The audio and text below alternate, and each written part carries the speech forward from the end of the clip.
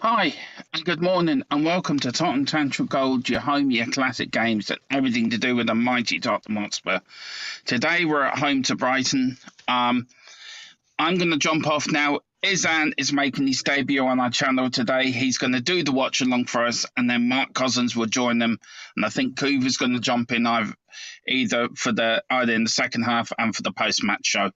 So please, everyone, show your love to Izhan. And Izhan, over to you, sir. Has the game started yet? It's about to start, I think.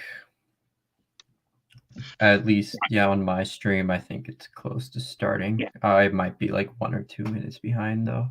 Right. Do you have any team news for us? I heard, dude. So we're unchanged. Brighton have one change from the Arsenal match. Um, I'm pretty sure. Yeah. Let me see. I'm not sure who came in. I just remember that they had one change. Right. Okay. Right. Yeah. Well, I'm gonna jump off. Izan, the floor is yours, sir. Good luck, and I'm in the background, so if you need anything, you know where I am. Enjoy the Okay. game. Yeah. All right, and the game has started. So, okay.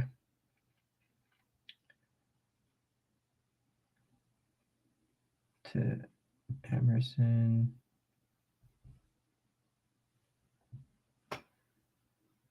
Okay, Brighton win the ball back.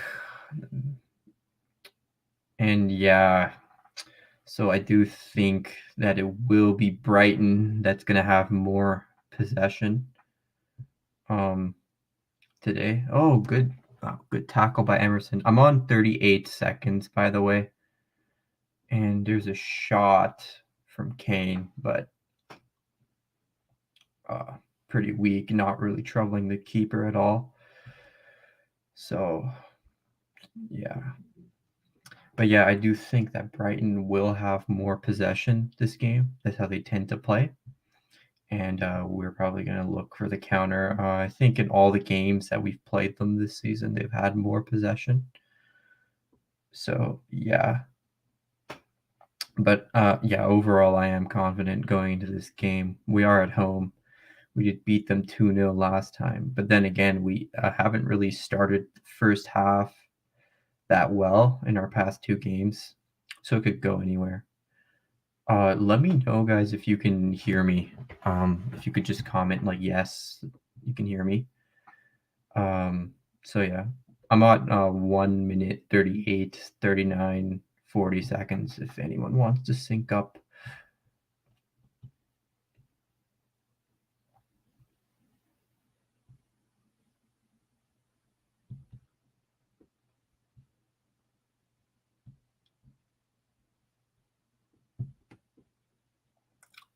Mhm. Good header by Ben Davies, but seems to have heard Mwepo. I think that is.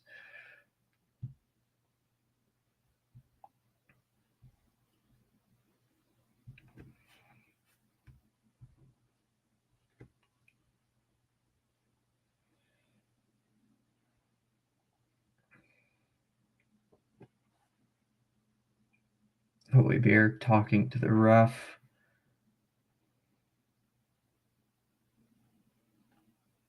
And yeah, I guess he'll carry on. Is he walking off? I don't have the commentary on.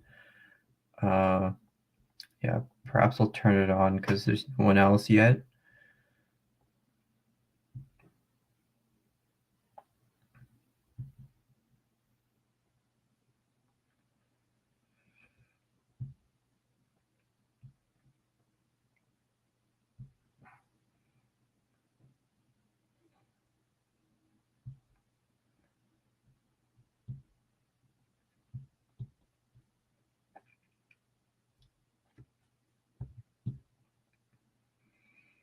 Okay. All right. Let's have a period of possession here to Romero.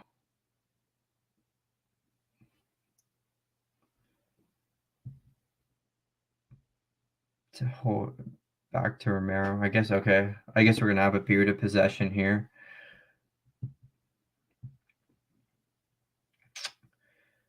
Dyer to Romero to Højbjerg, Dyer, Romero.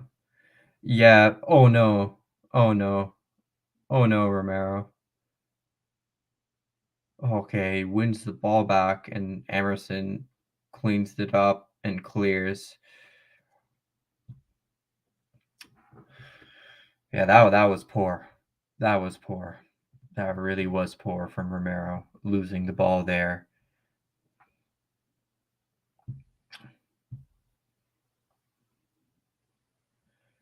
Okay, so we got to throw Emerson to Hugo to Davies. Yeah, Brighton are pressing us high. Oh, that must be a foul, surely. Region wins the free kick.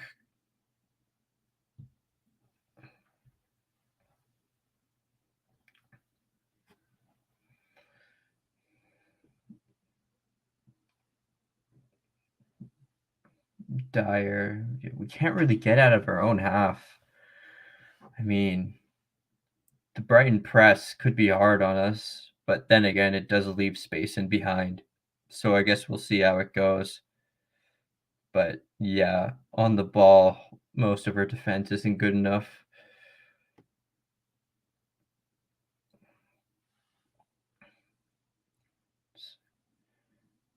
Højbjerg. Yeah, we need to get to the ball to our forwards. It's a bit too slow. Need some more urgency.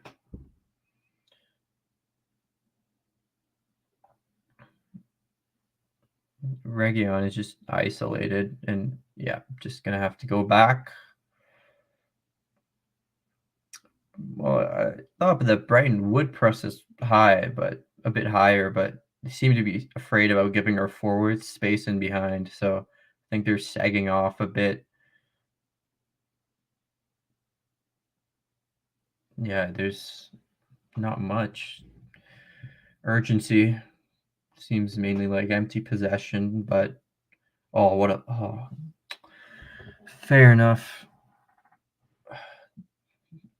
There was a run, not the best ball in behind, but yeah, Bentancur has been really good since he's come in.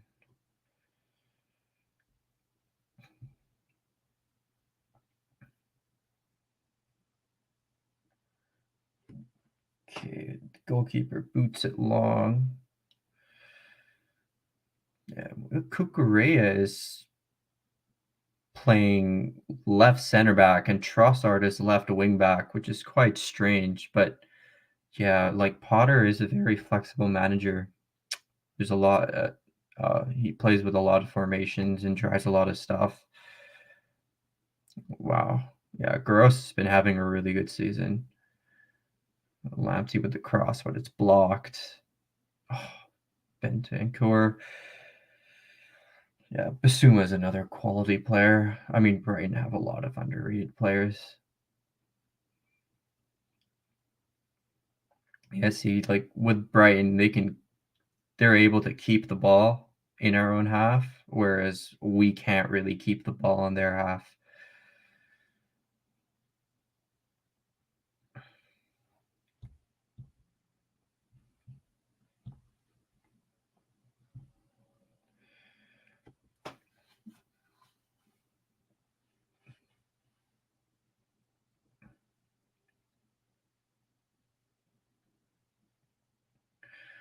All right, we got the ball back from poor pass from Lewis Dunk.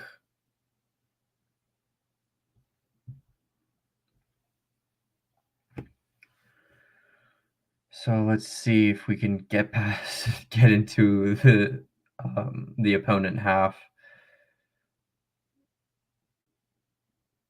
Yeah, it's a bit too slow. Everything when we have the ball, everything's a bit too slow. I feel.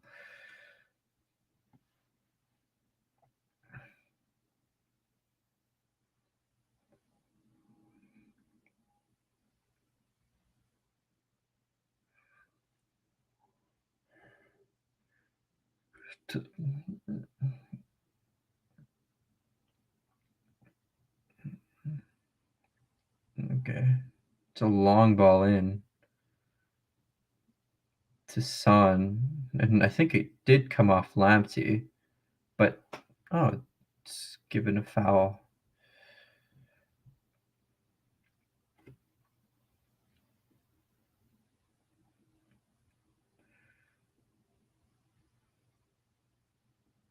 Yeah, with Lamptey, he does love to get forward, so I do think that Son's runs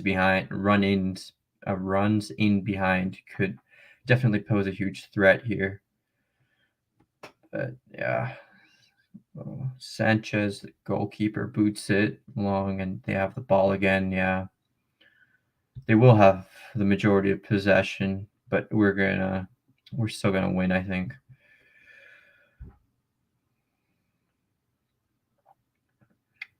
Oh, that's a nice turn. But we have gotten the ball back. Dyer to Lloris, sprays it out for Emerson. That was a poor pass from Lloris. Very, very poor pass.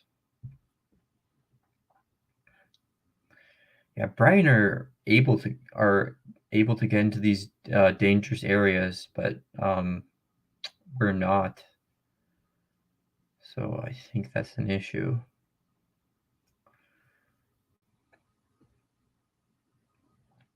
Yeah, when we do have the ball, it's empty possession. When Brighton have the ball, they're at least probing into our final third. Here's Son with the press. Yeah, that's better. We're pressing high.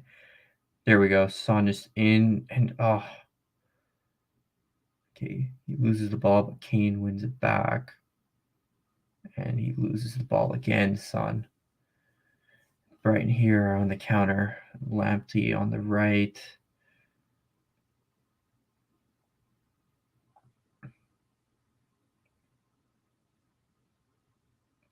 Lewis Dunk to Trossard. Oh, we have had more possession overall. 53% to 47%, but I think that we've mainly had empty possession, whereas Brighton seem to be doing something with the ball.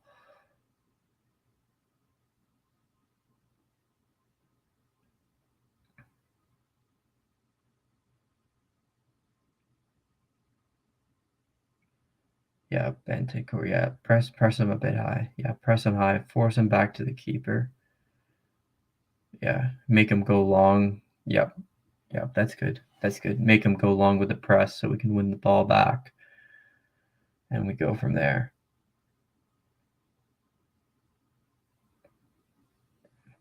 Someone give Reguilón some options. There's also Romero in the box.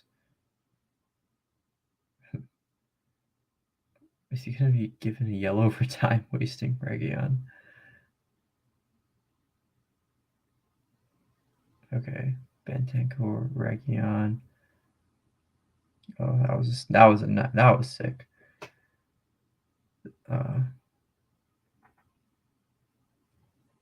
Was that Dyer who did that flick? I think so. Bentancur off his left foot. What a ball in. Cucurella. He is some player, Cucurella. He is some player, I must say. Yeah, that's good. Okay. It's much better that we're pressing higher now.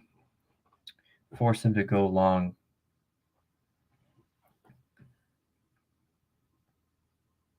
Yeah, what's Lewis Dunk doing here? Isn't that not obstruction?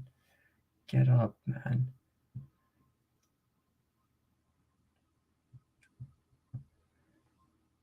Oh man, he put himself in front of Kane, and then when he got hurt, like, what do you think is gonna happen? Let's be real here.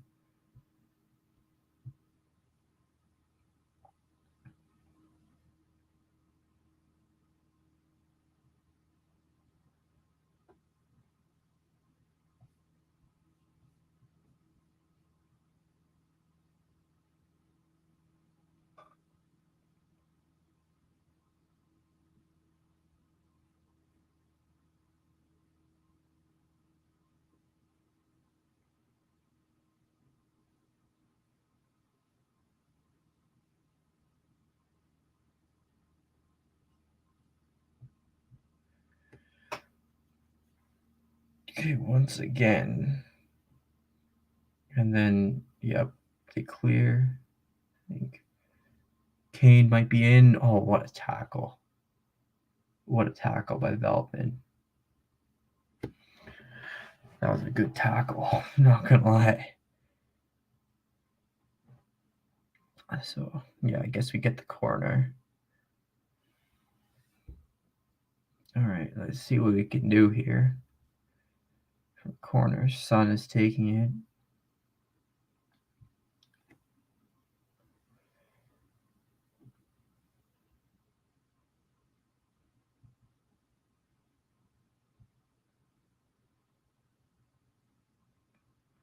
Puts the ball in. It's bounced to the edge of the box. Back to Son on the left. Another cross. Bounces back to Region.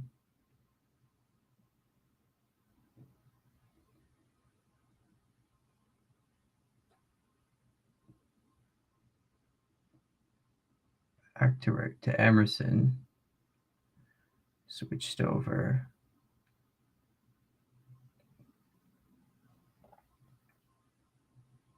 To Son on the left. And it's going to be another corner. After the, yeah, Mwep will block the cross in.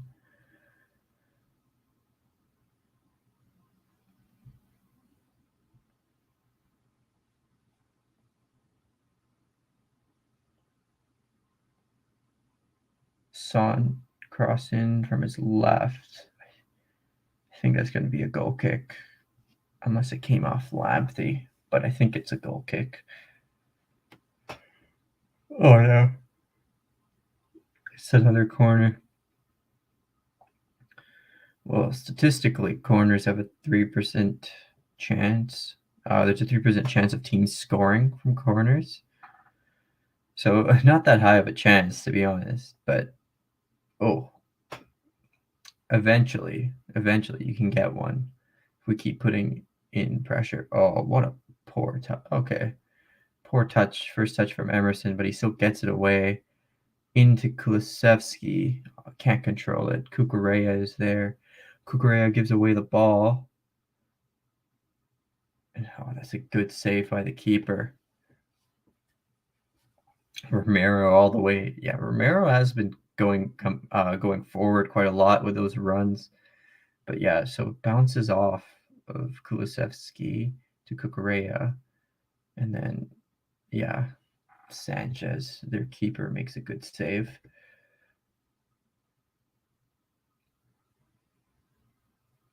Son to take the corner. Do need a corner kick taker, set piece taker in general. But let's see here. Okay, it goes short. Back to Son. Offside, I think? Or a foul has been given against us.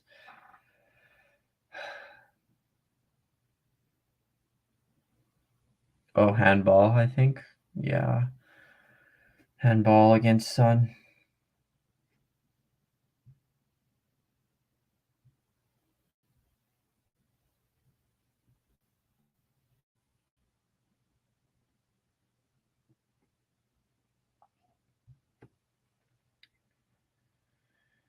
Okay, it seems Brighton have been they haven't really been playing their usual way.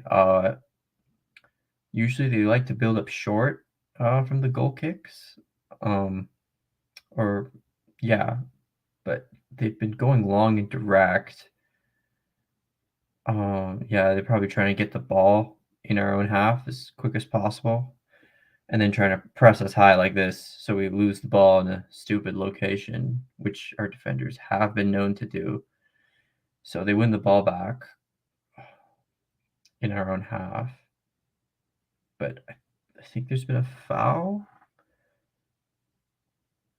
Trossard's on the floor. Oh, seems like Emerson hit him while going for the header.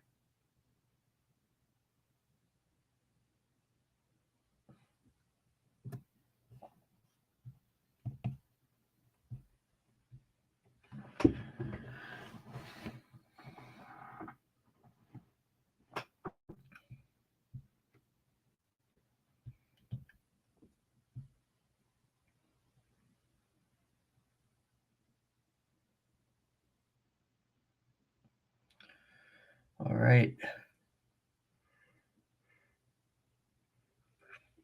Yeah, press the keeper. Yep, make him go long. Win the ball back.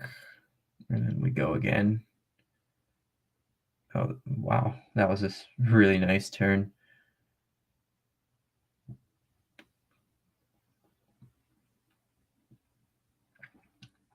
Yeah, it doesn't make much sense for Cucurella to be playing left center back and Trossard on left wing back, but I think since they lost Dan Burn,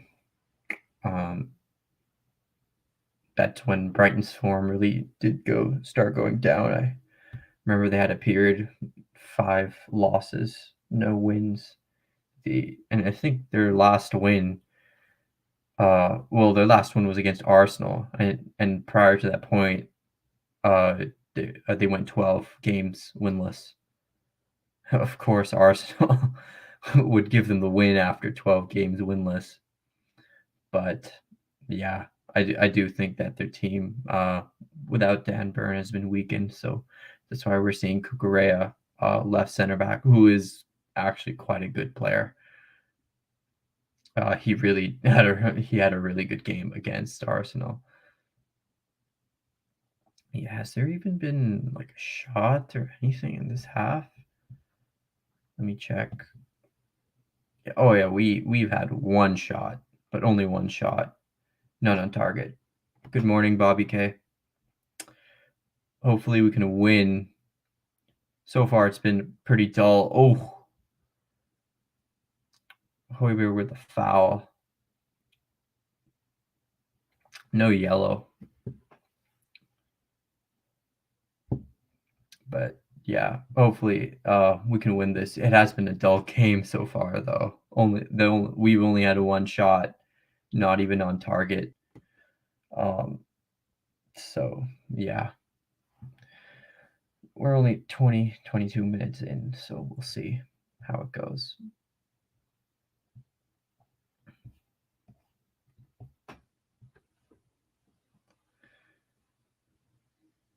Oh, that's a good free kick. Out to Lamptey, the cross on his weaker left foot. Ball bouncing around. It's a shot, but it's blocked by Ben Davies, I think. It was a good block.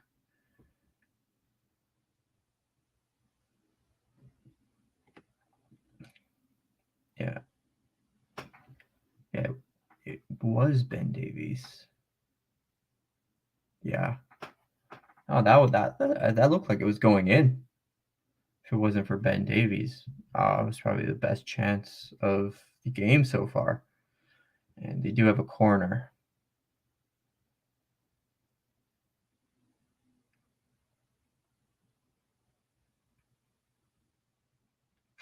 Another shot, well wide. Oh, Dyer with the block.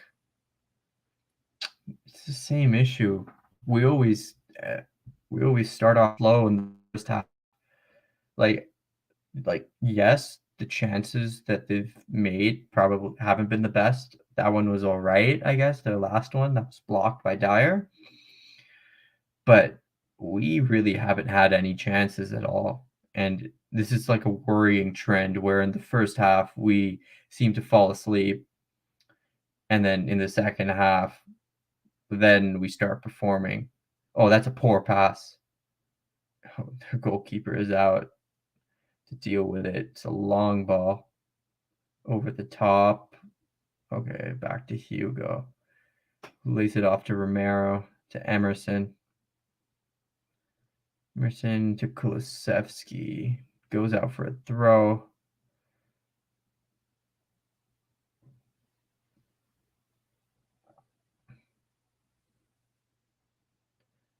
Cucurella. Oh, that's a nice pass. And then Hoiberg clears the ball after intercepting it.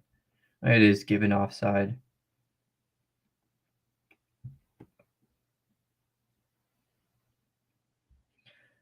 Yeah, I can see from the replay it was a poor pass. Yeah, he did seem to be offside right there.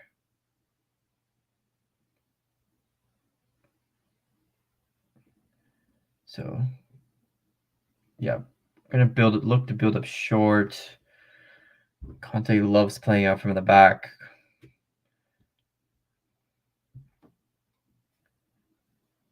But yeah, like this is the issue. Even against Aston Villa, we had this problem where they would press us high, and our defense is quite clueless with the ball at their feet. So yeah, I don't know. It just seems there's a disconnect between the defense, midfield, and the attack. So like we do see Højbjerg dropping deep, acting as a pivot, but to be fair to Brighton, they have been pressing. They have been pressing well. But yeah, you need to beat them with some sideways passing. There needs to be more urgency because like this, like dwelling on the ball, it's not good. See, like now you make the switch fast over to Davies or make a run. Like there's space here, so go forward, take some more risks, you know. But we just keep running back, like just trying to hold on to possession for possession's sake. There's a foul on Region by Mwepo. Yeah. Oh, he gets booked as well. It's good to see. I think it was just one foul too many. Yeah. Emerson. Yeah, Emerson not the best going forward, I must say. Kulusevski has hardly had a sniff this game. I mean, our forwards just have not gotten the ball at all. I think there's another foul here. Ref has stopped play.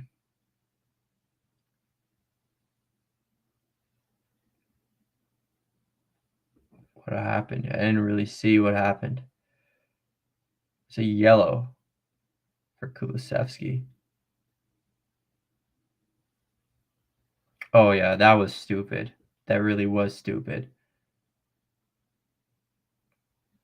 I mean, not. I don't know what did he do. He tried to nudge his face with his elbow. That was stupid from Kulusevski. Come on, man. No need for these types of yellows or anything.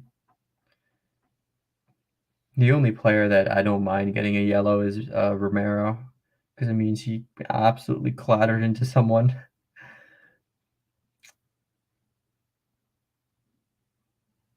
Oh, good work there, winning the ball back.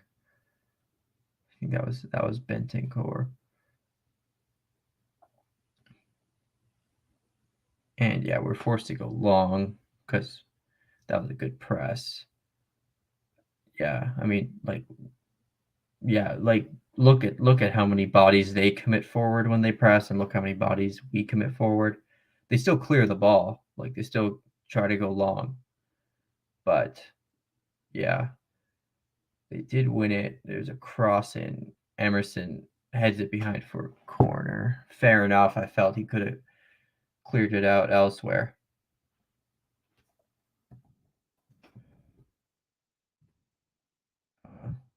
Yeah. So let's see who we have. We have John Fitzpatrick, Carl Simpson. We have Mark and Bobby K. So thanks, guys, for tuning in. It is just me so far, but I hope you guys are listening to what I'm saying or enjoying. So here, Brighton with the corner. Puts it in. Oh, that was dangerous, but they missed. Could have had a goal there. What happened? He just completely missed the ball. Oh, they took a deflection. But yeah, this is a good angle. Let's see what happened. So it took a deflection from Veltman, and then Bentancur poked it out away from him. All right.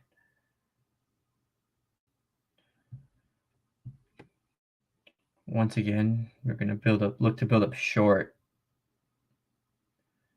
Dyer to Bentancur, Romero.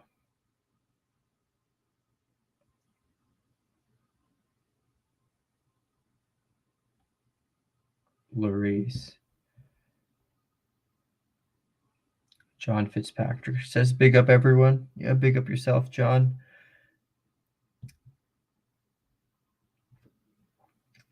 Oh, for a throw. Yeah, so far it has been quite dull, I must say. But we usually tend to score our goals in the second half, so let's see. But yeah, it has been empty possession. Okay, good switch of play, but like now let's be quick with it. Sideways pass. Okay, it's a ping ball in. Looking for Sonny, I think, and then Lamptey just heads it back to the keeper. Smart play from Lamptey. And yeah, Brighton are looking to build up short, as they tend to do. Have been going a bit more direct, though. Oh, that's a nice pass. I think that's a foul again. Emerson, I believe. Yeah, that's stupid. That is unnecessary. Once again. But let's see here. Grant Potter taking notes. Piece of paper, his notebook.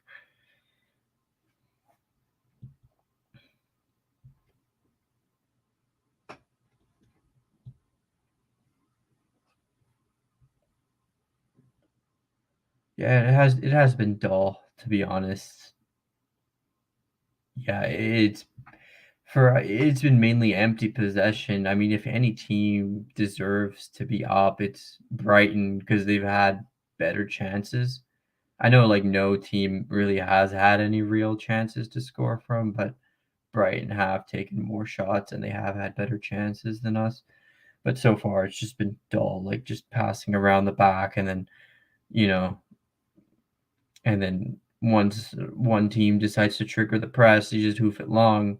They start passing around the back, and then they hoof it long. It's just been really dull. And yeah, it's like it's the same thing we've seen from Spurs, a slow first half performance. I just hope we don't concede. It just has been poor because like this is Brighton. We're not facing a Chelsea or a Liverpool.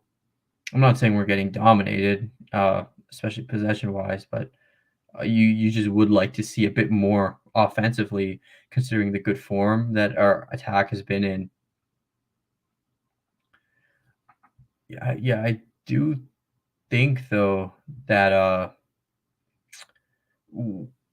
that our attack we have been overperforming our expected goal output, meaning that our finishing has been really good. And 'cause against Aston Villa, we only had an XG of like 0.78. Um, and we ended up scoring 4 goals. So it's just a metric of seeing whether we could keep it up or not. And apparently we can't, attacking wise. But like here, we're not even creating chances. So, because like when we do have the ball, there's no urgency. It's just empty possession. Oh, big tackle. Oh, did he not get there in time? Oh, it's gonna be a yellow. I think that was Højbjerg. Oh, no, it was a brutal tackle on Bissouma.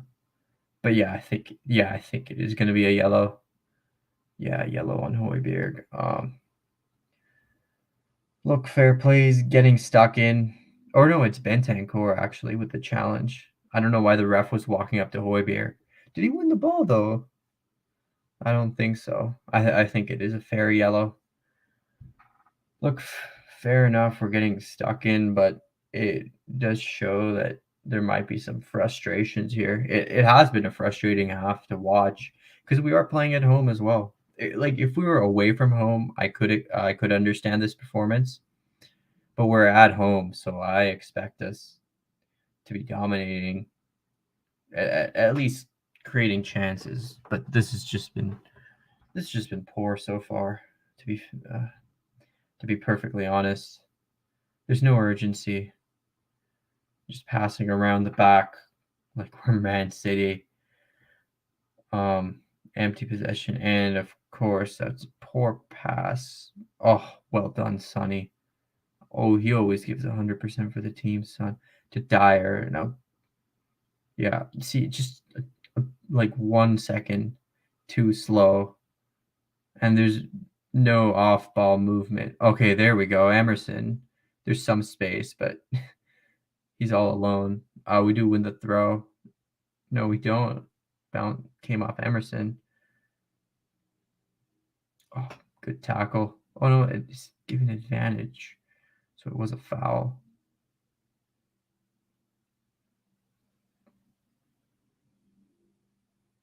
There's a cross coming in. And Emerson just chests it to the keeper. Well played. This is smart play. Yeah, see, Brighton are getting more confident. You can see that they're pressing they're triggering the press higher and earlier, more intensely. They know we're poor. Oh, Son was completely taken out there.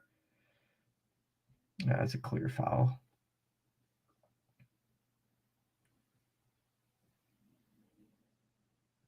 Yeah. Yeah, clear foul. Veltman committed on Son and nowhere near the ball. Let's see here. But yeah, I guess when this half is finished, you would take a 0 now. I think that is a fair outcome, but yeah, we seriously need to change how we're playing. Yeah, Brighton. Yeah, Brighton have overloaded that midfield. They're playing a 3-5-2. Yeah, Ricky Villa, THFC says very lethargic so far, and yeah, you're 100% spot on. You're right. There is no urgency at all. In the way that we're playing, it's just possession for the sake of possession. No one's putting in any crosses. No one's making runs. I know that Brighton, they're not giving a lot of space. So like a center back, like an outside center back, can't really make the run. And to be fair to them, they're defending well. They are defending well. They're not a team that you can just push over. They're not like a Norwich or anything. They do give the big teams tough times, especially against Chelsea. I think Chelsea can drew. Oh, Kane. Oh, Cucurella. That guy is some player. I will say, Cucurella is some player. But yeah, Ricky, you're 100% right. You're 100% right. This is very lethargic. I mean, look, we had almost a chance there when Romero put in a long ball in. So perhaps we need to start playing more direct. But yeah, overall, it's just been disappointing. Kane is limping, it seems. Not sure why. But yeah, maybe we need to start playing more direct instead of trying to build up from the back because it's just not working. Guaranteed Conte is going to rip to them at halftime.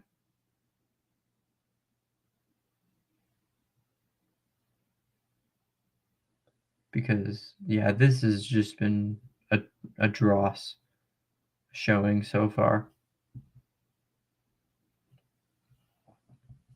Well, it has been horrible because we haven't conceded, but yeah, it's just been really dull.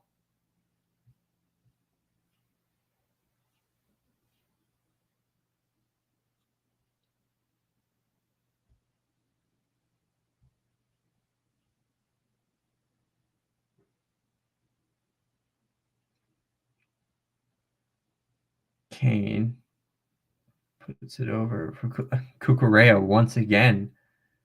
I mean, that guy's a really good player. See, what's Sun doing with the press? They switch it over, so now they can bypass the press.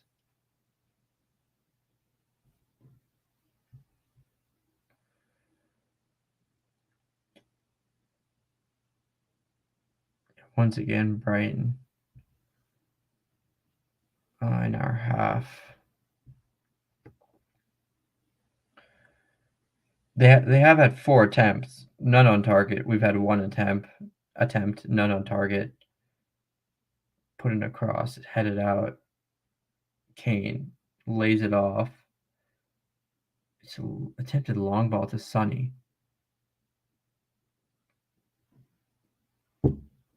Back to the goalkeeper.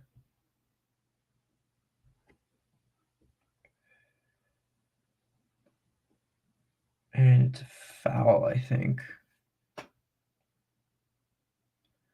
Yeah, Ben Davies trying to win the ball. Ben Davies trying to pull a Romero, but he fouls instead.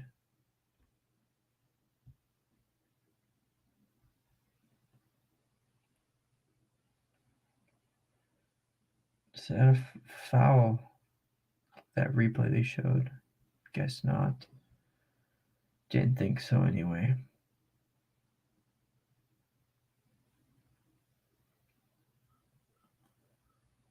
So Kane pressing keeper. He goes long. Headed out. I think there's a foul. What happened there is on the floor. Hoiberg getting it in Mwepu's face. Ben Davies is hurt. He's hurt his face, I think. I'm not sure. Maybe did someone foul him? I didn't quite see. I think they're going to show us in a replay.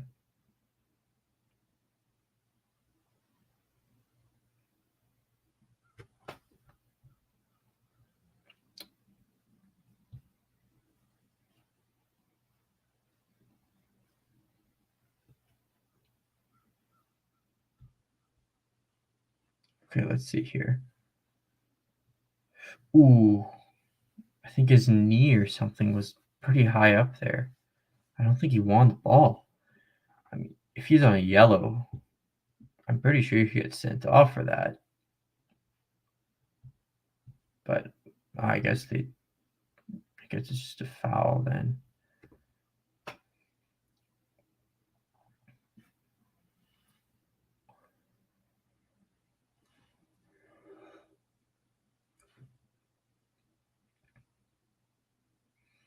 And also, I've noticed that Kane isn't dropping deep as much.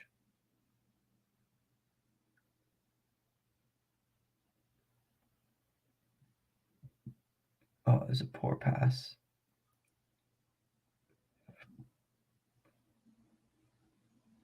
And it's a foul. Regan commits a foul there.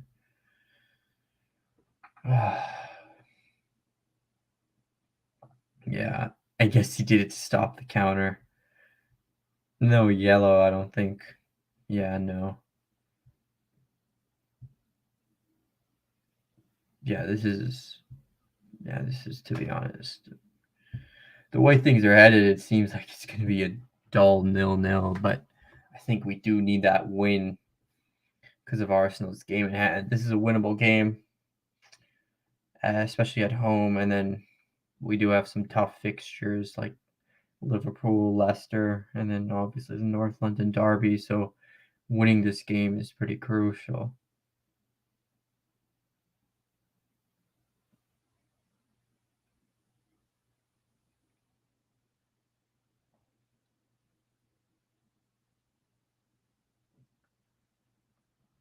Region looking to press high. It's a poor press. You gotta not coordinated, and yeah, with the switch they can bypass it pretty easily.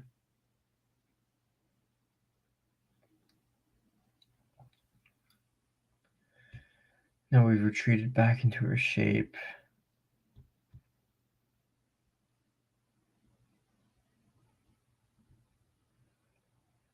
Let's see here.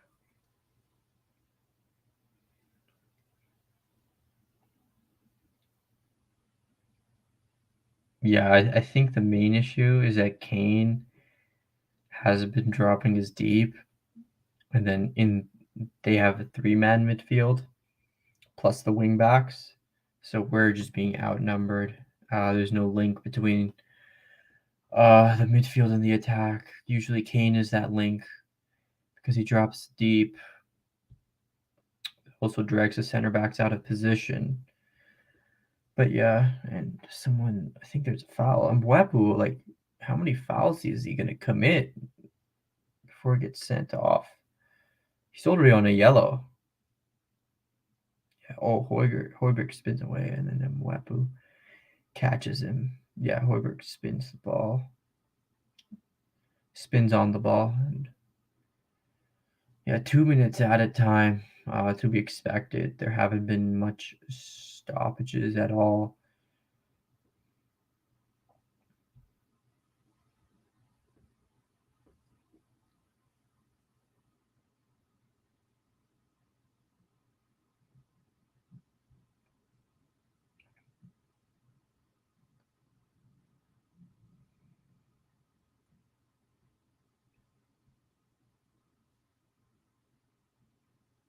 It looks like it's just going to be 0-0 in the first half. Oof.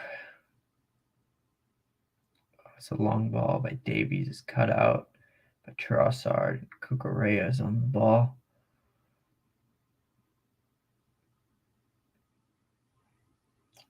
Well done. Well cut out by Romero. Yeah, Cucurella he's a really good player.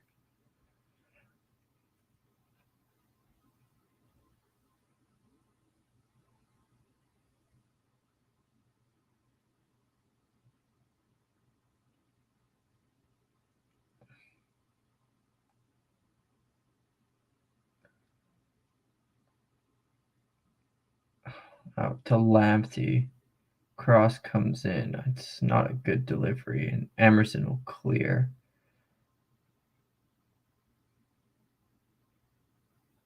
Oh, cool. Oh, is that a foul? No foul on Kulusevski. It's a shot from a long way out. Lloris catches it, and I think that's going to be the half. Someone is on the ground, Kulusevski. Oh, Cucurella caught him. Did he slip or did Cucurella? Oh, yeah. Yeah, that should be a foul. I mean, yeah, VAR is useless anyway, but yeah, no foul for that. Unbelievable.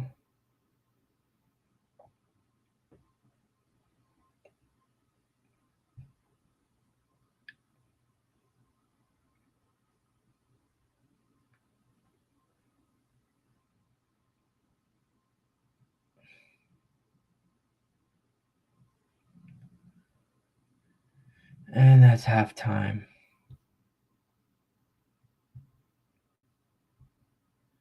So yeah, not much to say other than it's been pretty poor, to be honest.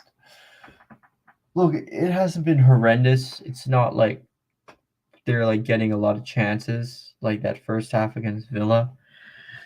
I think that was actually a really poor performance against Villa, but it is quite worrying to see that we never turn up in the first half, like at all. So yeah, and Mark Cousins is here. How are we? Hey, I mean, what do you think of the half? Is it halftime on your stream? Yeah. It's halftime. Yeah. It's just here. That was dross. Yeah, that was horrible. It wasn't as bad as Aston Villa because it's not like we're giving up a million chances, but No. it was just empty possession. There was nothing. Yeah. I'm not sure if you've got if they have more possession than us. It seems like that. We have 52%. They had 48%. Have we? Yeah, but our possession has just been passing around our own half. That's been our Yeah. I possession. was going to say Their possession, yeah, it's all been in our they've area. actually, they've actually had the ball in in the final third in Yeah. our area, but we can't get the ball there at all. We've had one shot not on target. Like, I wouldn't even count it as a shot. I can't remember that. Honestly, Yeah, I can't even remember that. yeah, me too. No. It's just been poor. It's just been absolutely poor. Yeah. It was a good job we're a second half team. Yeah, this has been worrying. The past 3 games, we haven't turned up at all in the first half. Yeah. And even a point from this game, I don't like a point from this game. It wouldn't be the worst result, but I do think we need the win because Arsenal have a game in hand, and we have some tough fixtures coming up. Because I don't expect anything from the Liverpool game. We might drop points against Brentford, Leicester. Yeah. We also have the North London derby, so we do really need this win. Yeah. Well, it's a good job we're a second half team. Yeah, I guess so. I guess if you get the result, it's not much of an issue. But the way things have been looking, it looks like it's going to be a 0-0. Maybe Brighton even nick a 1-0 because they've actually looked more threatening than us. They have, haven't they? That they have, definitely. But it's a nothing game at the moment. There's been no excitement. There's been absolutely nothing. You wouldn't be happy if you paid to go to watch it. Oh, hell no. No. We have the most expensive tickets in Europe. Well, yeah. So I think they go for about, is it £60? £60 or £70? Yeah, I think 60. 'Cause when I went, I had to pay I think I had to pay £80 actually. When I went to the game. I know the tickets. They're all graded. Like the London derbies will be the most expensive. Like your West Ham, your Arsenal, your Chelsea. Yeah, the North London derby is the most expensive. Yeah. And I saw the game. The games against like Liverpool and Chelsea, those were really expensive as well. Yeah. That's it's category A games. It goes. I think it goes A, B, and C. Yeah, but when I went to the Crystal Palace game, I had to pay £90 for a ticket. There you go. Was that of someone outside? Was that of somebody outside? No, it was my uncle. He got the tickets for me. But he's a nice guy. He was like gonna give them to me for free. But I just decided to pay him anyway. So yeah, but it was expensive, to be honest. Yeah. That's what's ruined football. That has absolutely ruined football. It's expensive at all. We have the most expensive kits as well in all of Europe.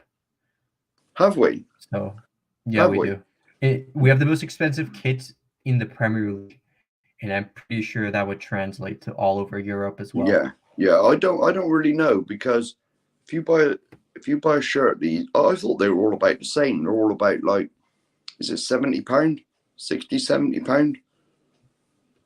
I think for a kit. Yeah. Well, for the shirt. I think it's more than that even. Oh, because I bought the away one. And that cost me £70. Yeah, then it is probably £70 or £80. Yeah. To be honest. Yeah, which is the most expensive in the Premiership. Is it? Yeah. Oh, it's all the rest are like 60, are they? Yeah. I think Burnley have the cheapest kits. Yeah. Brentford also have cheap kits. Yeah. I mean, Brentford, they're actually reusing their jersey next season because of the savings. I remember when Spurs used to do that. I remember when we used to do that. We only used to bring a kit out every 2 years. Okay, so for the Tottenham Hotspur home shirt on the site, that's $125 Canadian dollars. Yeah, I wouldn't. What does that? What does that equate to in like pounds? Yeah, let me just convert it. 125 pound Canadian dollars, pound sterling. Oh, that's 76 pounds. Yeah. Yeah. And so it is around like £70 now. Yeah. Really. Catman Jess is in the house. Big up Izhan and Mark. Big yourself up. Thanks for tuning in. Come on, you And Mark's Spurs. Mark's only here for a quarter of an hour while it's half time, and then I got to go because I watch it all on my phone. See. Oh, I see. Come on, yeah, big up, yeah. Come on, you Spurs. He says. Yeah. Yeah. Well, yeah, it can't get a It lot has worse. been a poor, yeah. Oh my I mean, God. it's good staying positive, but it Have you hasn't been on your the own best doing performance. this? Have you Yeah, been on yeah, your I've own been doing? on my own. I feel Yeah. sorry for you. Goodness gracious, where's Dermot when you need him? Oh, Dermot's not feeling well, so. Oh, is he not? Oh, get well, Yeah. Dermot. So yeah.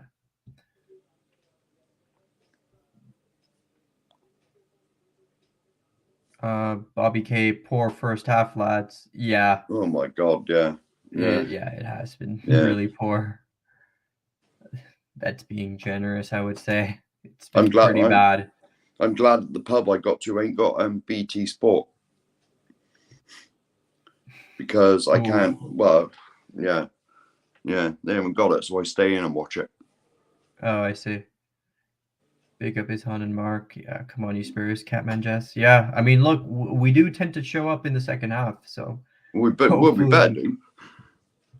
Hopefully, I mean, Conte is probably ripping into them. Like, come on, like this is Brighton, lads.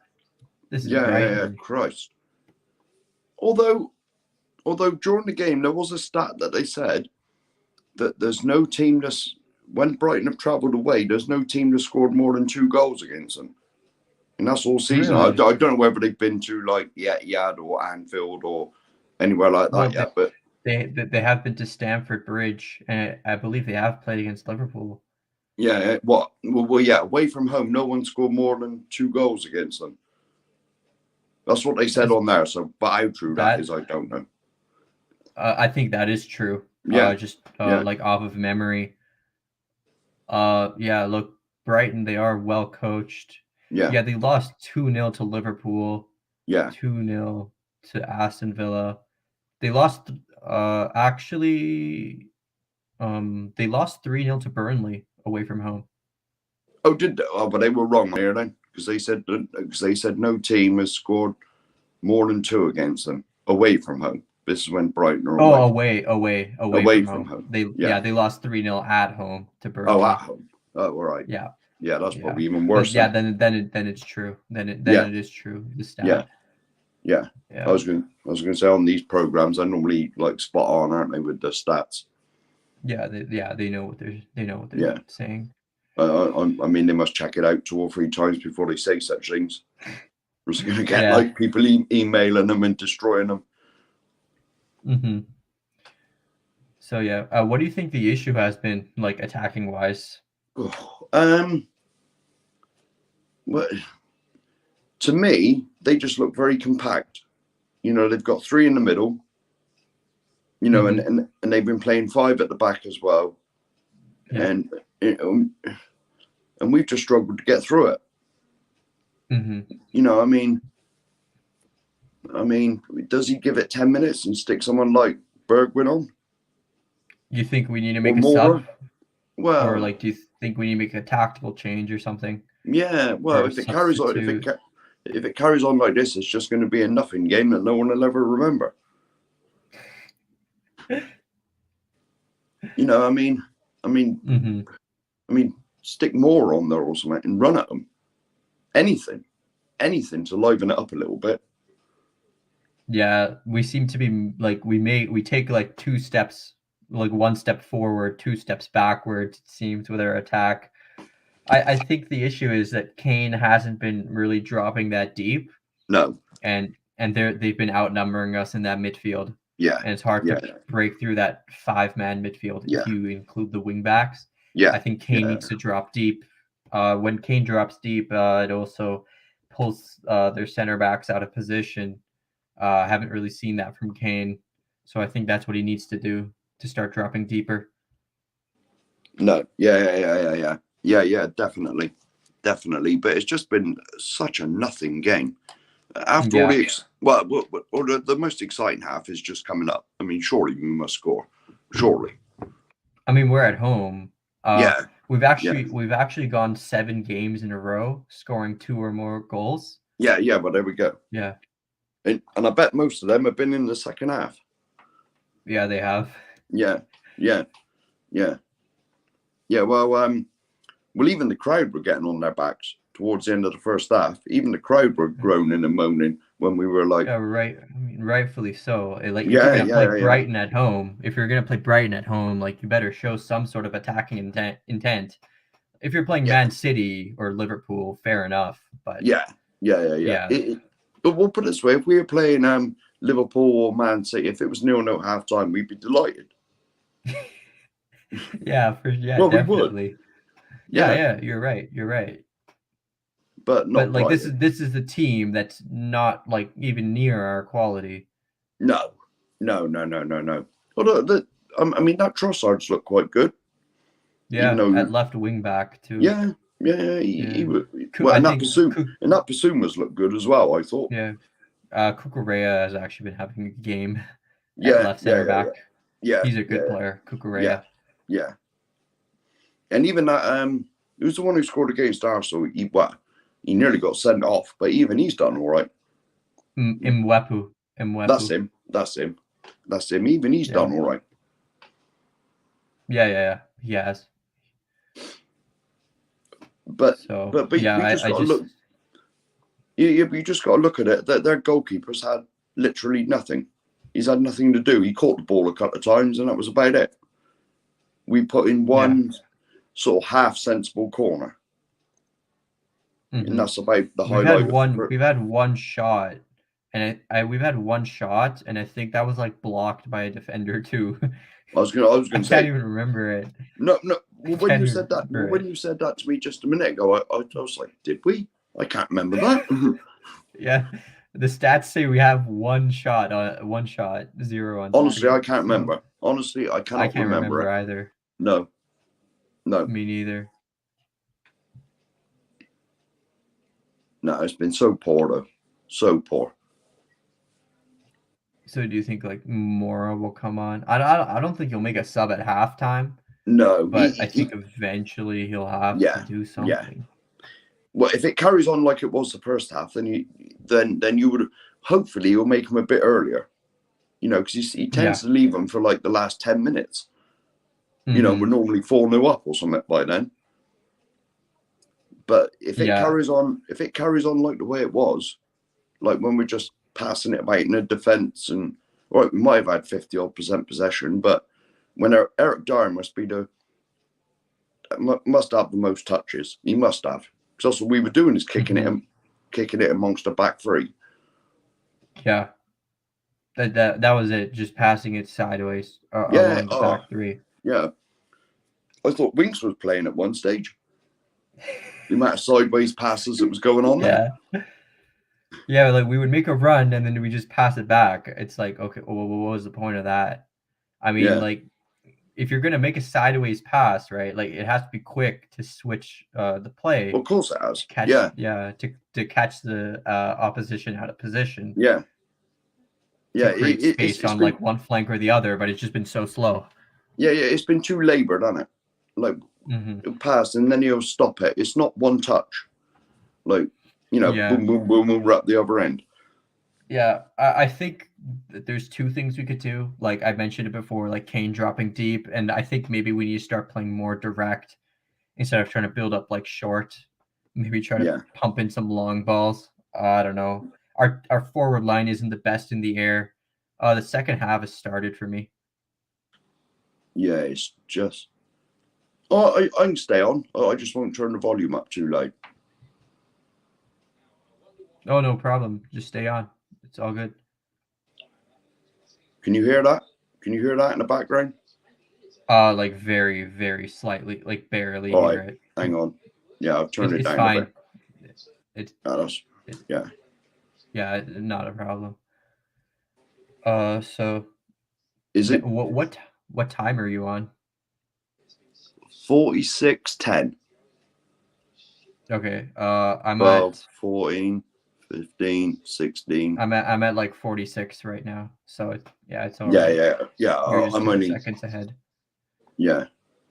And she'll probably 15 seconds behind me, 20 seconds behind me. Yeah.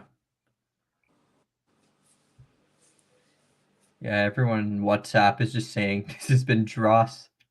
Oh, What's going on? yeah. Oh, it's unbelievable. Unbelievable. Oh, that was poor giving up the ball there. Oh, well done, Ben Davies. Yeah. To be fair, the way Brighton have set themselves up has been really good. Yeah. They know when to press, they know when to sit back. Yeah. Like, they deserve full credit for the way they've been Oh, performing. yeah. Well, if you were going, I mean, it's obvious that we're a better team than them. If you were going, say we went away at Barcelona, I'd like us to play like this, or when we go away to Anfield, or I won't say City because we always beat them, but a club that we know is bigger than us and better than us. I'd love it if Tottenham played like this. Just get a boring 0-0 and go home. Yeah, for sure. That Simeone against Man City. You gotta play defensive. Actually watch that. I didn't actually watch it, but I've heard it was a bit like it was like a wrestling match. It was like WWE or something going on there. Yeah, the second leg was quite entertaining, I must say, with the fights. It was the most entertaining 0-0. I mean, it was better than this trash that we're seeing on the screen right now. Yeah. But no, there was chances. I mean, you had a point where Man City were trying their best to hold on to their 1-0 lead.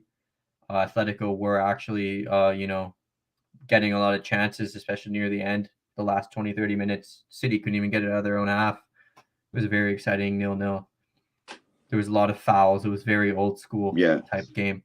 Yeah, I haven't even watched the highlights yet. I got to search out on the internet or YouTube or somewhere. There was like two or three like massive fights. There was a fight in the tunnel as well. I mean, didn't Kyle Walker get involved? I think so.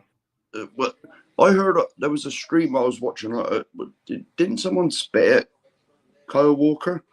That's what I heard, or I seen on a stream. I think that was during the tunnel. Yeah. It was in the tunnel. Yeah, I think I heard that was true. Yeah, well, it sounds like a spicy game. It's like I said, I will search the highlights out on YouTube. Yeah, it wasn't. Yeah, I mean it was a 0-0, but at least it was entertaining. Yeah. There was chances being created. There was at least something. There was fights as well. I mean, there was something. This has just been dross. Oh, it's been awful. It's been absolute. Like, do you see like what Emerson, like he made the run and just passed it right back? Like, what was the point of that? Yeah. Well, that's what we were doing the whole, like, we'd pass out, and then they'd control it, and it'd go backwards or sideways. Just like I said to you, I thought Harry Winks was playing. There's been 11 Harry Winks on the field. It appears that way at them. Yeah. Kulusevski has probably like touched the ball once this whole game. Yeah, he was sort of.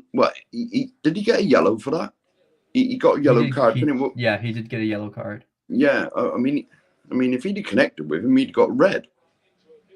Oh yeah.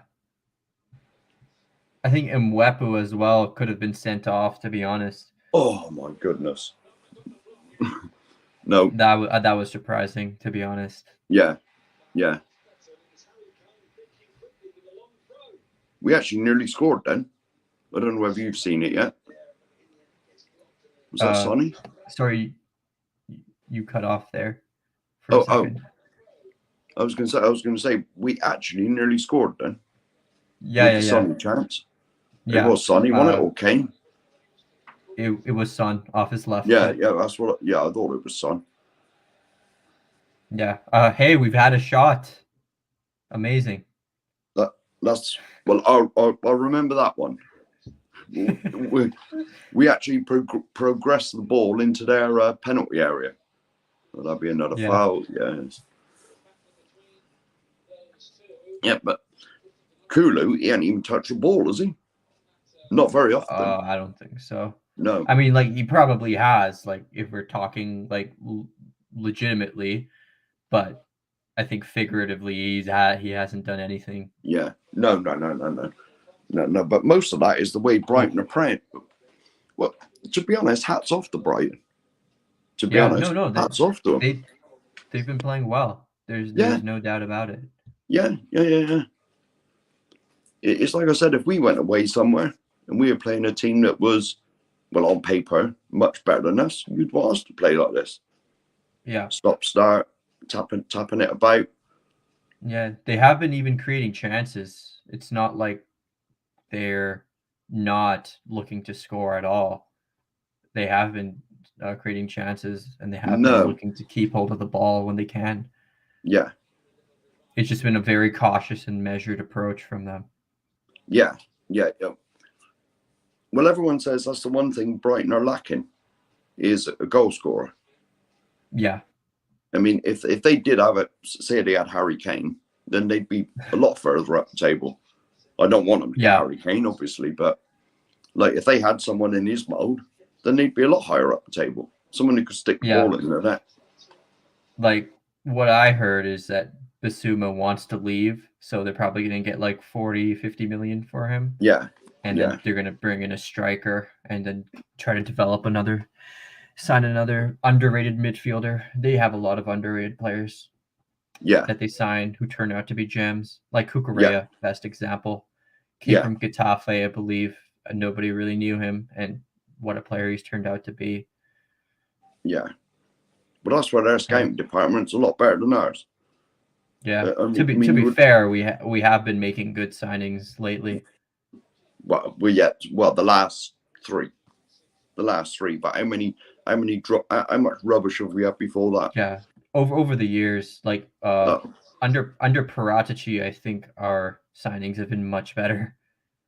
Yeah. Romero is world class. Oh, yeah. Kulusevski is an excellent player. Yeah. And his ceiling is world class as well. Yeah. Bentancur has been excellent. Yeah. And they're young as well. Kulusevski only 21, isn't he?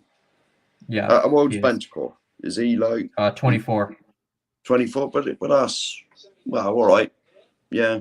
That is still quite young. Yeah, it is young. Yeah. Yeah, but the rubbish we've had in the past. I mean, you look at Ndebele, Lo Celso, but Sanchez. Yeah, well, yeah, yes and no with him. I mean, he has performed at least sometimes a little bit. He's a very hit or miss player. It's either he plays like Maldini or he plays like absolute dross. Yeah. Oh, we actually have a free kick. Yeah, we do. Quite a dangerous one. Yeah. I mean, I don't think we've really scored from set pieces. I know we did in the Newcastle game where we scored from the corner. Yeah. Well, corner, it bounced out, and then Son put in the cross again. Yeah. But yeah, we haven't really been a threat from set pieces, but let's see what happens. Yeah. Well, Kulusevski passes it off. Yeah. It all come to nothing. Yeah. Right, let's stick of course, passes it back. Yeah, more sideways. Upside down. No, there we go. More sideways, backwards. Yes. All the same stuff.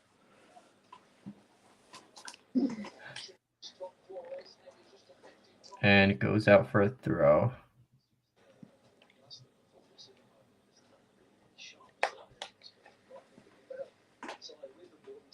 Conte looks fuming. He looks like he's fuming. He's always fuming, though. Yeah, he is. It's because he's like a fan himself. Yeah, yeah, His reactions on the pitch, it's like that yeah, of a fan. yeah. Well, when we, oh, no, well, when we're 3 and 4-0 up, he's still waving his arms about and going mad on the sidelines, isn't he? Yeah, it's because he has a winning mentality. Yeah, oh yeah. Well, that's what we need. That Yeah, we is what do we need need. it. Yeah. Unfortunately, the board and the owners don't. They only care about scraping fourth. That's good enough for them. Well, it was Winger that started that, wasn't it? Arsene Winger. He was the one that said fourth is like a trophy. Fourth would do us. I mean, like the league position, it is important, to be honest. But the silverware is what you remember. Nobody goes around celebrating. Yes, we finished fourth.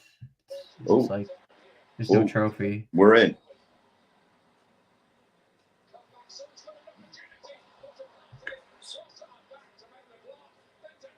Oh, close. You'll see that. A few seconds, you'll see that. Okay. That's the most I've seen us do. It wasn't particularly a great build-up. No, but we actually got into their penalty area. Yeah, decent of chance, but Son was swarmed by the Brighton defense. Fair play to them. They have been performing well. Oh yeah. It's gonna be a substitute here. Substitution, I think. Brighton are making. I don't know what stream you're obviously watching a different stream than me. Oh no, it's a yellow. Did someone get a yellow? Yeah, Basuma. Oh. Yeah, no one's coming off. Sorry, I just saw someone run off. Right. I thought they might be being subbed off, but yeah, Basuma did get a yellow. My goodness. Oh. But yeah, that's been like 2 half chances. Yeah. Not even half a chance, to be honest. I didn't realise that Danny Welbeck's come on for this. Oh my! What's going on here? Yeah. He was subbed on Welbeck. No, what? Oh, is that that bloke you said, the one who should have been sent off? Well, could have been sent off in the first half. Has he gone off? And Wepu, whatever his name was. Yeah, he's off for Welbeck. He's off, and Welbeck's come on. Yeah, because one more foul, he probably would have been sent off. Oh yeah. Oh no. Yeah. Oh, that was such a poor place to lose the ball. Yeah. And then Emerson makes the clearance. Thank God for that. This is just honestly stupid, honestly. Yeah. This is just poor. I mean, what are they doing? Yeah. It was a good clearance from Emerson, but we shouldn't really have to be doing that. No. Yeah, I think you'll see now Basuma yellow. Yeah. It's just come up. Yeah. Basuma got yellow. And we're vulnerable from corners too, so. Oh, always. Yeah.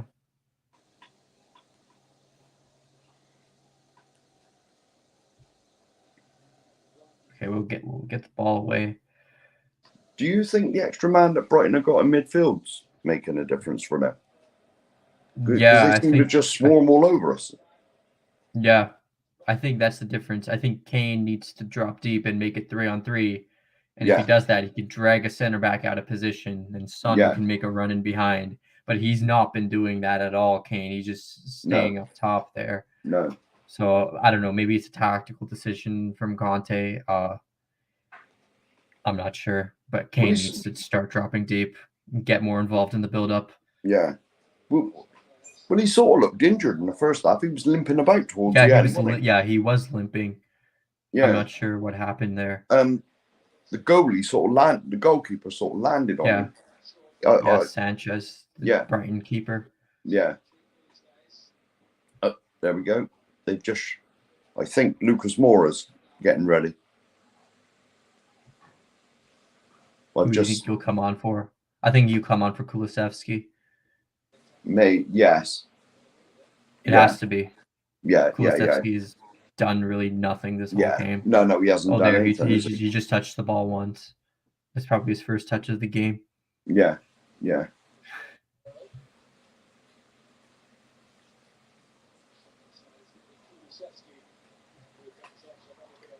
I mean, you can see Brighton are getting a bit more confident. They're pressing a bit higher. They know that there's a mistake coming or a goal coming. Yeah. Yeah, and then Arsenal have a game against Southampton right after we're done ours.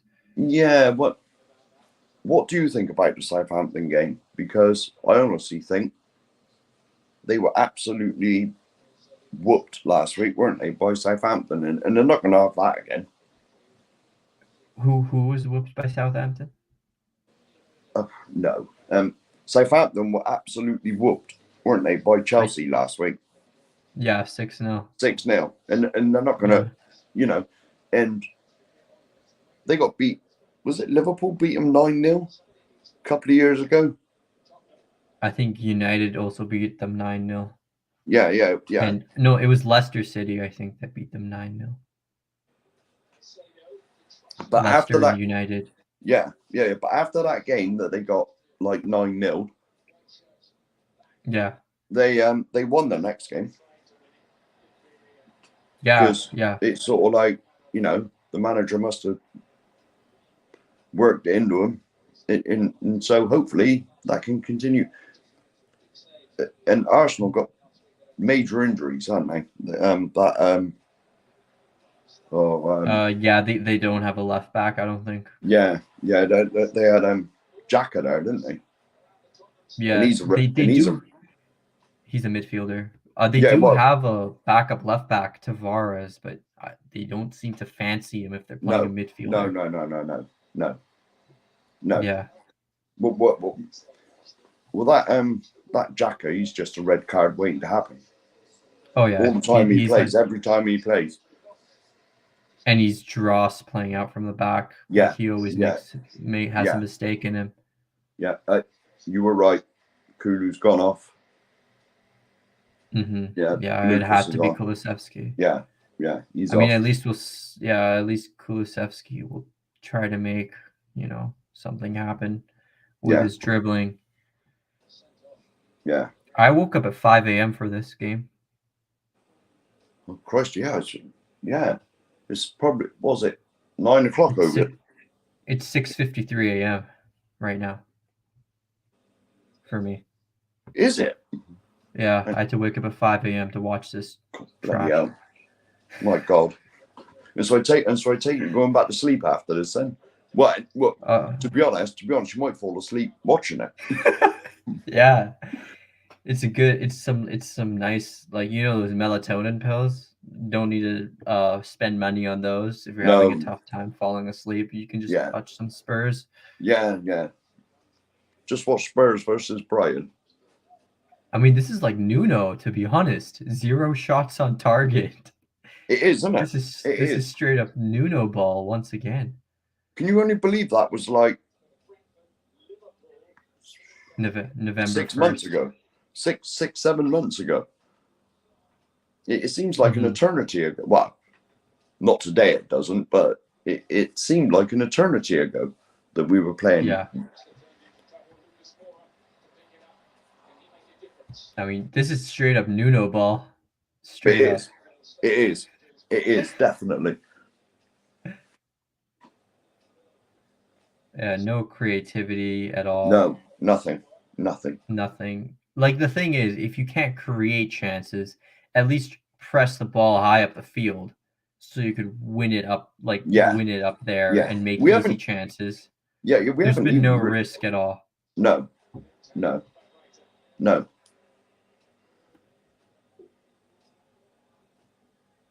I just noticed then the ball was back with the Brighton defence, and there was only in the whole picture there was Sonny, and that was it. There was no other players up there with him. Yeah, that's the thing. If you're playing against the weaker team, you got to press them high up the field. Yeah. Win the ball back around there. Yeah, around their penalty area. Okay, here there's a somewhat of a press going, but it's just not intensive enough. Yeah. Yeah. Although I will there say, we go, Emerson. Although I will say, even when Brighton come forward, they don't really look that dangerous, do they? Not really. But you just wait. Neither team looks dangerous, but if you had to No. look at whichever team produced the better chances, it has to be Brighton. Yeah. They actually have a shot on target. Yeah. Yeah. And there was that one that, and I got a feeling that one that Davis deflected. Yeah, the block by Davis. Yeah, that was on target. Yeah, and then Dyer had a block as well. Yeah. That was also would have been on target. Yeah.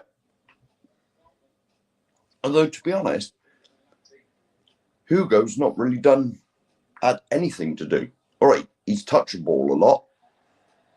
Yeah. But that's because we were passing it about on along the back line. But he's not really he's not had a save to make, is he? Not that I can remember. No genuine save. I think he had one, like a shot from like well outside the box that he just caught. Yeah. Oh, that was at the end of the first half. Yeah. That was the one who got substituted. Yeah. This might be like remember Watford when we won 1-0? This might be like that. Right at the end. That was right at the end. But 93rd minute or something, wasn't it? 94th minute? Yeah.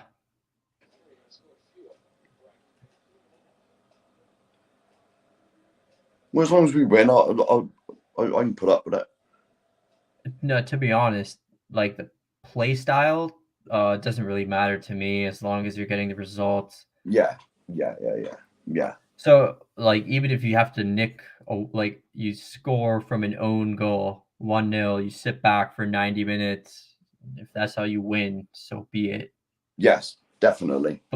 But yeah, like just the performance in and of itself is not deserving of a win. Yeah. Let alone a point, to be honest. Yeah. I thought they were in then. Now. Yeah. But it's the way we have been though, like the last few weeks, we've just been blowing teams away. I was expecting like 4, 5. The thing is, with our expected goals, right? We've been outperforming our expected goals. Oh, have we? So yeah. Because against Aston Villa, our expected goals was like 0.8. We didn't deserve even one goal according to the expected goals model, but our finishing was so good. But and I think it's a good metric. Like if you're outperforming your expected goals, that likely means you won't be able to keep it up forever. Yeah. And I think this is one of those games where it's like you're not really creating the chances. Have we created one yet? Well, we have had like one shot. No clear-cut chance that yes, you should be scoring. Nothing like that. No, I was going to say I haven't seen us create.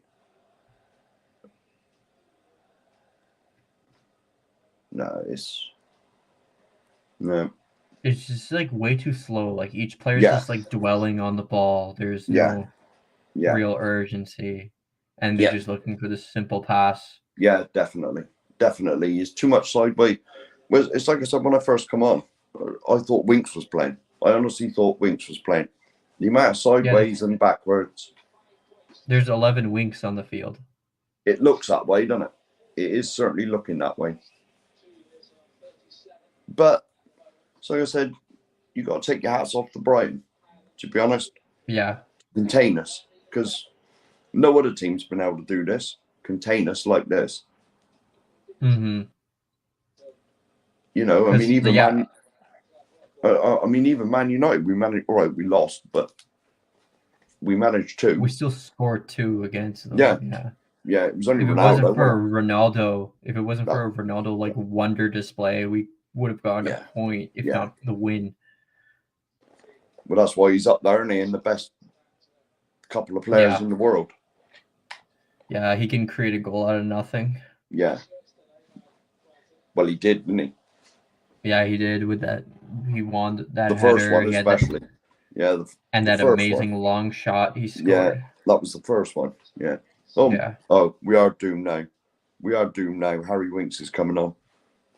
Oh no. Yeah.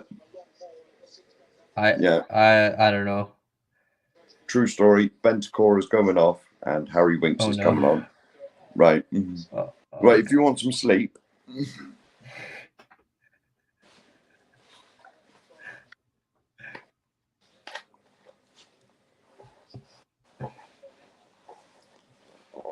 You can't tell me that that's a good idea. Yeah, no, I agree with you. Because the thing with Winks, his biggest issue is that he's afraid to tackle the ball. Yeah. All he does is he just sits in space. That's all he does. He normally goes hiding. He'll hide behind somebody. Yeah, he usually hides behind Højbjerg. Højbjerg has the pressure for him. Yeah. And so, all I gotta say is I hope Højbjerg is being paid at overtime because he's doing two people's jobs now. Yeah, this has been time to fall asleep. Yes. I was going to say well, you never know. Harry Winks might surprise us. He might score a screamer from 35 yards. I can't see it, man. I enjoy your positivity. Winks hat trick is coming. Believe me. Put a $5 on it. Winks hat trick. That's not worth it, is it? That's certain. I can't remember the last. Oh yes, I can. I can remember the last goal he scored. That's when he scored from the halfway line, wasn't it? When he was trying to find someone in the box. No. He scored a free kick this season in the FA Cup or Carabao Cup, I think. Did he? Like Morecambe. Yeah, he did. Oh. Like the ball bounced like awkwardly, and the keeper couldn't get to it. Oh. Yeah. He was aiming for the far post. He did score a free kick this season. Ah. I remember the one he scored in. Was it the Conference League or the Europa League? When it went in from the halfway line. Yeah, Europa League against. Yeah. I forgot the team. It was under Mourinho though. Yeah. In the Europa League. Yeah. Oh, I thought Brighton were going to be in there, but Hugo got there. They just had another chance as well. That's because Winks has come on, see? Yeah. Look, he's just like, if you see there, he's not going for the ball at all. No. He's just marking no one. No, he's not interested in any of that. He just stand there and make himself try to look useful. Look, it's all Højbjerg that's going for the ball at all. Yeah, well, it's like I said, Højbjerg should be on two people's wages, especially now he's come up. Here's Kane, holds up the ball well. That's a poor pass. Like, yeah, we need to start pressing high. We're not going to score a goal building up from the back. No. At this rate, we could be there till tomorrow and we wouldn't score. No, you're spot on. This is like insomnia-inducing. This is Nuno ball. Hang on, we're in here a little bit. Oh. My God. You'll see it in about... You probably see it now. Yeah, okay. Oh, yeah. So we win the ball. Yeah, that was Harry. Yeah. Harry plays it across, and Reggie's about... Oh, he's close. Oh, yeah, I see it. Yeah. Yeah, well... Coming in at the back post. Oh. Yeah. That reminds me of Gaza against Germany back in the day. Yeah, I wasn't born then. I wasn't born then, so I wouldn't know. Well, I was 26. Yeah. Who put the cross in? That was Højbjerg, actually, with the turn and the cross, the low cross. Oh, hang on. That was Højbjerg. Oh, good save. We had a shot on target. We had a shot on target, huh? Nearly. But it was Lucas played it across, and the keeper dived on it. It wasn't on target. I But see. but we are starting to create it a little bit more, which is Yeah, I good. just see it. Yeah, it'll save you drifting off to sleep.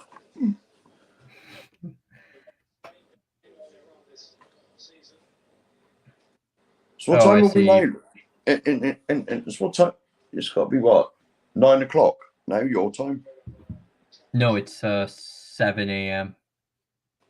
Oh, so you're 2 hours behind that. And so you're not East Coast time then? No. What was that? Central American time or? Mountain time. Yeah, that's sort of central, isn't it? Is that central or is that it's not East? Because East Coast is another hour, No. isn't it? East Coast is like 2 hours ahead. Oh, so you're like right in the middle. Yeah. Like I said, I had to wake up at 5 a.m. for this game. Bloody hell. Yeah. That reminds me of when the World Cup was in Japan, in Korea.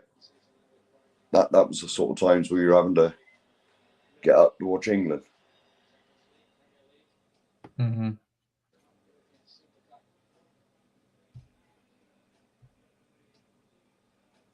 Brighton have made the substitution. Didn't even see that. I think Lallana has come on and Caicedo has come off.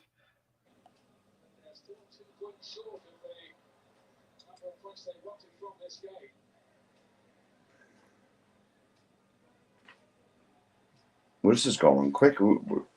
It's like near 78 minutes. You know, we've only I'm got at probably 77:40. Yeah, I've just gone past. I'm 78, and I'll tell you when it's 10. 78 and 10 now. I'm 77:53. Yeah, So you're yeah. like 15 seconds Yeah, ahead. 15, 20 seconds, yeah.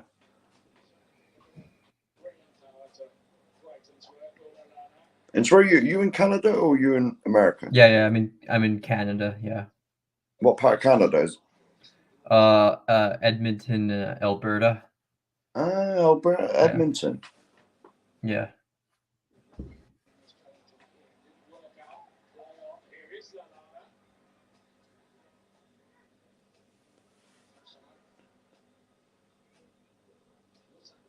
Yeah, we're a landlocked province. We're like right in the middle of Alberta, or right in the middle of Canada. Yeah. Yeah. Right in the middle. Mm-hmm. And so if you wanted to go to the seaside, it's probably about 5 hours driving. Yeah. 10 hours like driving. the West Coast. Yeah, 8 hours maybe to like Vancouver, or even more than that. That always amazes. See, it amazes me. It amazes me because when was it? 2000. 2000. I went to New York, Mm-hmm.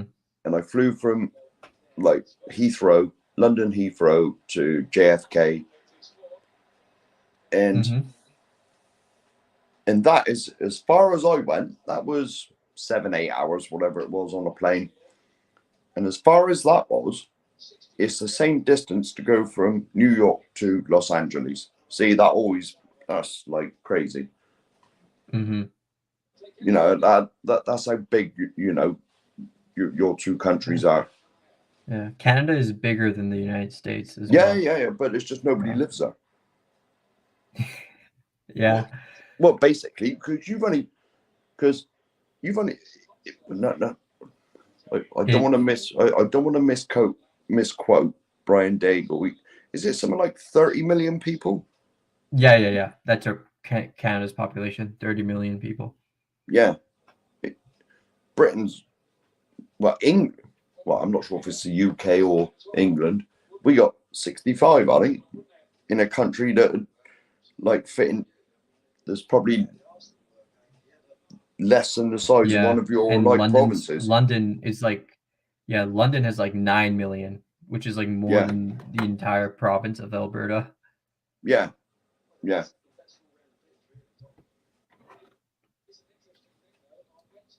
you haven't got to go. Like where I live, like Our population is only about 1 million. Brian Daigle lives in Toronto. Yeah. I know he's in Toronto. So, do you ever get to go to Toronto to meet up with Brian and Ireland? I have, like, I was actually born in Toronto. Oh yeah. But yeah, my family moved here after, but I have like a lot of family in Toronto, so I go there like often, at least once a year. But I haven't met with like Brian Daigle and then, but I do plan to. Yeah, Brian Daigle told me to come to Scotland Yard and the Scotland Yard. watch a game. But yeah, I don't drink at all, but I Oh, guess do you not? it'll just be fun. Yeah, No, yeah, I don't. yeah. Never. Yeah. But if you go in a bar, you ain't got a drink. Yeah, I know. But like that's like the primary activity there. Well, yeah. So Same for yeah, like I'd the feel bars a over bit here, out it of definitely place. is. Yeah, well, no. You, I mean, even in this country, you see people in the pubs that don't drink. They'll sit there having a Coke. Oh, yeah, I guess. But yeah, I do plan to go and see. Oh, Brighton are in, cleared away though by Romero. Yeah, Headed away. thank goodness for that. Yeah, he's a world-class defender. Yeah. The sooner we pay up the money for him, the better. Yeah, I think Conte has already said that we plan to sign him. Yeah. Publicly. That deal is pretty much done. I think Kulusevski will also be signed. So, yeah. And Bentancur. I think Bentancur was a transfer. Oh no, because one of them was bought anyway, weren't they? Yeah, Bentancur was bought outright. Yeah, Kulusevski was a loan with an option to buy. Yeah. Is it £30 million? 20 something million pound? I think it's 30 to 40 million euros. Yeah. I think there's a lot of like add-ons. I think if we get Champions League qualification, the price goes up as well. There's a lot of things like clauses around his around that deal. Well, they won't have to worry about Champions League qualification at this rate. I mean, even if we get a point, I mean, I don't know. If we get a point, it's not the worst result in the world, but but I do think we need the win considering the tougher games we have coming up. Yeah. And to be we need to win all the games because I don't want to say it, but you can honestly see us that Thursday night when we play Arsenal. You can see it. They're going to trounce us, and I don't want to say it because I don't believe they will. It's not out of the realms of reality. Anyone could win that game. Anything could happen in a derby. Like form, tactics, everything goes out the window. Yeah, I remember back in the 90s when Arsenal were a lot better than us. When they were winning leagues, when they were up there challenging with Man United, we always give them a good game, and it was normally a draw. Mm-hmm.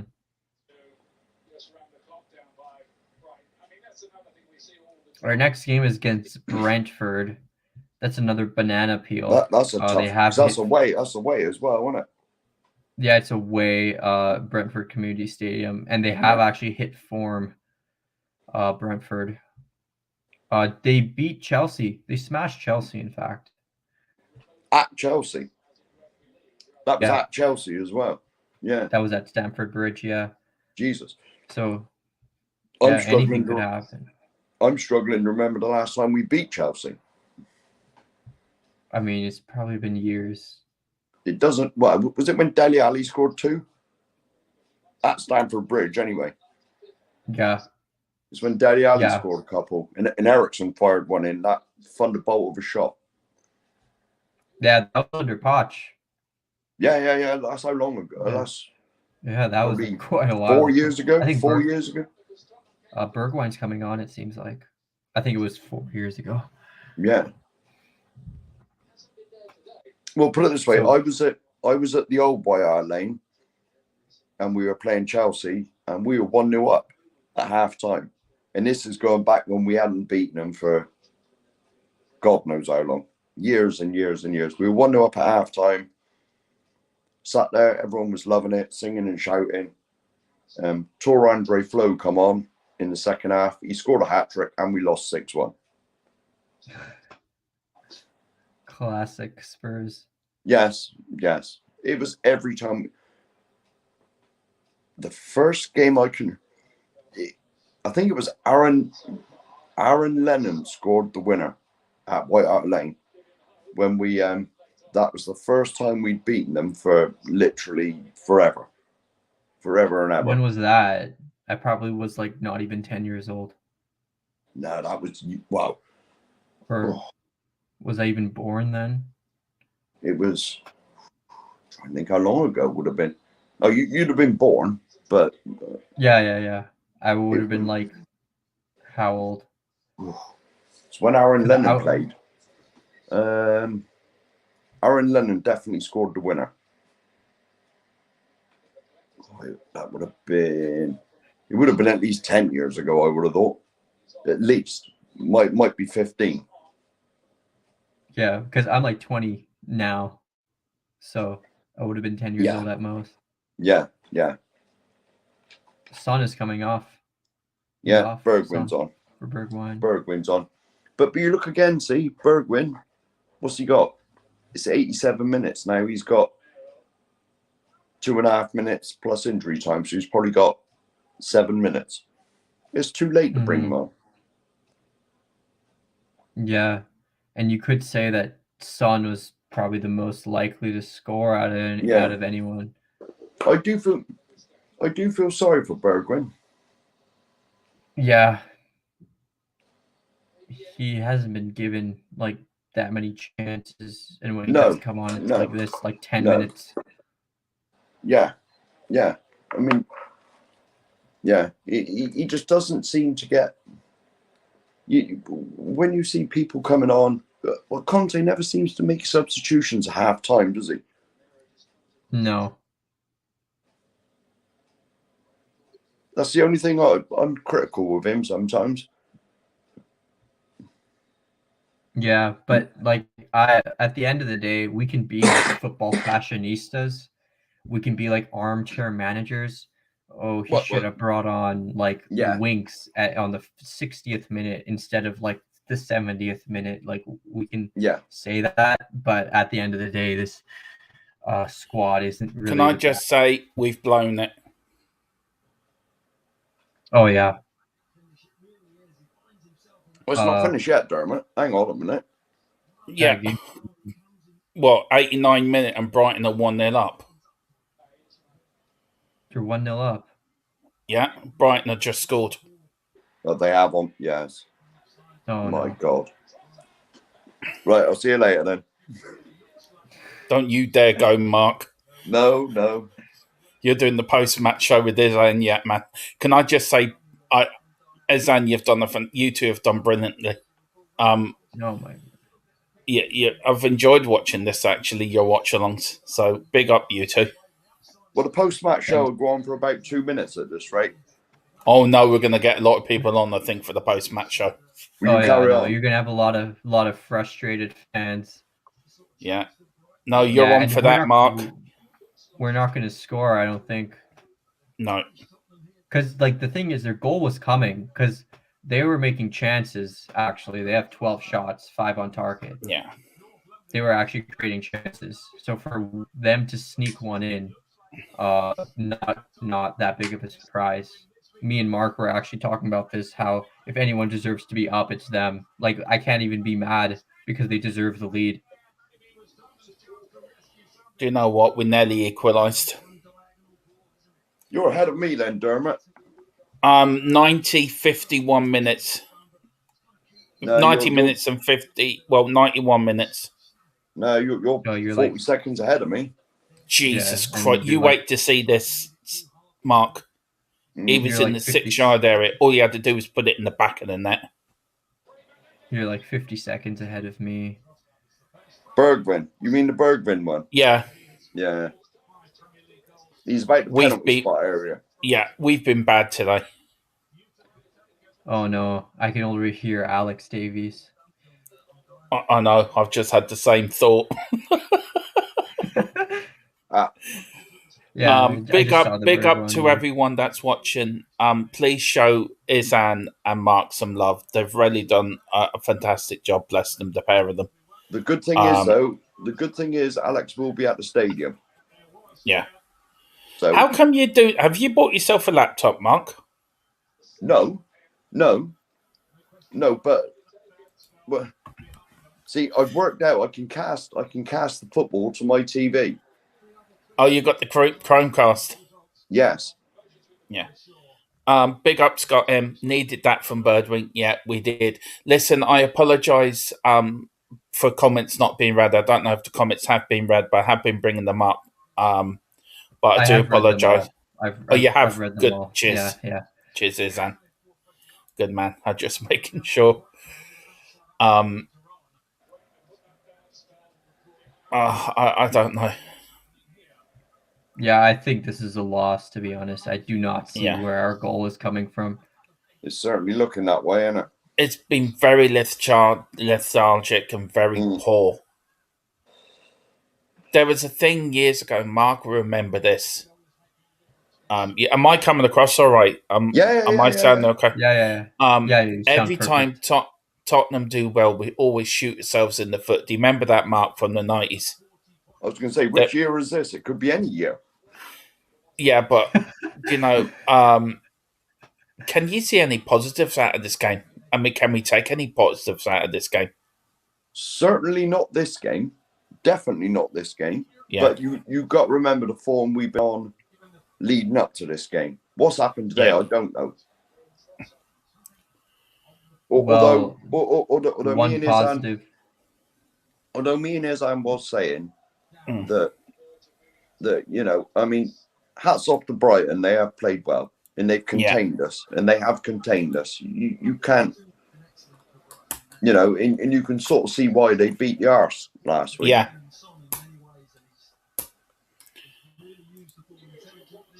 But it's just ridiculous. It really is. Funny that when Winks comes on, we concede.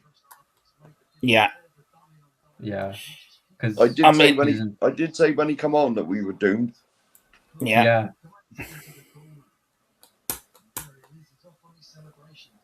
Oh, what a switch of play! What a ball that was from Brighton. And all the lads that came from Ireland, like Ollie and Philip Brady, and all. I mean, it's just we were supposed to go seagull shooting today, and what have we got? We haven't got seagull pie. We've got humble pie. Nope. Me and Mark were. Yeah, carry on. Oh yeah, me and Mark were just talking about. Imagine like paying for a ticket to watch this. Yeah. Like imagine paying like 70, 80 pounds for this. I know. I've only been to the new stadium once, and yeah, me too. I've only been there once, and that cost me for the whole day with the train, food, beer, ticket. You're talking £300. I mean, I went to the Wolves game when we lost 1-0, and that was a dire, wet, horrible day. I mean, that was actually 2-0. Yeah, we lost 2-0. Yeah, we only lost 1-0 when I went. That was that was the first game we lost at the new stadium. Who do you think's played well for Tottenham today, guys? Kane. No, not even Kane. Kane has been poor. None of them. I guess I don't know. Dyer, I guess. Romero has had a decent game. I don't know. Other than no one, to be honest. Other than Romero. I tell you, you look at the Tottenham bench; they all look dejected. Every one of them. That's a bad loss. That's full time. Yeah. That is a bad result.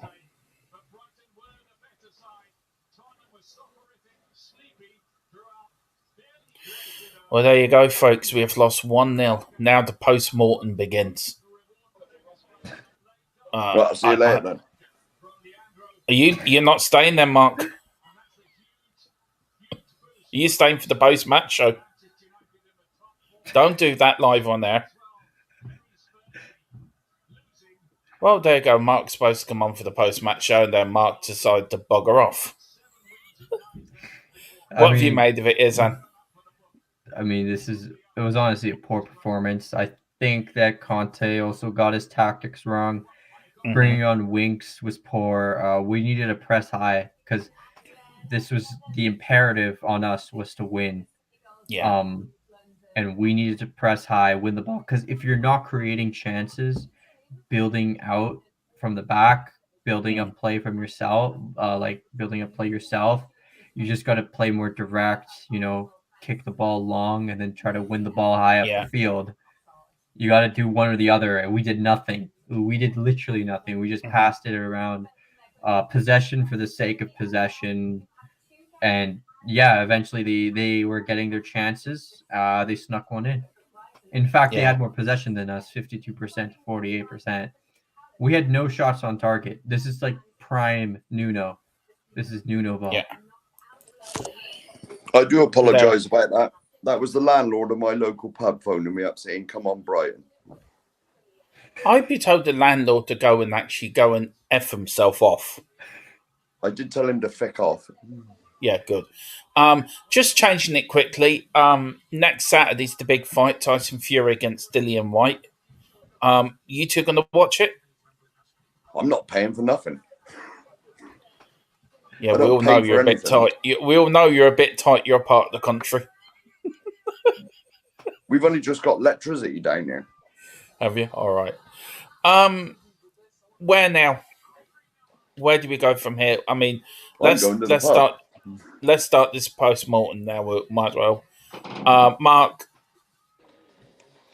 any positives out of that? Definitely not. From what I saw, absolute. The way we've been playing, all right, hats off to Brighton. They contained us. They did what they had to do, and hats off to them. But hopefully, they haven't shown teams the blueprint of how to play against us. To be honest, I think Southampton showed the blueprint. That just presses high because our defense will make mistakes. They're poor playing out from the back. Yeah. We are poor playing out from the back because even when we can break that first line of the press, we're useless. We're absolutely useless. The midfield just keeps passing sideways. So just press us high. Eventually, you'll win the ball and get an easy chance from a mistake. Izhan, I mean, Harry Potter, as Dave Harris calls them. Where do we just go from here? I mean, I'm really shocked by this because we should have won this, and we should have won this quite easy. I mean, we've been battering teams the last few weeks. Does this show that our squad's not really good enough if we come up against teams like Brighton or Southampton or teams like that we'll only up ourselves for the big games, but for these little teams, we can't be bothered to turn up? Is it an attitude problem? I don't think it's an attitude problem because we did perform against the likes of Newcastle, and whatnot.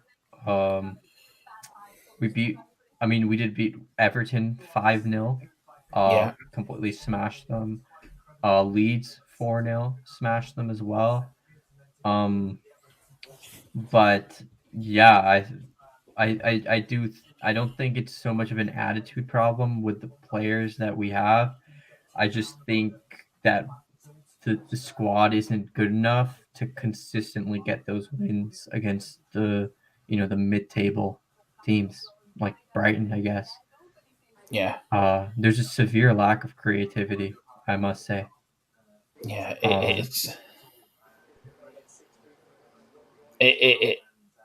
it's just absolutely ridiculous. I mean, we're fourth at the moment, 57 points. Arsenal have 2 games in hand on us. Chelsea have 2 games on hands. I mean, I think will we even get top 4? I mean, Arsenal 30 played, 9 goal points. I'll bring that back again. Yeah, I'll let you answer that. Go on. Izhan, sorry. Okay. What do you need me to answer? Sorry. Do you think we'll get top 4? Look, I still think we'll get top 4 because Arsenal are trash. But look, it's all on that North London derby, I guess.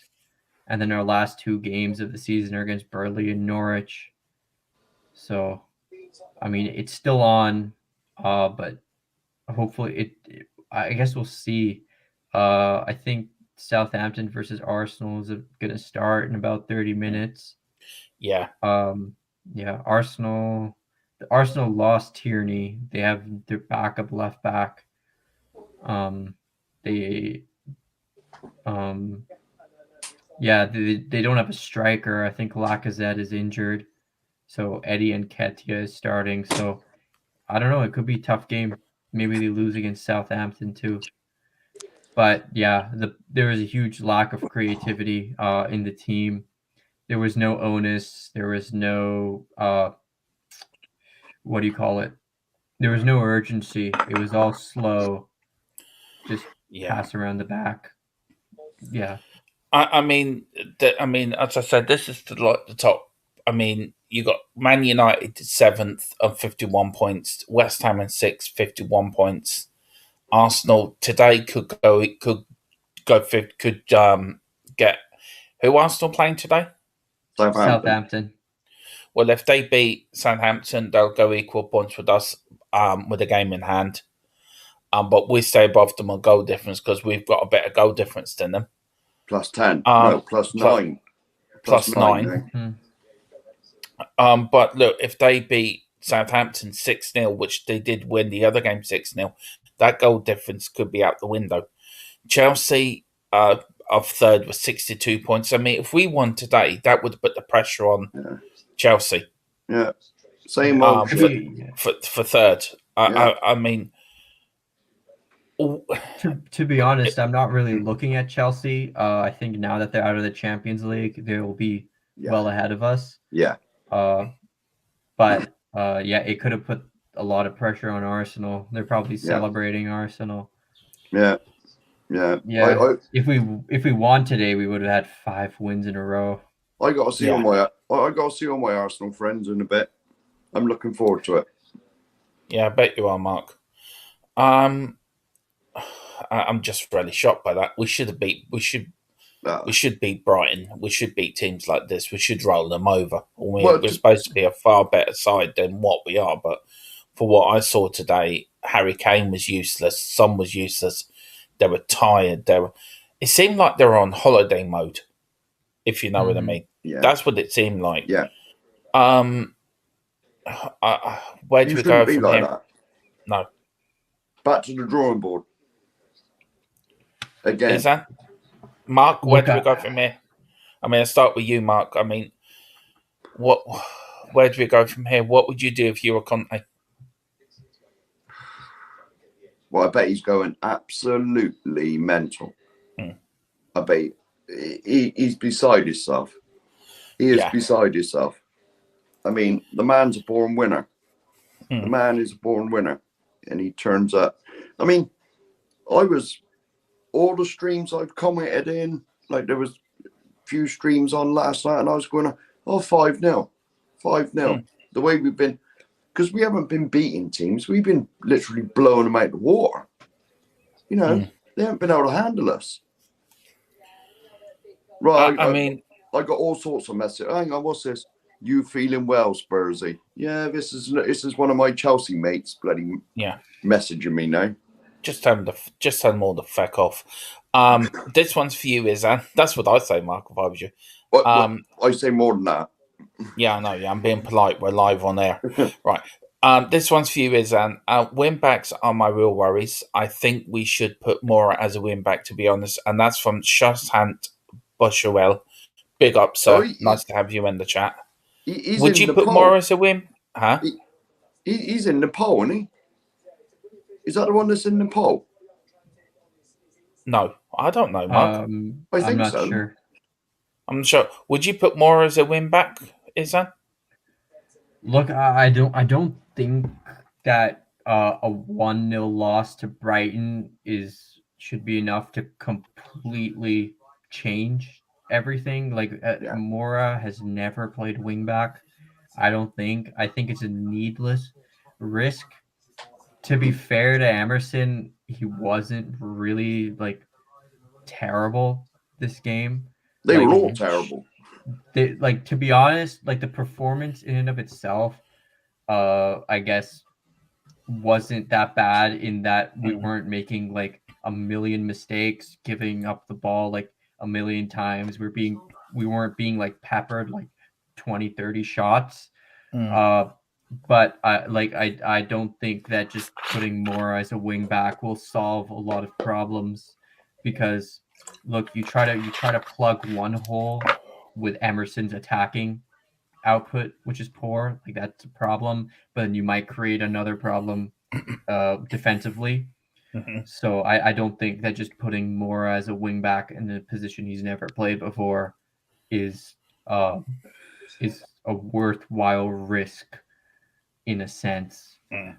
But if I was going to put anyone at wing back, it'd be Bergman, because he's got a little bit more about him.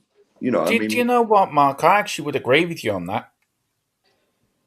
Yeah, but I'm the same as Izhan. I wouldn't do it at the moment. I'd stick him in there, maybe in the summer, try him pre-season. Yeah. You know, because Bergman's, well, apparently going to leave, desperate to leave, wants football, wants to get in the Netherlands squad for the World Cup. I mean, if he can do well there, that's his spot nailed down. Let him and Doherty. Let him and Doherty fight out between them. You know, because when the game was going on, Bergvin come on in 87 minutes. I feel sorry for him. So only criticism. I know it's easy. I'm sat in Somerset watching it. It's easy to say, but I feel so sorry for Bergvin. He gets, 10 minutes at the most. But what does he do, Mark? He does jack all. Yeah, he scores 3. He scored the winner against Leicester. Wowee. But when he is given the start chance, Mark, right? Can you tell me that any game he started, he's done well on? No, probably not. To be honest, no, probably not. But I do think Conte leaves his subs too late sometimes. You know, I mean, personally, I'd have brought a sub on at half time. Who would you have? If you were Conte, what would you have done at half time? I'd have probably still done it in the order that he'd done it in. You know, because me and Izhan because I come on here at half time, and I was saying, and I said to Izhan that that there may be more ought to come on and run at him a little bit. I mean, the first half was that dead. I was even thinking, is it worth going on? But I sort of flicked it on, and I could see Izhan was saying this is dross and it's rubbish, and we're doing nothing. And so basically, Izhan was really indulging everyone watching the stream at the time to get them into the game, and he was just being the brutal, honest Alan Hansen. He was a bit like Brian Clough. I mean, me and Mark could remember Brian Clough. You were just being Brian Clough, straight to the point. Well, it was. Well, when I first come on it, Izhan said we had one shot on goal. I said, did we? I couldn't even remember it. We had one shot. It wasn't even on target. I think it was just blocked by a Brighton player. I couldn't even remember it. I could not even. Look, the result was that bad. It's even made Mark start smoking live on stream. I mean, that's how bad it is. Am I allowed to do that or not? I'll flick my camera off. Yeah, see, he brings up a legend. He brings up Gary Mabbott. God, we could have done with him today. Man, I had to wake up at 5 a.m. for this. Sorry, Izhan. I feel sorry for you. Absolutely poor. Absolutely poor. Can I just say, Izhan, for your debut, for doing the watch along, has been absolutely fantastic. I've really enjoyed listening to you that first time. You've done a brilliant job, and I can't thank you enough. And welcome to the family. Welcome to the channel. No problem. You were thrown in the deep end, and if you want to watch more of Izhan, he'll be doing more watch-alongs with me and Mark. Not after this one, it won't. Well, we'll definitely be doing the one for the North London Derby. That's one we will be doing. Right, let's forget Brighton. Let's move on. Let's be a bit more positive. This is the post-match show, so let's really get into it now. Let's get into the thick of it now. And if you want to join in, I will put the link in the chat. If you want to come on, have your say, put your questions in the chat to us as well. Of you, what you thought of the match, what would you have done differently? So we'd love to hear your thoughts. Mark, I'll start with Mark with you. Then I go to Izhan. Mark, where would you realistically? What would you like to see Conte do for our next match? I forget who we're playing next. Actually, we're playing Brentford. Oh, Brentford away. Yeah, that's another. I mean, let's face it. That's another potential banana skin because Brentford are no mugs. No, they're not. Mugs. What would I do? Kick them up the arse. Kick them up the arse and say, look, this is not good enough. I mean, we've just been on what 4 wins in a row. Is it 7 out of the last 9 or something stupid we've won? If you include like Borough and that in the FA Cup. I mean, we've scored goals for fun, and today it looked like we never even played. We never even played together. It was too slow. I was saying to Izhan when I first come on, I thought Winks was playing. That's even before he come on. It was all sideways and backwards. Mm-hmm. That's not the way we've been playing. That is definitely not the way we've been playing. It's been exciting. It's been one touch. It's been bang, bang, and up the field with it. Harry Kane flick on and Sonny run. But it's like I said when just after the game had finished, as long as Brighton haven't shown the rest of the Premiership what they got to do against us, keep it tight, 5 at the back, because we've struggled to break teams. When teams go into that low block against us, we've struggled with that all season. Mm-hmm. We have struggled with that all season. Izhan, what would you say to Mark? What would you say? Would you agree with him? Yeah, no, Mark is 100% spot on. But that's the first time ever. Yeah. One thing I wanted to bring up was that this a result like this, like poor like attacking output, it was somewhat expected. So since February 26th, since Leeds United 4-0, from then till now, our expected goals has been 16.53. The amount of goals we've scored is 25. So we've scored like 9 more goals than what's expected of us, which is far better than any other team in the league. Our finishing was the best. So we were never really creating clear-cut chances. We weren't creating as many good chances as we were scoring. I think the Aston Villa game really highlighted that, because we didn't have 2 great chances, but our finishing was so good, and that's why we won 4-0, even though Aston Villa were absolutely peppering us, and our lack of creativity finally just came back to bite us. And usually our creative force is Kane, but Kane was really poor today, I must say. I felt Kane was lazy. He was just he wasn't dropping deep like he usually does. He drops deep into that midfield and then pings in some long balls for Son usually and Kulusevski are wingers, but today he was really doing nothing at all. He was just sitting up top and jogging around. I think Kane was really poor today. Do you think that was because Brighton was sitting deepish and he couldn't? It's when teams sort of move up a bit and he can get them little curvy ones in behind.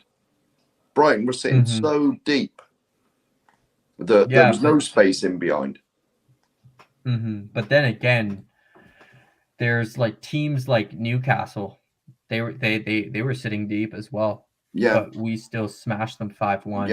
Yeah. In that game, Kane was dropping deep as well. Yeah. Kane has actually gone like 4 or 5 games now without scoring 2. Yeah. So get rid of him. Yeah. No. I mean, obviously he's a brilliant player. I just think that today, tactically, I don't know, maybe it was a tactical instruction from Conte. Kane, stay up top. Oh, here we go. We go. It was maybe Kane didn't listen. I'm not sure. I'm not sure. Another one of my Chelsea friends, I've just had a message come through on Messenger.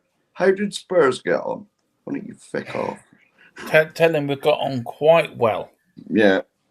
Are you all going to be watching the FA Cup semi-final today? That's on. What time is that? Is that 3:30? 4 o'clock kickoff, I think. 4 o'clock kickoff. Do you know what side that's on, Dermot? That's on BBC One. Well, Who is it? BBC One in BBC One in the UK. It's on BT Sport as well. I don't know what it is on. Dermot, are you having guests on today? Yeah, I will put the link in now for you, Scott. Just give me 2 minutes. I shall do that for you now, sir. So it's 4 o'clock kickoff. So it's 4 o'clock. Yeah. But I got half an hour then. All right. If that's all right with you, Dermot. Yeah, don't ask me. Well, no, I just want to jump off and run away. Well, after that performance, I wouldn't have blamed you. Well, yeah, there is that. Yes. I'm just going to put the link in the chat now. Yeah. We've got Ricky Video TFC. Do you want to read that one out there, Izhan? Oh, God. I just put my glasses on. Tottenham Hotspur ruining my weekend since 1980. I mean, I wasn't born in the 1980s, but for the 20 years I have been born, they've really ruined my weekend. Yeah. Not every weekend. Not every weekend, but a lot of them. Yeah. The link has now been put in there. The link for the StreamYard has now been put into the chat. They have been ruining some of our weekends since 1980. They've been ruining my weekend since the day I was born, I think, since 1977. No. I know I was born on a Saturday and we drew. We drew the day I was born. The day I was born, we lost 2-0 away to Leeds. Oh, I think... No, who the hell was it? We drew away at Derby, I think. Would have been the baseball ground. Yeah. Izhan, who do we need to buy? You're the transfer man of this channel. We need Mbappe, Holland, Marquinhos. They'll cost us maybe £350 million, but we should be contending for the title with those signings. Yeah. So you're telling me, but don't forget, we have a Daniel Levy in charge of us. Oh, I don't know. Maybe some of my mates that play Sunday League are half decent. So Daniel Levy would love signing them up. Maybe we can sign Scott and Mark as win-backs. Hang on a minute. Forget that. That sounds like way too much running for me. I want to. I don't know if I can play wing-back. I'll make it up the pitch once and I'll be done. Yeah. I'd have to stop for a pint. We can switch off maybe. Mark will play up there. I'll run up, and then he hops on. I'll stop. He can have a pint while I hop on for him. And we'll play it like that. So we'll both play your right wing back. Then Mark will start up the field. Then you run up halfway. Then Scott will come on halfway through the. There we go. Yeah. Oh. Scott, what did you reckon to that heap of shite?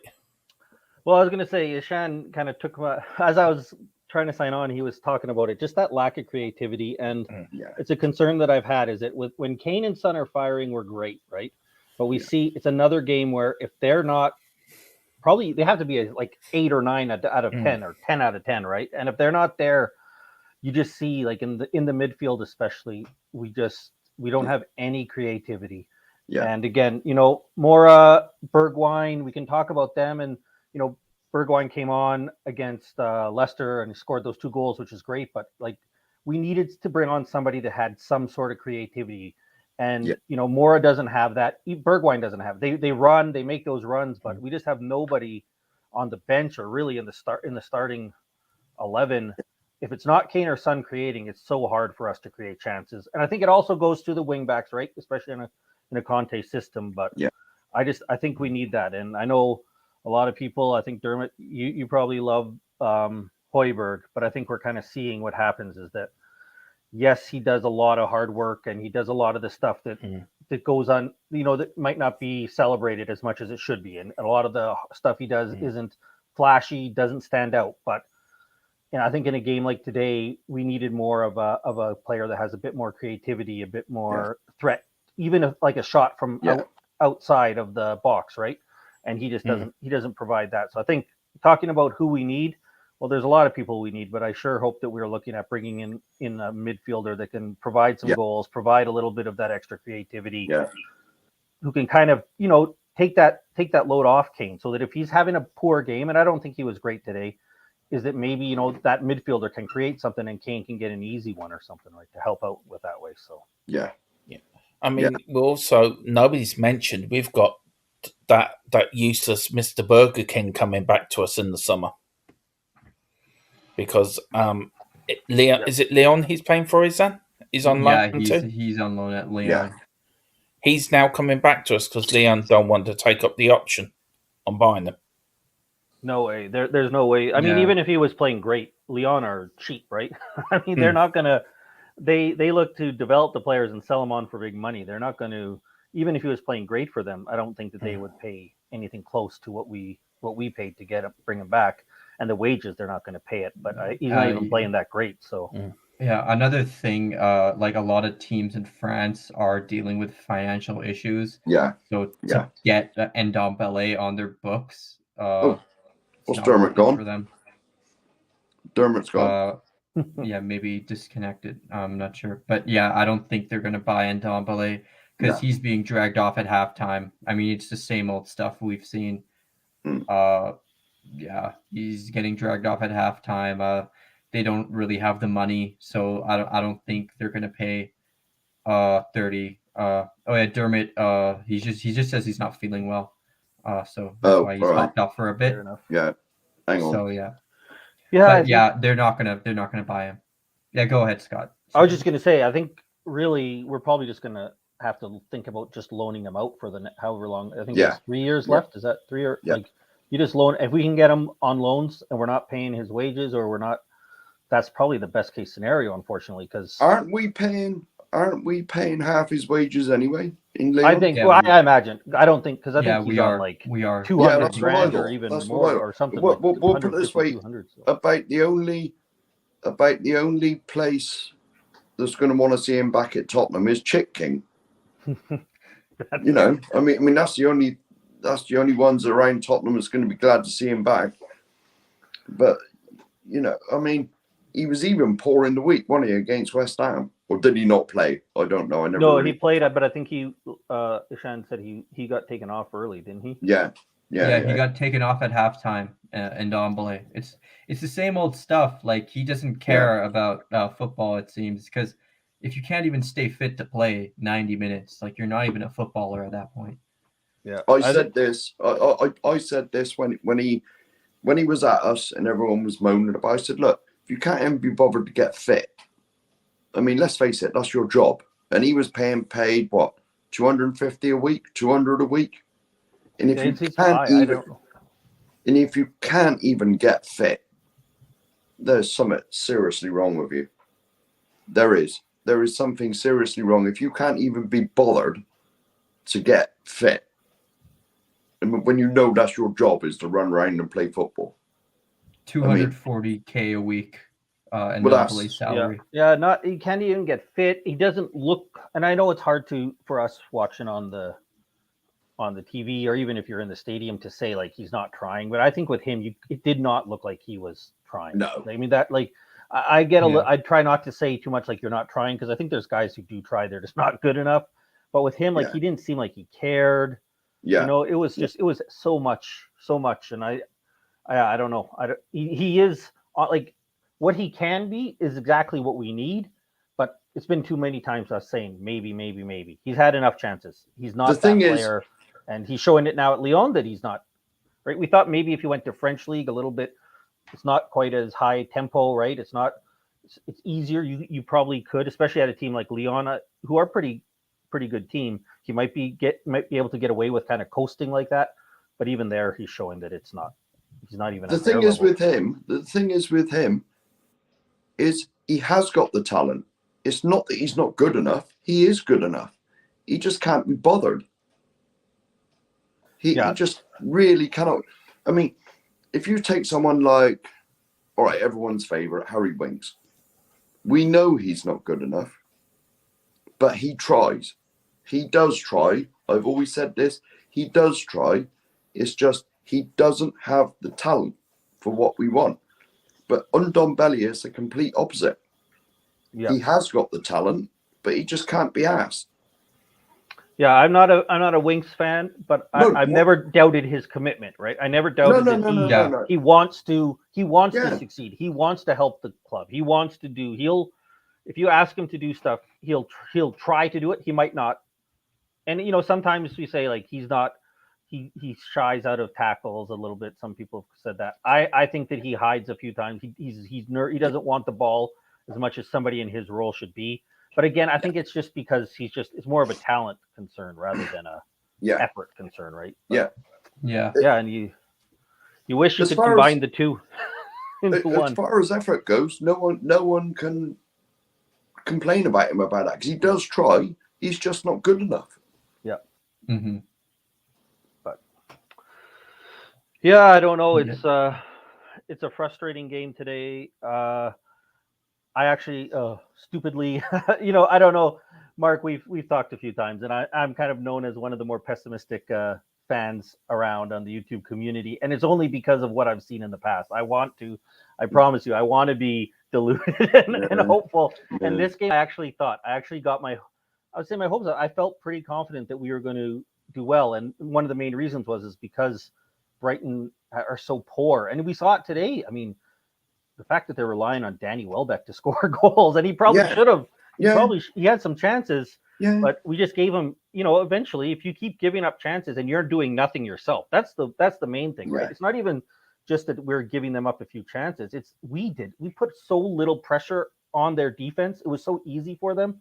It's just you're kind of just waiting for it, and I don't know. I don't know if you guys felt the same way. It just seemed like we were just waiting for them to score on us. We were doing nothing, and we were just waiting for them. And it's so frustrating when you see how great we've been and how much Conte had that exact mentality that we've seen the last 4 games just wasn't there today. Like it was nowhere near the same team that we've seen recently, right? With that relentless. Usually that's us, right? Putting on the pressure, and you say, well, it's going to come eventually, because we're putting on the pressure. But we put on no pressure on them. We let them dictate the game, I would say. Yeah. Very disappointing. Very disappointing. Yeah. I also think that playing out from the back, we were pretty poor. Oh. Where there was no attacking threat. Like when Man City play out from the back, they're quick with it. They can get the ball up the field fast. But with us, it was so labored. We normally do that, though. We normally do that. How many times have you seen bang, bang, bang, and we're 3/4 of the way up the pitch, and then it's a through ball, Sonny, straight in the net. None of that happened today. None of it. Today it seemed like roll the ball to Romero, then it's like he would stop, wait to see, and then kick it Give it long. to It was Dyer. like you said, there was no intent. Didn't seem No. like they had any plan. I know, like trust me, I'm not saying move Hugo. I want to keep Hugo, but I do think today was another like where when you say City moves it so well because Ederson is just, I mean, Ederson's like a midfielder back there, Yes. right? With the ball, he Yeah. can do so much. And then with Hugo, he can't really contribute very much to moving the ball forward. But even still, like you said, we've done it. So I don't know why in the past 3 games it was out, move it fast, and today plod. Hugo's distribution has always been poor. Yeah. Ever since he's been here. Yeah. Ever since he's been here. He cannot, his kicking especially, his kicking is woeful. But how many, the way I always look at it with Hugo is how many points has he saved us when we're 1-0 up and he'll pull a worldie off. You know, he's certainly gained us more points than he's lost us. He's so good at that other aspect, especially the shot stopping that you're fine. You'll, like I said, I wasn't getting rid of him, but you'll kind of overlook it and you'll take the fact that his distribution is poor because he, like you said, he saves us so many other ways. Yeah. It was just another confusing why we look so slow at that when in the past we have looked. It's been one of the Daryl here with a comment.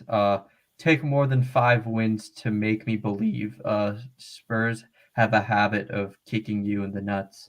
Yeah. You're right. You're spot on, Daryl. Yeah.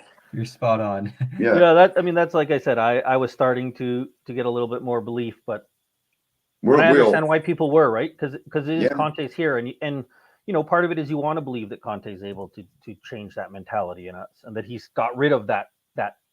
Guess, for lack of a better term, Spursy that we've always used. But the fact of the matter is, it's still the same players, right? And he can only do so much. Yeah. And we do. It's another reminder. I think that we all probably know, all 3 of us here and people in the chat and are watching know that as good as things have been, we still do need an upgrade. We still need some more players, upgrade in the players. We need to get some more depth. We need to have it so that we're not bringing on Harry Winks with, what was it, 20 minutes to go, right? Like, when he came on, that can't be doomed. That can't be our sub. And I know that it hurts because Skip would have probably been the guy that came on if he was healthy, but we can't. Yeah. We need something better, even more in Bergwijn. We need a better option to bring off the bench for those guys than those guys. Yes. That'll hopefully come in the summer, but we'll I honestly think in the summer, the main priority is going to be a center back. To be honest, especially a center back that's good with the ball at their feet. Because Conte does love playing out from the back. But I think a center back is going to be the main priority. We have been linked with quite a few, especially a lot of left-sided center backs. But I think we're going to need like a center back. We're going to need a midfielder. We're going to need probably a right wing back, maybe even a left wing back. I think we're going to need an offensive right wing back option, left wing back, and a backup striker as well. Oh, hang on a minute. We've been crying out for a backup striker for years and years and years. Colin, my man. Colin. Hey, how's it going, guys? Yeah. Oh, amazing. After that amazing performance. Yeah. Oh, I know. I'm so glad I got to wake up early and watch it. And I feel sorry for you. I honestly feel sorry for you. I feel like it was pretty obvious.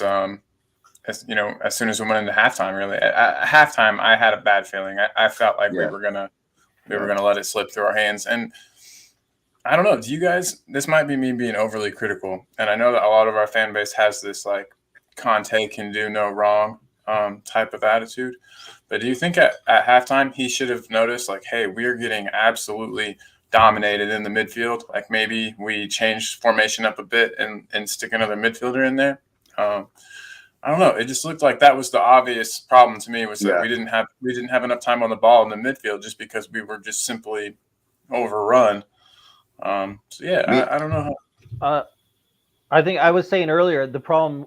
I agree with you. Like that would have been nice to do, but that probably meant bringing on Harry Winks And that's kind of like what I was saying, is that we don't have the players, because if we bring on Winks, is that going to change much, right? I mean, I don't know. No, you make a good point. Or if we bring on, I guess we needed Skippy, and he's not. Or again, like a player, not current Eriksson, but past Eriksson, a guy who can just like Bentoncourt's been pretty good. He's pretty good on the ball. He can kind of dictate games. So we don't really have anybody. He seemed hurt today, by the way. I think he's carrying he wasn't. That's what he wasn't. No, he was carrying a knock going into this game. He was carrying a knock. Was that in training he got that, or was that the last game? I think in training. I heard a rumor he wouldn't be available today, so I was really surprised to see him in the starting lineup. Yeah. And just a bummer. If he's one of those players where if he's not on, he's really off. It seems like he's either got a lot of confidence in his ability, can beat a player like physically and with a bit of skill, but when he's not on, he misplaces passes. He hides from the ball. I mean, it just didn't look good today. Yeah, when he's not on, it stands out because we don't have anybody who can take over and help him out in that kind of thing. Because it's just not Højbjerg's game to be on the ball that much. He's much better when Bentoncourt can be on the ball so much, and Højbjerg can be moving around, using his energy, making just get the pass and move it on. But yeah, it was. I think you're right. It would have been great to be able to have changed up the shape a little bit, or bring on another midfield to help. See, this is what we're lacking. But this is what we are lacking. I don't know who. We've got to wait till the summer, and we got to wait till hopefully in the summer. I know, and then hopefully the bald man at the top opens his checkbook and gets his. Can you see that? Can you see that? I've had 50 years of this. The optimist in me though wants to say, Conte will back Conte, but who knows? I'm probably setting myself up for more disappointment. Yeah. Yeah, I mean, I know I don't think it's likely, and I don't think that they'd get rid of him. But I heard a rumor, Inter's looking to move some guys. And just as an example of a player, like, I don't know how much you guys watch, but Barella, like, he would have been perfect for today. Oh, yeah. I mean, he's perfect in any game. But you know what I mean? Like, if we would have had somebody like him, that he's a guy who, like you say, if Bentoncourt is not doing well, he can take over that role of playing the ball. He can provide some creativity. But the thing with Barella is, like, there's no way that he would ever join us. That's what it's hard, like, because every time we talk about who should we bring in, I'm like, I want a player like Barella, but it can't be Barella, but I don't know who's like a lead version of it. Like a discount Barella. Yeah. That Kylian Mbappe guy, he's on a free transfer. I think we could get him. He would just sit on the bench and wait for Son to. He can fill in as a backup striker if Kane is. The rest we can play. What tells me everything is that we've been crying out for a replacement for Eriksson, and who are we looking at to replace him? Eriksson. Well, it's like replacing Bale. There we go. Yeah. There we are. That says it all about this club. We've been crying out for someone to replace Eriksson, and suddenly we're looking at Eriksson. Well, I guess that's the solution then, because we've been saying how much we need somebody to replace Moussa Dembele, so we'll just get him out of. I think he retired, didn't he, or is he still going? Yeah, he did. I think he just played his last season in China. We can see about bringing him out through. We can have Bale, Eriksson, Dembele. Yeah. Probably get Wanyama. I don't even know if he's still playing. He was playing in Montreal, I think. I don't know if he's still there. Get Sissoko as well. We can make it a testimonial game. Oh man, nice. Well, to be honest, Glenn Hoddle was doing the commentary for BT Sport today, so get him on there as well. He could probably put in a more effective pass than Winksy today. At the very beginning of the broadcast, whoever was commentating with him said, Bentoncourt, he was a bit like you with his passing, and he just laughed and was like, no, I don't think so. Like Bentoncourt was not that type of, like, I'm not that type of player. And I thought that gave me a little chuckle, honestly. But yeah, man. So go Southampton today. Right? That's all we're clinging on for now. Come on, Southampton. How sad is that? I mean, United just scored against Norwich. Ronaldo, of course. Of course. He's like what Bale did for us in the season. He helps to score against the smaller teams.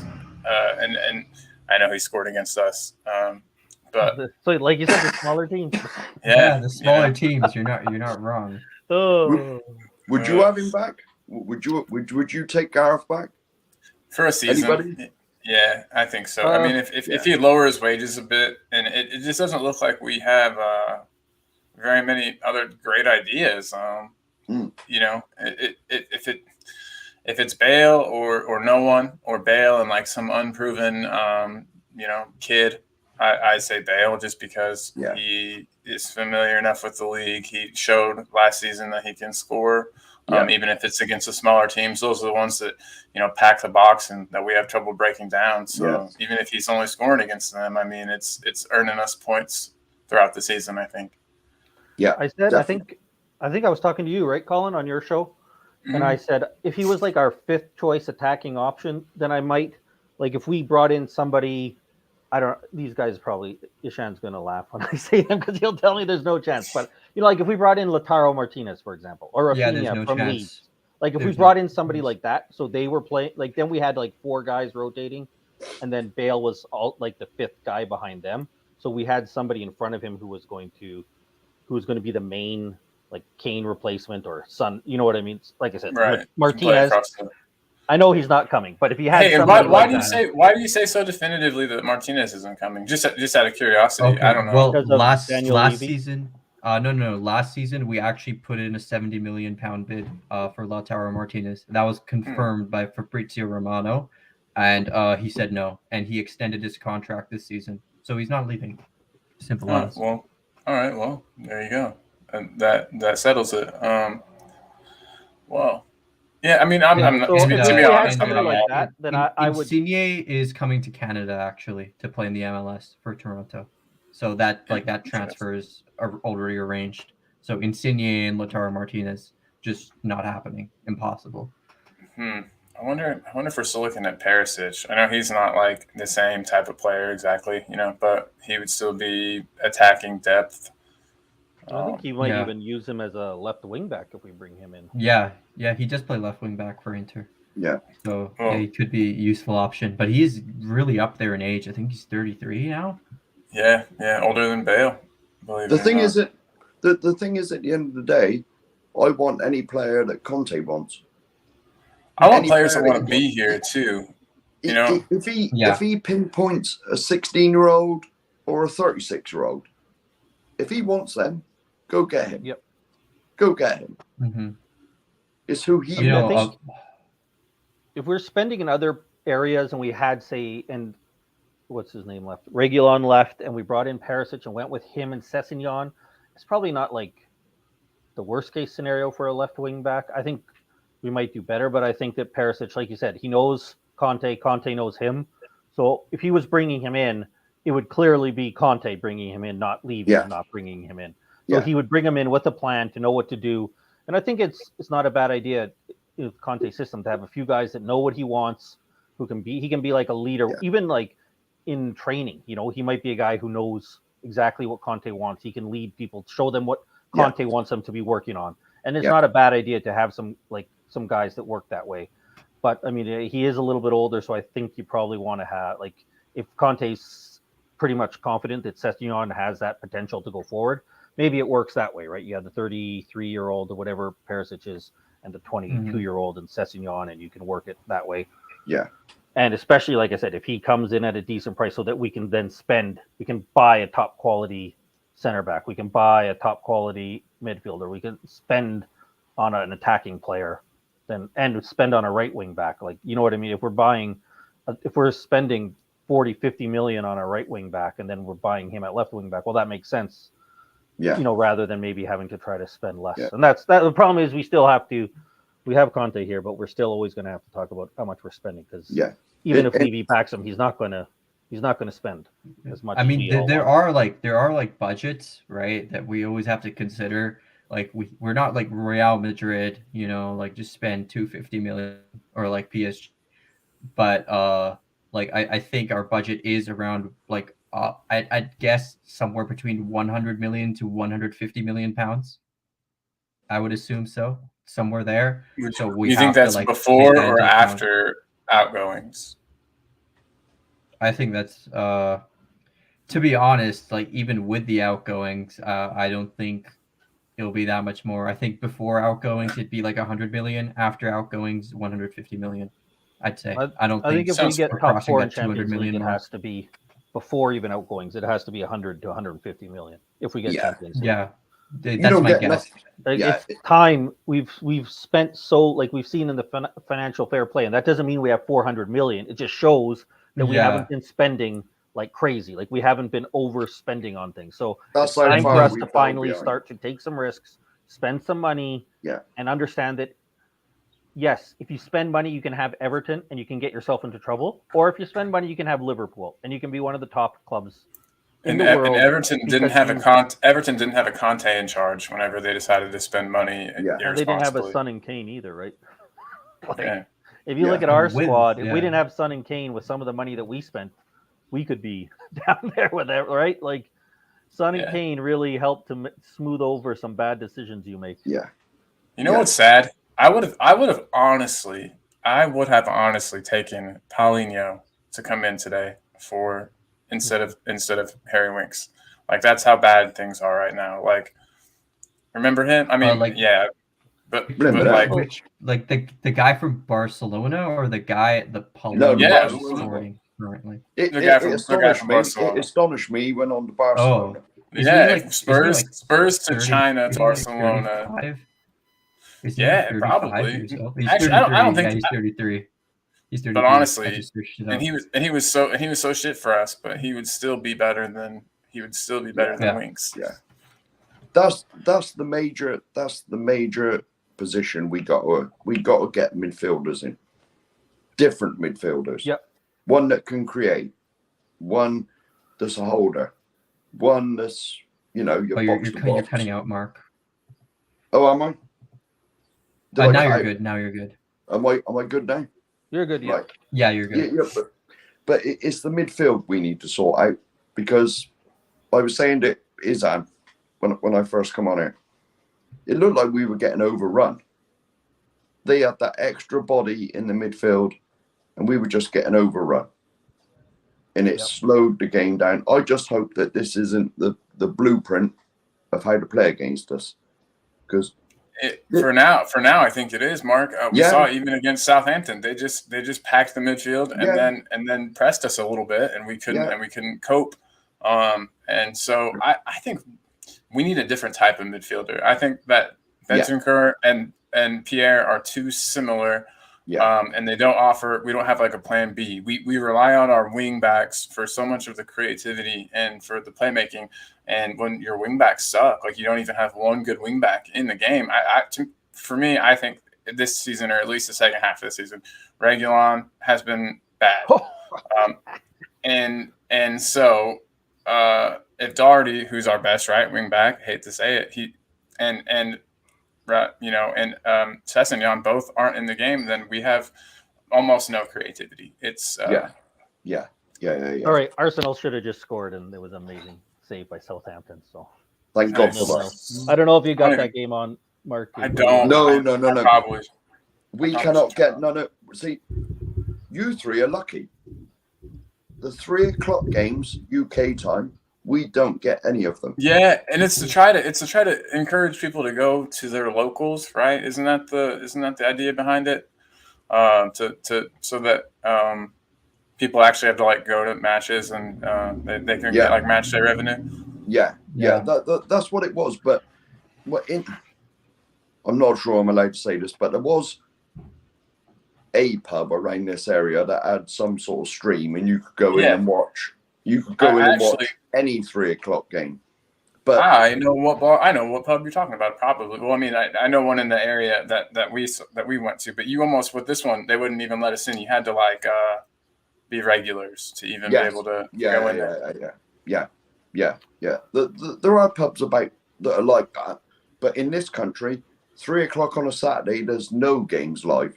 It's like I think the next game on in this country is the FA Cup semi-final, whichever one that is. Is that Chelsea? Is that Chelsea today? Or is it Chelsea? Liverpool and Man City. Oh, it's Liverpool and Man City today, is it? Yeah. Right. And so that is live at 4:00. That is 10 minutes 4 from o'clock. now it starts, I think, isn't it? Sorry? Doesn't it start in 10 minutes? Yeah, it does. Yeah, it does. Man City versus Liverpool. Is it kickoff today. in 10 minutes? That's Yeah, what it it says is. on here. Yeah, right? it is. But- Yeah, he's right. Dermot That'll be an interesting match. Dermot told me it was 4 o'clock kickoff. Oh, that's what you get for trusting Dermot. Dermot told me it was 4 o'clock, and I said, right, I can stay on till about now, and then I'm walking over to the pub to watch it. Yeah, it starts. I mean, I don't know how much. It's only a semifinal. Sometimes they have a lot of pre-game stuff, right, where they have to, they have to talk and like I don't know. We were watching. Were you there when we were watching doing the World Cup draw, Colin? Like we're doing a World Cup watch along with Will Stewart, and it's like 10 o'clock. I was there for part of it, but it took. Yeah, that's what it was. Like it took so long I had to go. By the time they started, I think it was about 50 minutes after all the singing and talking and. We had a World before Cup they even draw. started doing the draw. It was like we had a World Cup draw on this show, on this channel. I was on the stream, and I was on the stream, and I said, "Have they drawn it?" Because I was on my phone and I couldn't see anything. And I was like, "Have they drawn anything yet?" Oh no! And it was going on forever. Yep. So sometimes I don't know. I guess for a semifinal it might not be that much, but in the final it probably is one of those. It starts at 8:30, but it's like the Super Bowl here. Hey, Colin, when they do the. It's like the game starts at 4 o'clock, but it actually starts at like 5:15 because of all. Yeah. Well, in this country, certainly when I was a kid, the FA Cup used to go on all day. You used to see like the teams coming out the hotel, and it was the only, and it was basically apart from England games, it was the only game that was live on the telly. You wouldn't get it was before Sky and that got involved, and football was on. All the time. The only game you could watch, and that's why the FA Cup was that important. I was 10. I was 10 when we won it in 81. And, it was unbelievable. Unbelievable. I was, 10. Yeah, I was coming up 11. And it was unbelievable. Because it was the only game that was ever on telly.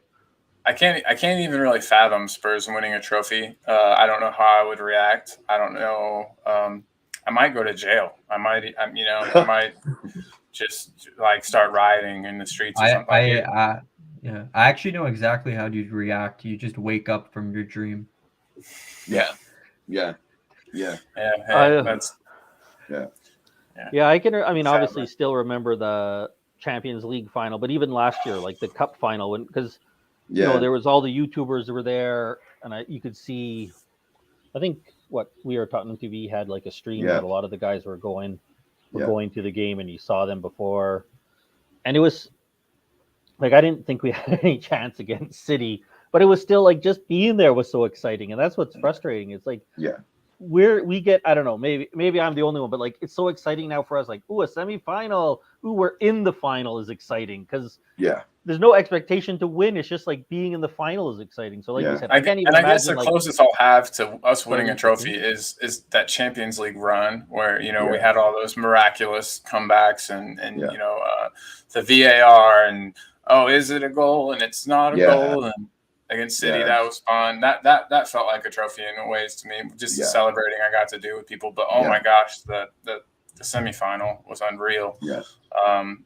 But that's the closest I've ever got to feel to, most of us. It's just, I don't know. I think if Conte stays, if we get fourth place and we keep the core of the team and we keep Conte, maybe we can grab a cup. Maybe we can grab a cup next season. I hope so. It's been far too long. It's been way, way, way too long. But and it would be nice to shut people up too. But then if it's not the Premier League or the Champions League, we'll still get it. We'll still get plenty of stick from other teams because it's not a big enough trophy or I love the FA Cup. I love the FA Cup. No, the FA Cup is a huge trophy. Yeah. Yeah. Oh, definitely. But I'm just saying, that rival fans that's not gonna shut anybody up. It's not good. The people that say, how many trophies do you have? They'll still say it. They'll still. Yeah. Well, it doesn't really matter. So. like I know. It's people's just opinions. So it just annoys me to be frank. Especially people like downplaying like Harry Kane being world class because the team that he plays for isn't collectively good enough to win a trophy. But I don't feel like that takes. I mean, it's just so easy when there's no trophies. Like, it's just easy to say. You're right. People will still say, "Oh, that's just one. Who cares?" But it is one, right? Like, it's so easy to say no trophies, no trophies. Like, it's just easy. Yeah, and it's hard to come back when there's nothing, right? The thing is, when we finally get the first one, there's a couple of people that are like Hugo Lloris and Harry Kane and Son, 3 people. The people that I mean, if you look at it, you wouldn't have blamed any of them to say, well, stuff this, I'm off. Forget it. Especially what we've been through and, in the spending no money and the clothes but no cigars, all of them, I would have said, oh, stuff this, I'm off. Yeah, and they haven't. After Poch left and you could see that it was a decline, it would have been easy and they would have been well within their rights because they're all 3 world-class players that could go to they could have gone to the big clubs, won stuff no matter what. And that's why, like, I think if we have Conte, we have Kane, we have Son, and I'll include Hugo there, like, you can do anything, right? Like, those guys give you the chance to do anything. And I'll compare it to Arsenal. I mean, they don't have anyone of that level, right? Like, they don't have anyone of those guys' level. No. So if they want to get to the levels we're talking about, like top competing for the league, they're either going to have to get lucky or bring in a massive amounts of players. For us, we don't need to get lucky. We need to supplement those guys. Because with Kane, Son, Hugo, and Conte, those guys can win. Like that, those guys can win titles. They can win trophies, right? You just need to now surround them with players who can allow them to do that. So we don't have to rely on luck. We don't have to rely on bringing in amazing players. We need to bring in quality players, and then you can start winning. We can add Romero now to that list of the top tier players, I think, too. Yeah. Not quite yet. No, but next year or the year after. You can see it for sure. Yeah. And I don't mean to slight. Then we get down like bent. But you know what? I'm not trying to slight people. I'm just saying like those guys are top, undoubtedly world class. Like I know Sonny's had the debate about it. I don't care. Like those are guys that can play for any team. Yeah. They can walk into any team in the world, I would say, and they can play for them. Right? Yeah. And that's without a shadow of a doubt. And that's how you can win trophies, by having those players, right? Yeah. You have the Leicester, which is a once in a lifetime opportunity, but outside of that, every other team that wins trophies and wins the league wins the league at least, they are having top level players. You're doing it with elite players. Yeah. And we have that at that point. So yeah, there's just some comments. Aaron Dubb says worst performance of the season, total embarrassment. I wouldn't say it's the worst performance. I think Wolves was worse. I think Burnley was also worse, but it was a total embarrassment. Yeah. I do agree with you. Yeah. Anthony Gray here. Woeful, lackluster performance today. We had top 4 in our hands. Now we're relying on others, namely Arsenal, to drop points. Come on, Southampton, do us a favor, please. Yep, you're spot on. 100%. Again. If we could have even got a draw today, Jesus, that one point would have been huge.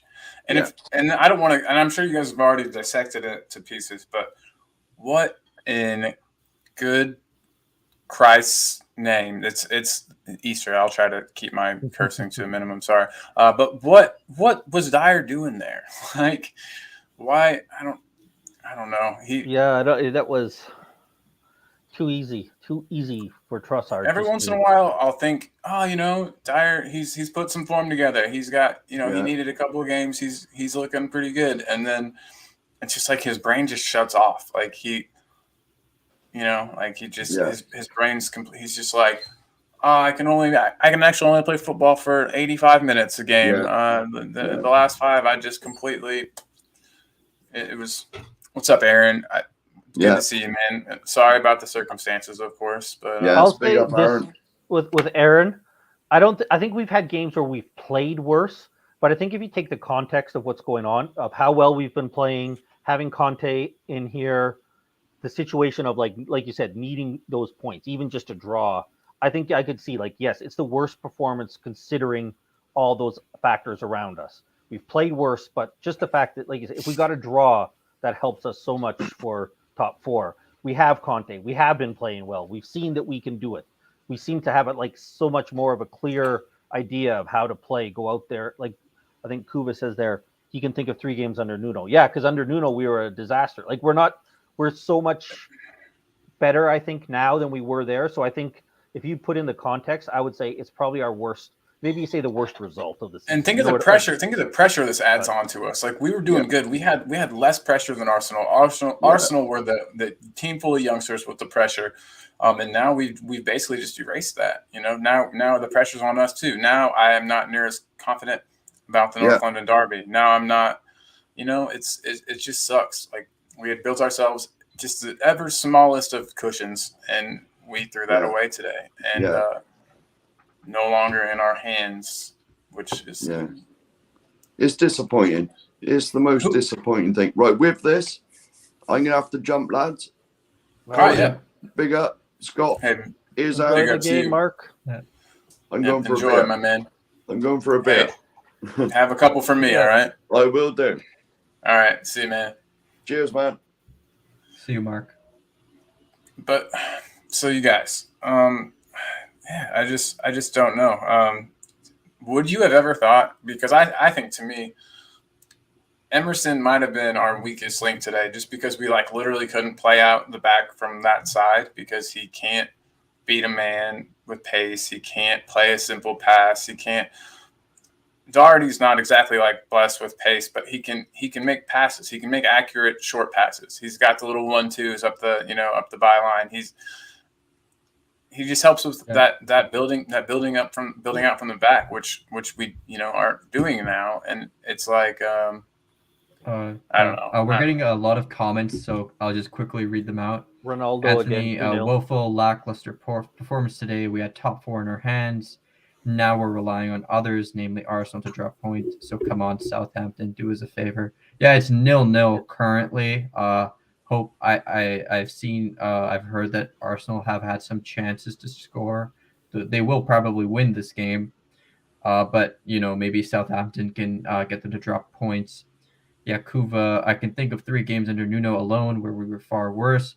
This was utterly lackluster, though, for sure. Yeah. Yep. Spot on, Kuva. Spot on.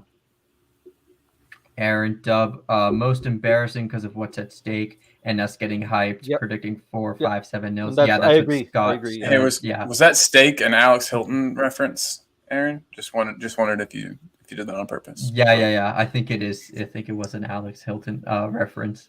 But it was quite embarrassing. Far from worst performance, but nobody was brave enough to demand the ball and set the tempo. Yeah, you're spot on, Ed. We don't have a player like that.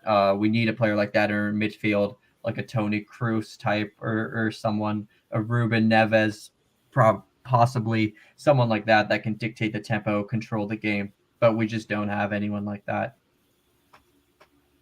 Daryl says Mora, Davies, Winks, Bergwijn, Dyer, Emerson, Hill, and Ndombele, Lo Celso, Reguilon, Golini, Sessegnon, Højbjerg all need to go. They're just not top 4 material, in my honest opinion. Well, look, we can always demand upgrades, but this is like such a massive overhaul of the entire team that I just do not see something like this ever happening where all these players are going to go. Like, getting rid of Winks, okay, like, fair enough. That's possible. Getting rid of Bergwijn, like, that's possible. But, like, Dyer, sure, maybe a team might want him. But then you also have to consider that you need replacements who are going to cost more money in transfer fees, who are going to charge higher wages because they're just also, better players. I don't know if Dyer would even. I don't even know if Dyer would leave. If a bid came in for him, if he still has contract with us, I don't see why he would leave. He seems to love it at Spurs, and his famous Spread my ashes at White Hart Lane, quote, and so he might be one that we just literally couldn't get rid of. I think if we brought in two center backs, like two starting center backs, that he might leave if he wants to try to get back in that England squad, right? That makes sense. To like a lower like Premier League team or something. Yeah, because if he does, but maybe he doesn't, or maybe he's seen like people have been raving about his play this year, and he didn't even make the England squad recently, so he might see that boat's kind of sailed. He might not care that much, but Reguilon, I thought, I've kind of been one of his biggest fans, and I thought that he would be good enough, but now I'm starting to doubt it. I think Davies, he can be the backup. I think he's fine to stay as our backup left center back. That's fine. Agreed. Yeah. Højbjerg can be a backup. He can provide. If we get one of those guys who has a bit more creativity, and we're up and we want to see the game out, like he could come on to replace them late in games when we're up. I think Sessegnon again is probably worth it to keep just because he's as a backup, because he's young, he's homegrown. I'm not sure how much we're going to get for him. So, but yeah, other than that, I would sell pretty much everyone else he had listed there. So, yeah, but like even with Emerson, like he just signed for us. I don't think you can get him out in the summer. I just don't see that happening if he just signed for us. And Brian Hill, I would actually keep because he's playing really well for Valencia, and he's only 19. Like I said, he just signed for us, so getting rid of him is not really worthwhile. The only reason I sell him is if we're keeping Conte. I don't really see Hill fitting in. But I feel like Hill's younger and we can could be here longer than Conte. You know what I mean? Sure. Yeah. I mean, and my other thing is if we're trying to get money, he's somebody who we can sell for money. Okay. Yeah. You know what I mean? Fair enough. Yes. Sure. Yeah, let's keep all the young guys and then spend $250 million of Joe Lewis's personal money. But if I'm also being realistic, it's a funny thing, and I'll bring in hockey to it, right? The NHL and my favorite team. Everybody always says, let's trade all of our crap players and bring in good players. And it's kind of like, well, you can't just trade all the crap, right? Because nobody's going to want them. And that's the problem. We can't just sell all of our weak players because nobody wants them. Or if they do, it'll be 5 million, 10 million, 5 million, 10 million. We might have to sell some guys who aren't bad like Hill, but if we can get 40 million for him or 30 million, whatever, you know what I mean? You have to sell some of those guys. Him for 30 million. So it's hard. It's like 25 plus Lamella, so it's right. I think was that it? Yeah, it was like 30 million euros plus 30 million, Lamella. 30 million plus Lamella. Wow. I wasn't aware that it was quite that much. I mean, I would keep 30 million euros. He's young enough that he can develop, but I'm just saying if we can sell him for 30, 40 million and bring in a player that fits more what we're looking for right now, I would probably take that. But his ceiling is like pretty high, to be honest. Brian Hill. I think Lo Celso gets sold this summer for sure. Yeah, I think he Lo Celso will get sold. Lo Celso will get sold because he's actually playing well. Yeah, he's playing well for Villarreal, so I think they'll buy him. Because like what I was thinking, there have been some rumors like sell like Lo Celso plus like 25 million and bring in Pau Torres, Villarreal's center back. I heard that was like a very realistic possibility.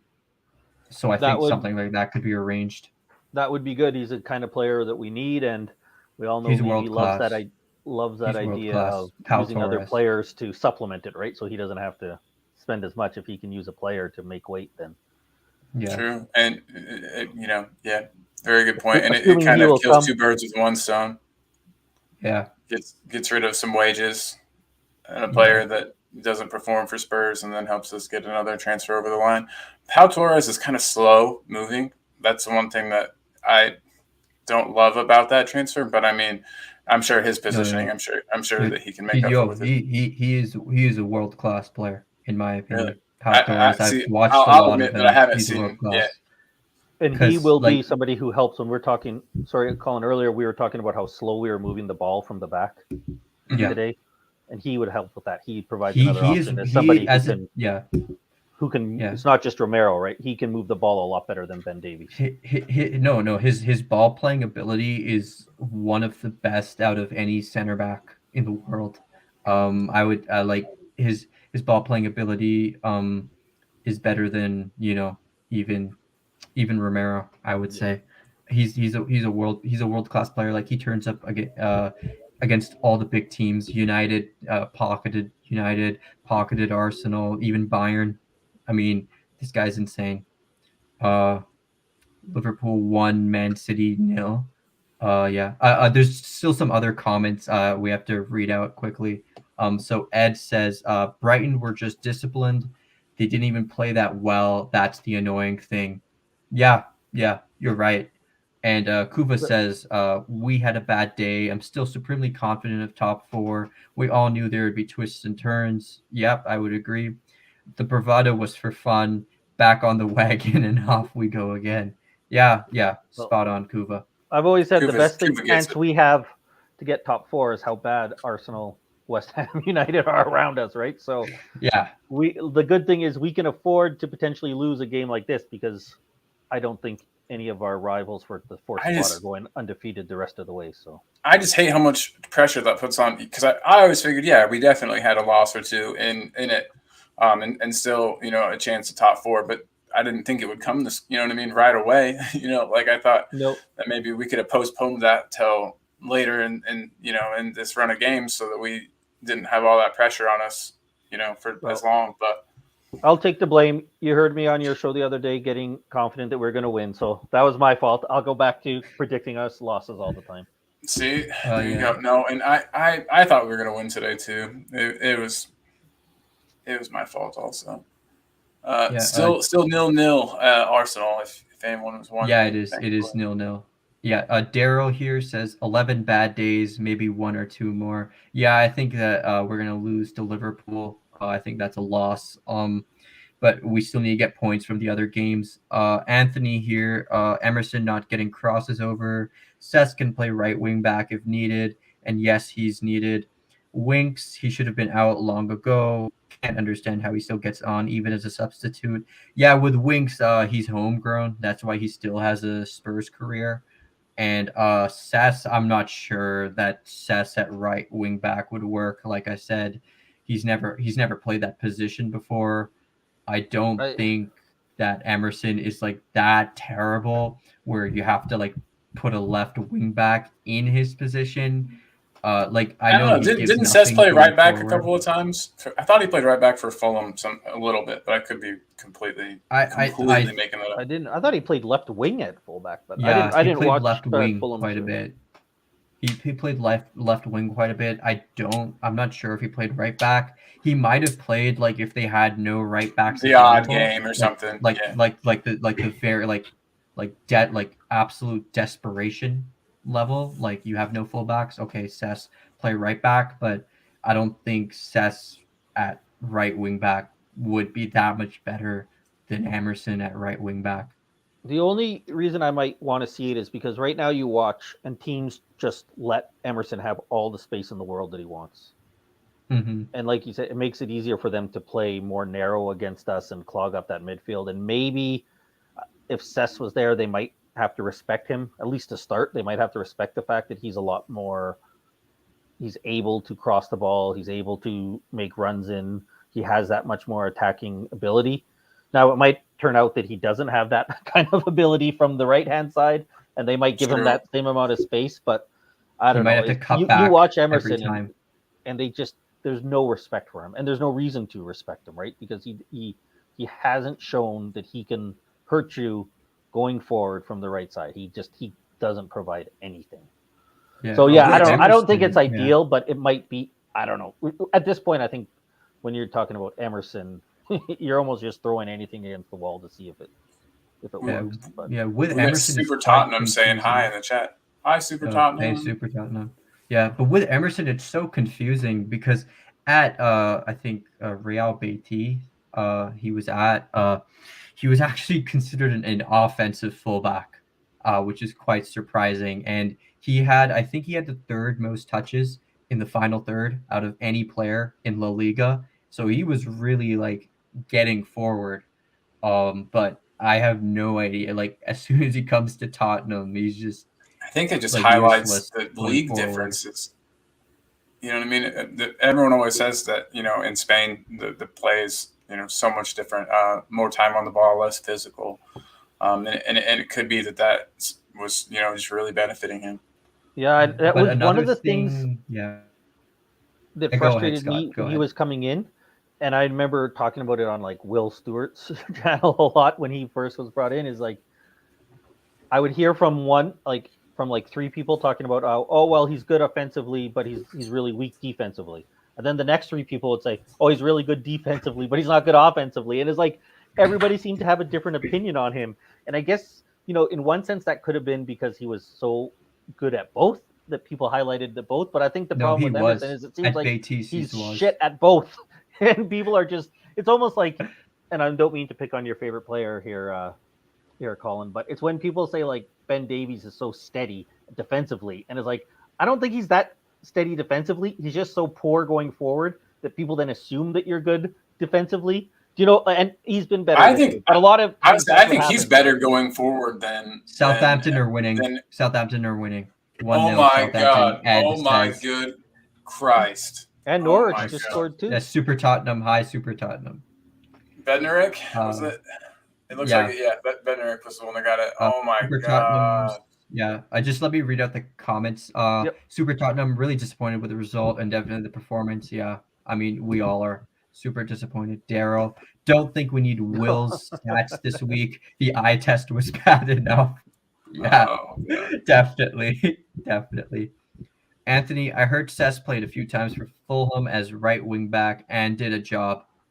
Oh, okay. Then maybe it might be worth trying out. But I still think that he didn't play regularly. It was more so as an emergency backup. Ed 1-0 to Southampton. Yeah. And that was a nice shot too. I just watched the Rams still pour on that. Yeah, Arsenal wish they had a goalkeeper as good as ours. Man, that was near post, like almost just drilled directly above Ramsdale. It was sweet.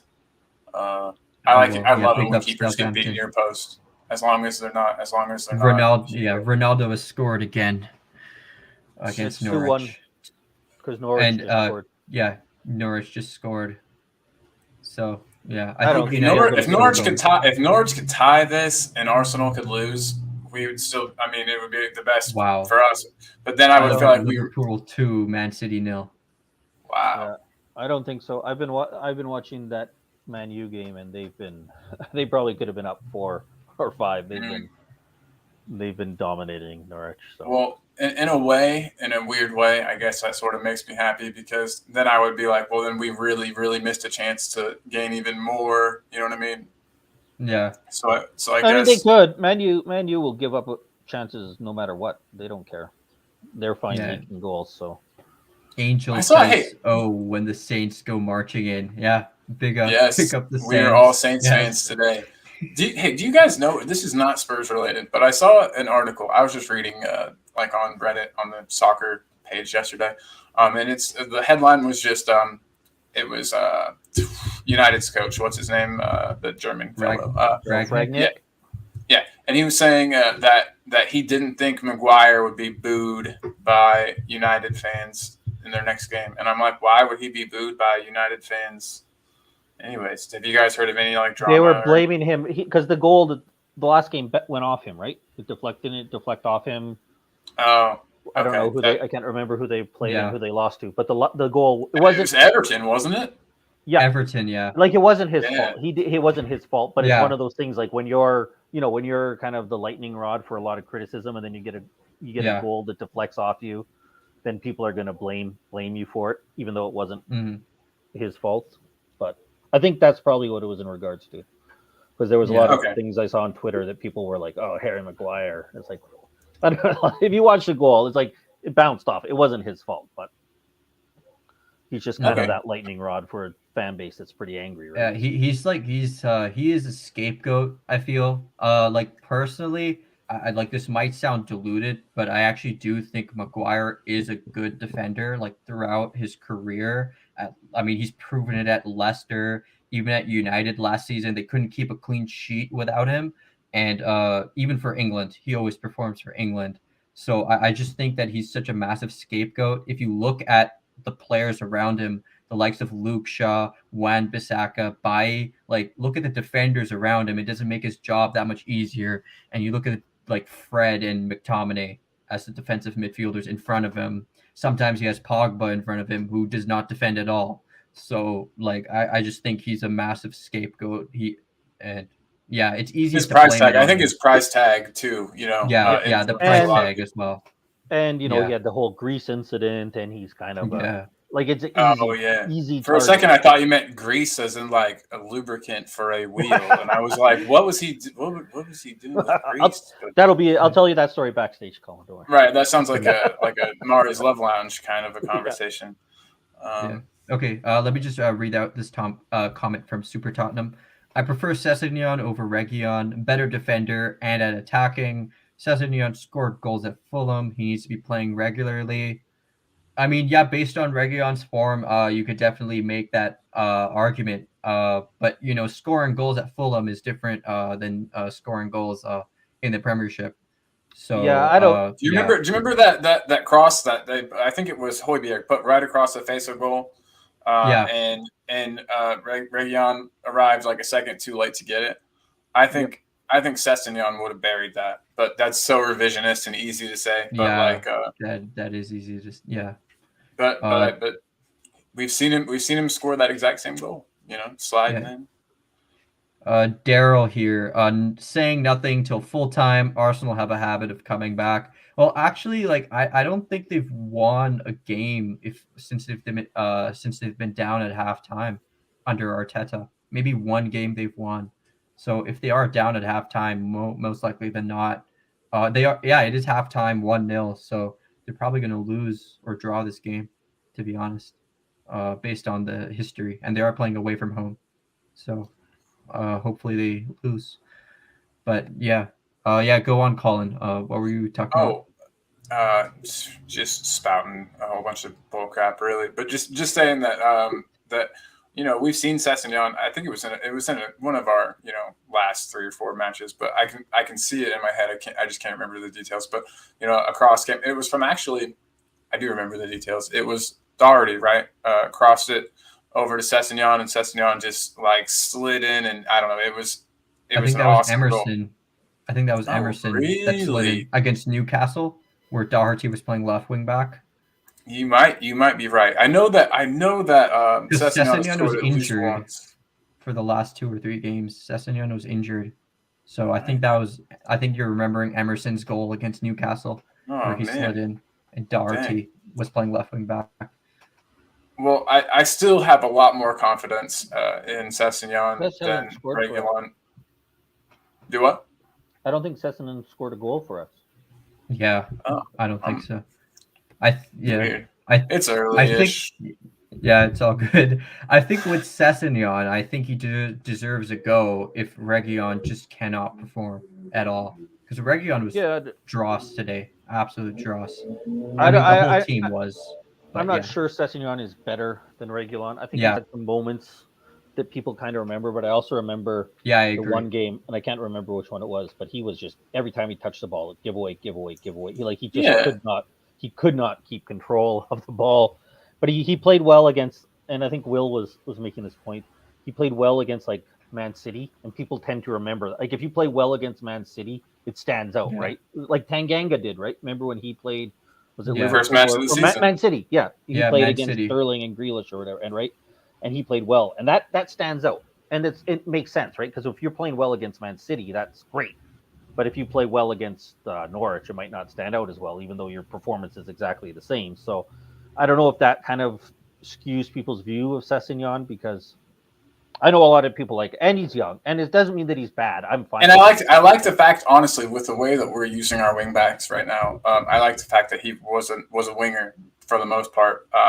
And I feel like we need that attack mindedness. I feel like, and Conte's even said as much, like, or the players themselves have said that Conte has said that he wants our wing backs to play like strikers, kind of. He expects goals out of that wing back position, and I think that Sess is more of a threat, just based on the runs he makes, his timing, and what he's done in the past. And I know that scoring goals for fun in the Championship for Fulham is different than playing for Spurs in the Premier League. But the Championship's still a physical league. It's still, you know what I mean?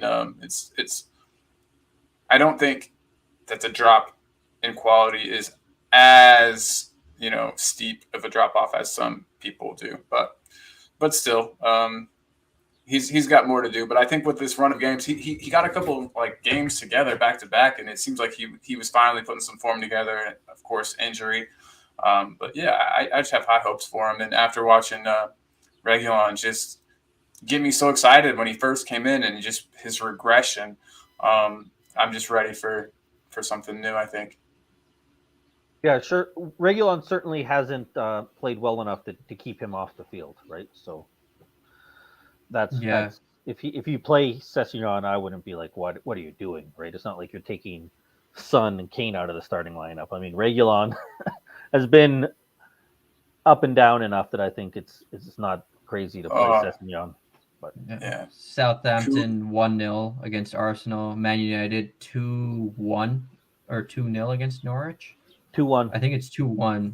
That's I think they scored late. They scored right at the very end of the first half. So yeah, I think Dermot wrote it before the end of the half. But yeah, so far it's about like the result. The Arsenal result is going pretty good. I think. So I mean, even if they get a draw, Watford 0 and Brentford are winning. Yeah, even a draw would help us. Absolutely. And then if we could somehow manage to get a point or 3 points against Liverpool, that's going to be an interesting match to me. I know I always say that we play better against teams that come out to play us. But then I think it back to all the times that we've played Chelsea this season, and they definitely came to play and attack us and didn't sit back. And you saw, you guys all know what happened. So we're either going to get slaughtered or have a couple of good chances to sneak a goal. I think with Chelsea, the reason that we don't really play that well against them is because unlike Man City and Liverpool, they don't play 4 at the back with a high line, where you can get spaced behind, especially with Son making those runs. To an extent, Man City and Liverpool's fullbacks, they are like defensive liabilities.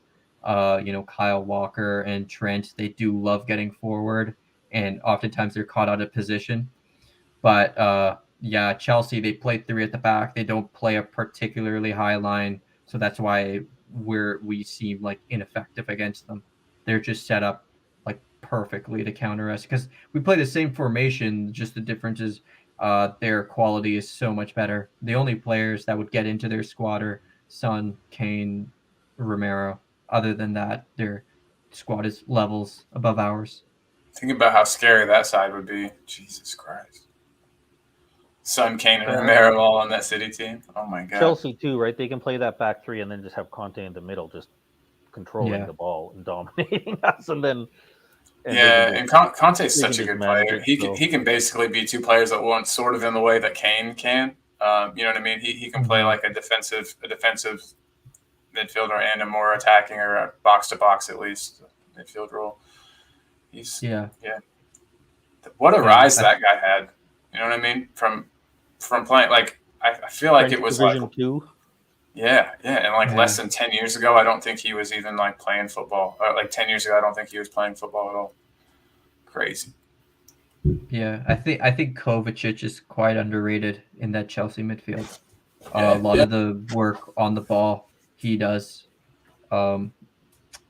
like in terms of ball playing and whatnot. But yeah, Kovacic I think is quite an underrated player. He's absolute class. We missed out on him. That I wish we would have gotten him when he was available. But I don't think he would have signed for us anyway if Chelsea were knocking on the door. So Ed here, let me just read it out. No matter the level you have to get yourself in position to score, and Cess has a good record of that. I stick with him for another season and bring in Perisic on a free to replace Bergwijn and cover left wing back. That's not a bad idea at all.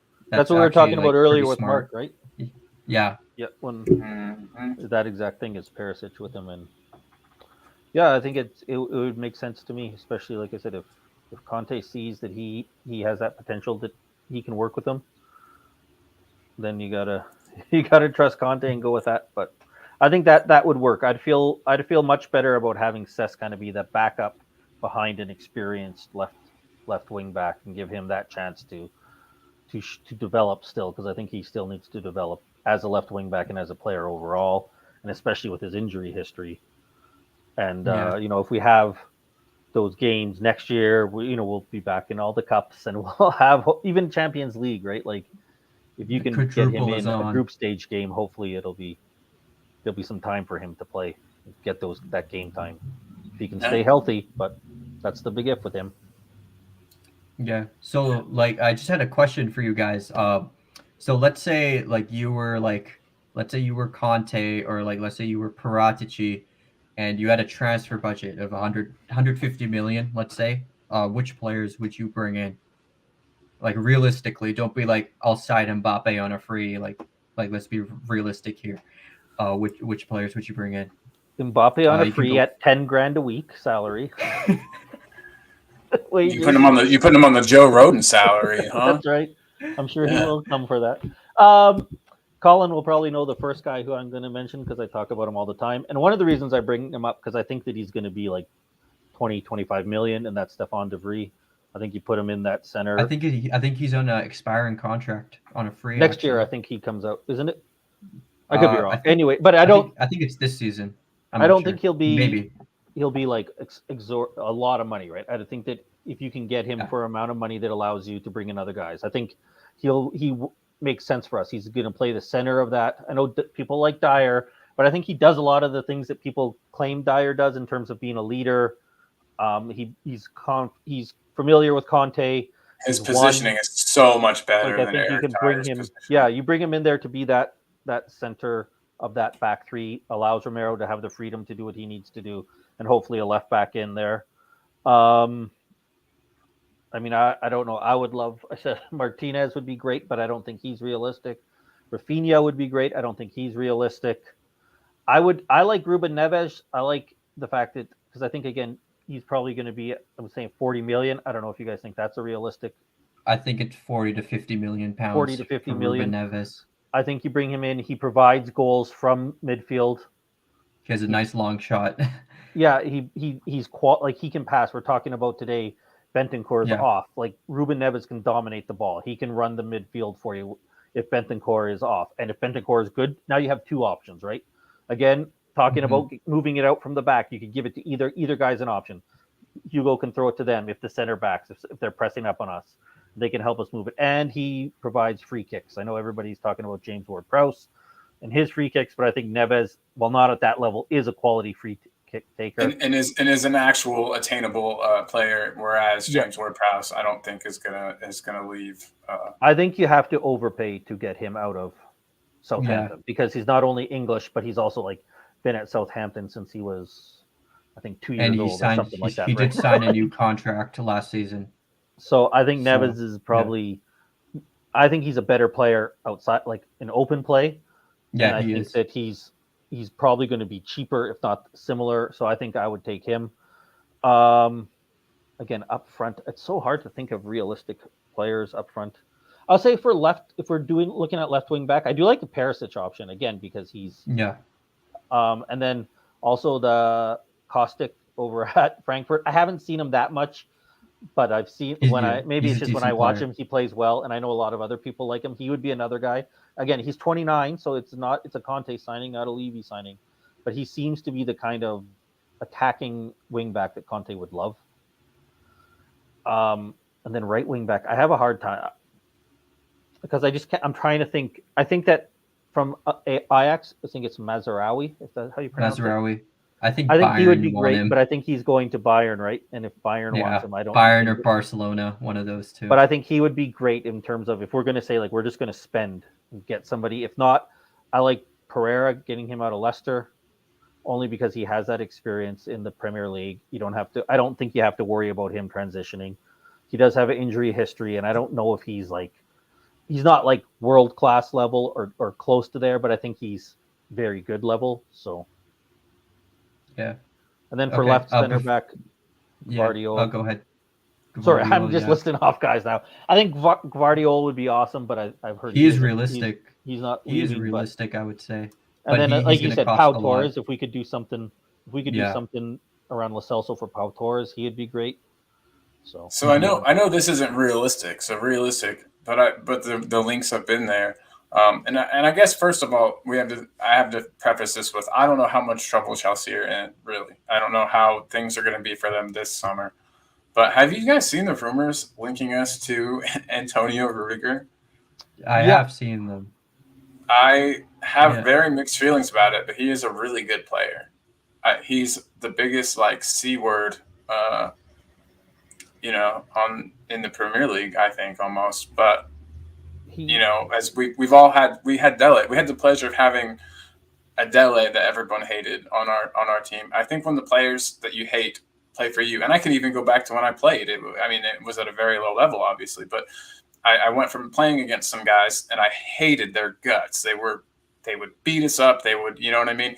And then I moved over to a different traveling team, and they were on my team, and it was awesome, and I loved having those guys, and they, you know what I mean? And so I think Rudiger could be one of those guys that is great when he's on your side. You hate him whenever he's going up against your players, and when he's fouling Son, and when he's claiming the racial abuse from the stands and whatnot. But I think as a player on your team, you would like that way he gets under other players' skin. You would like, so if he was at all, I don't know what he would cost, because like I said, I don't know what position Chelsea are really in. How screwed are they? Free transfer. This season. He's gone. That's why. I don't. The only thing I read him, and it's he's meeting with Conte, and I don't know how footballing works, but are you a Chelsea player and meeting with a rival manager to talk about deal? That doesn't seem. Since his contract's up, I don't know, but can't you start talking to players? I think you could. I just don't know, if he's going to be isn't that kind of like an agent? Maybe that's what it was. I just read the headline, so maybe in the article it's no, not him. It just the article made it sound like him and Conte were sitting down and having lunch or something. It just seemed a little crazy to me. With Rudiger, I think he has offers from bigger teams, and he's gonna have ridiculous wage demands. If Chelsea were saying that before the sanctions, Chelsea were saying that his wage demands were excessive, I do not see Levy paying for his wages. I really don't. Yeah, it would have to show we are changing our operations of how we're doing things. Yeah, but Rudiger, I don't see happening just because of the wages, and he has offers from other teams. Ed here says Di Lorenzo, Napoli right back / center back. I have heard of him. He is a fairly decent player. I'm not sure if he'd be good enough for top 4, but I haven't seen much of him. So maybe it's a good option. Bremer from Torino. This is a player I know more about. He's a very aggressive center back. He's similar to Romero. He's been having a good season, but I believe he's off to Juventus or Inter Milan. I don't see us signing him. Marcos Llorente, right wing back / center mid. Yeah, he's not going anywhere. I mean, Atletico will want 80 million euros, 60 to 80 million euros for him. Valverde, Real Madrid, not going anywhere. That's a player that's worth maybe 90 million, 80 to 90 million. He's not going anywhere. Okafor from RB Leipzig as a backup. Yeah, that's actually a pretty decent suggestion, to be honest. I'm not sure if he'd be willing to come. A lot of players don't want to be backup, but he might be able to do a job. I'm not sure. I haven't seen that much of him. Super Tottenham. Today showed again that we're not a well-organized team. We are a great counterattacking side, and that's it. Teams that are well-organized and defend as a unit, we struggle to attack and break them down. So, essentially Super Tottenham saying is that we can't break down a low block, which I would agree with. What are your thoughts on that, Scott? I agree more with the second part. Teams that are well-organized and defend as a unit, we struggle to break down and attack. That's 100% sure. I don't know if we're not a well-organized team. I think we're – I don't know if our lack of organization is the problem. I think it's more just we don't have those players that when when Kane and Son are off, I don't know if we have a lot of guys who can break down those teams. But yeah, 100%. Teams that are well organized and defend as a unit, we struggle against. And it's been that way for years. We tried. We're very good at taking advantage of those when things are open and there's holes in the defense. But and again, somebody said it earlier. It might have been Super Tottenham himself. Like, I don't think that Brighton were that great. Like, they didn't come and play some blinder of a game, right? They just came and were, like you said, organized. They just stayed. They didn't do anything great. They just stayed. More desire. They had more desire. Beat us to second balls. And they didn't open up. They didn't lose their shape. They just played a pretty solid. I would say they played a solid game, right? They were fine, and that because we didn't show up. They were able to beat us. Yeah, and Ed here says Ruben Neves would be a good fit. That's what we were talking about. Yeah, Colin, which players would you sign realistically? It's very tough, especially because this season, especially, I haven't had a ton of free time to watch other leagues as much as I normally get to. But there are some signings though that I think that we could make. I'm sort of sad, but I guess since we didn't do it, there was probably a clear reason. But the French fellow that plays for AC Milan, I believe, their goalkeeper, Mike Nan. Yeah, I'm not sure if I'm pronouncing. I think it's pronounced Mignon. I think it's pronounced Mignon. I'm so bad at French pronunciation, but yeah, he would have been awesome, and I wish we would have grabbed him. Especially having him learn from Hugo would have been really cool because I think he's the player that's going to take over for Hugo in the French national team eventually. I think he just wanted to start, right? So I think that's probably. Oh, yeah. Pookie just scored. Oh my God! Really? When's the last time that dude scored? Jeez, that's crazy. In the championship, right. I think. Yeah. Sorry. Kidding, but no, you're okay. Honestly, I don't have great answers for this. I could tell you the main positions that I think that we definitely need to strengthen in. We need another attacking option. I don't even really care if it's a striker per se. You know how Liverpool do that thing where they kind of have their front three really fluid, and we do the same thing whenever we have Son play as a striker. It's sort of the same way. If we just got another like clinical attacker that could play, really anywhere across the front three, because we could just kind of rotate around. That's huge. I think we can stick with Hugo for another season, but I think we're really going to end up screwing ourselves if we don't get his replacement before we really need it, because then we'll be bent over a barrel. People will know that, we have to sign a goalkeeper. So, the price just increased by, 20 mil or so, So that's another one. I think we can't afford not to address it for much longer. And then, of course, our defense needs work. I can't decide if I was to choose between either like a new right wing back or a left center back. If I had to choose, I think I would choose right wing back. And I know that sounds insane, but we're just so bad there. And that's in Conte's system, that's just where so much of the creativity comes from. Like, he doesn't really play with the number 10. There's not a ton of creativity in the midfield. And so if the fullbacks aren't providing it, I feel like we're just so stagnant and we just look so flat and bad.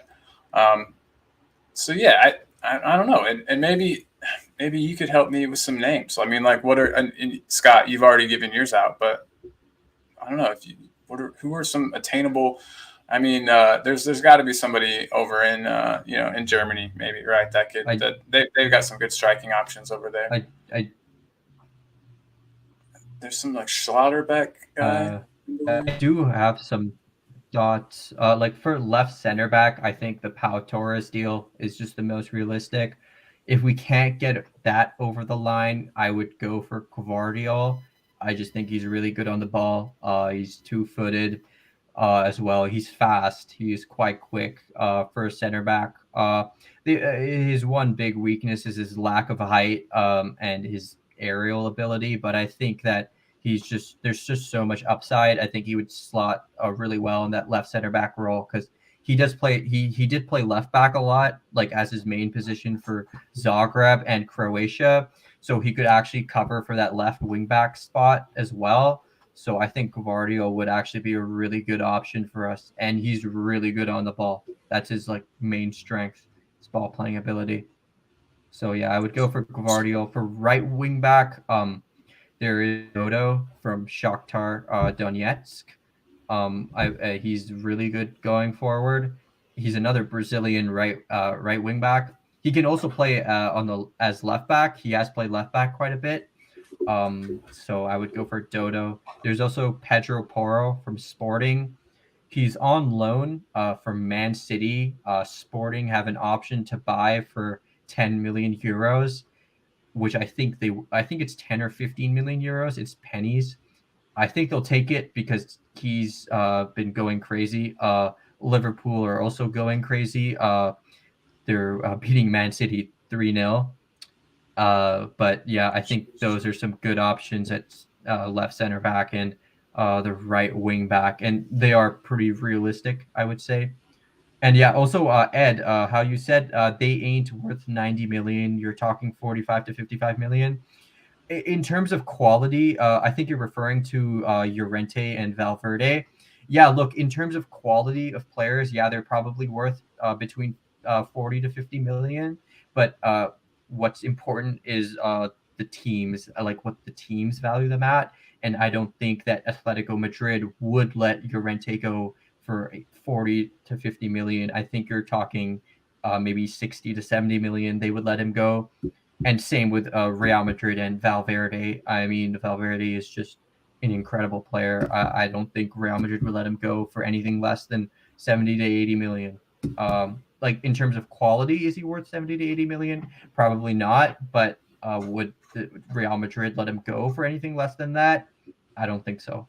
So that's why I'm saying like 80 million. That'd be a realistic price. But yeah, those are like my thoughts on the right wing back and the center back positions. I mean, there's also the backup striker, which we can't really think of a name. Well, I mean, it's hard. So many times I'm finding guys who are either like kind of older and not necessarily at the level like it would be a perfect fit. Like I'll say, for example, Duvan Zapata, right, from Atalanta. Like he isn't going to come in and be at the Kane. He's not going to be at that level at Kane, but he is. If you're talking about a pure backup, he's a guy who can come in and like play as a forward for Kane. Like he can come in and I trust that he'll produce. He's not going to be a Kane. He's not going to be like in the like we're talking about Liverpool where they have 4 guys who can all rotate at a high level. But if you're just talking about a pure backup, he's a guy who can do that role.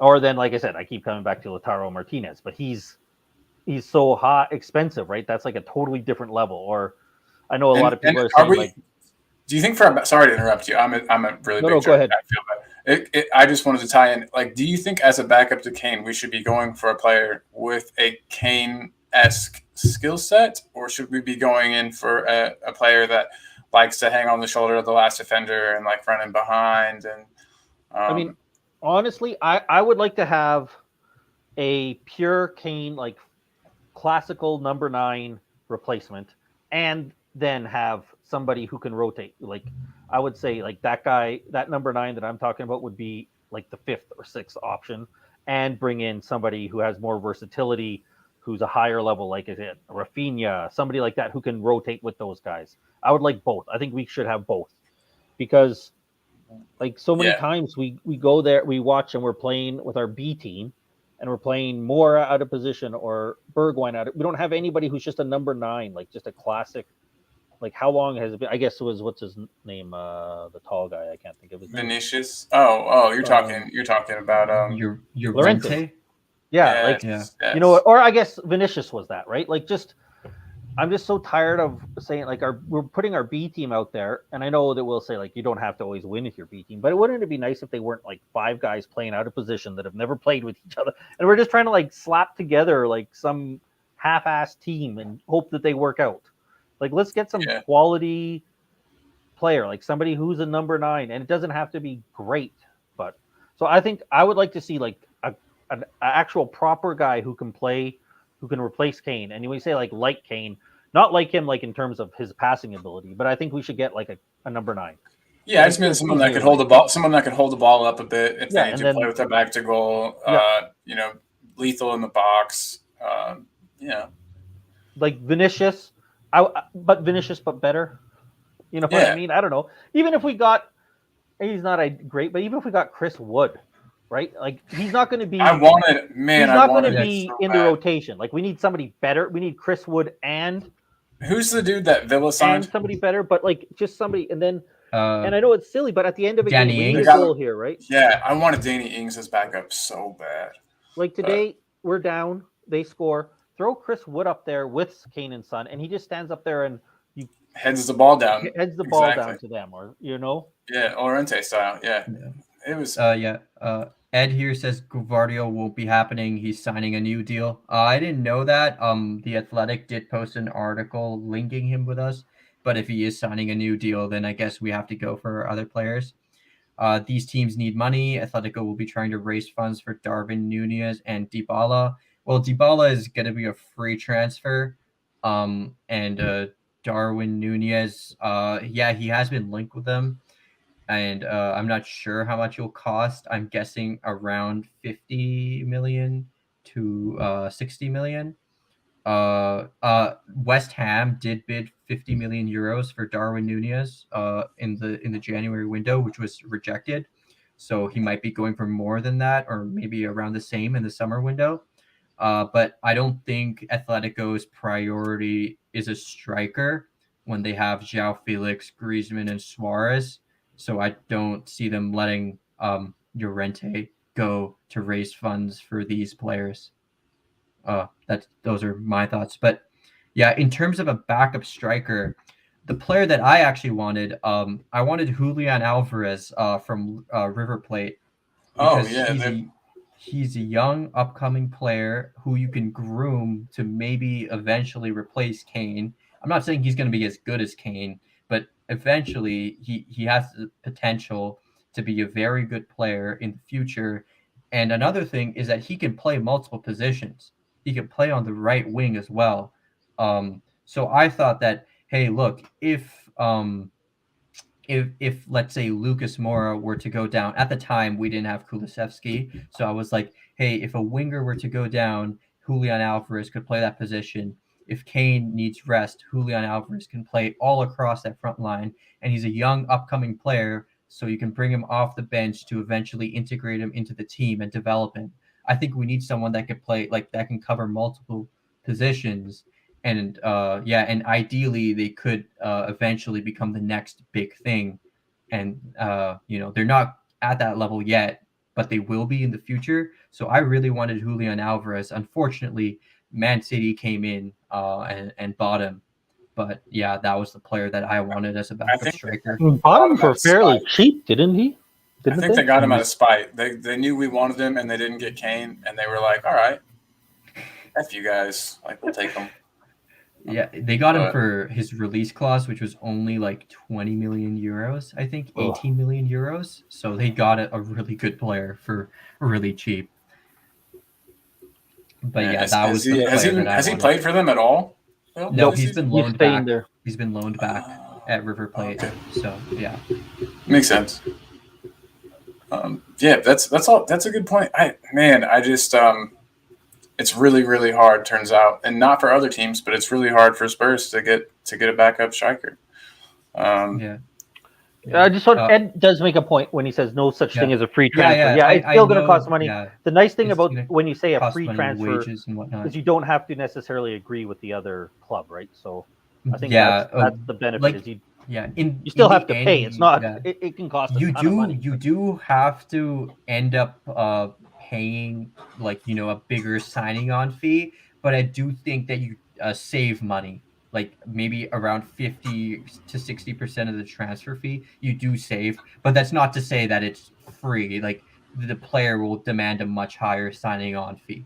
So yeah, there is no such thing as a free transfer, but what I'm trying to say is that you will end up saving money, and you don't have to negotiate with the other club. Yeah, so you don't have that's to why have yeah. Levy in there pissing off the other chairman because he's offering. Ooh, let City have Felix. I'm not overly impressed with that guy. So I know he's a great player.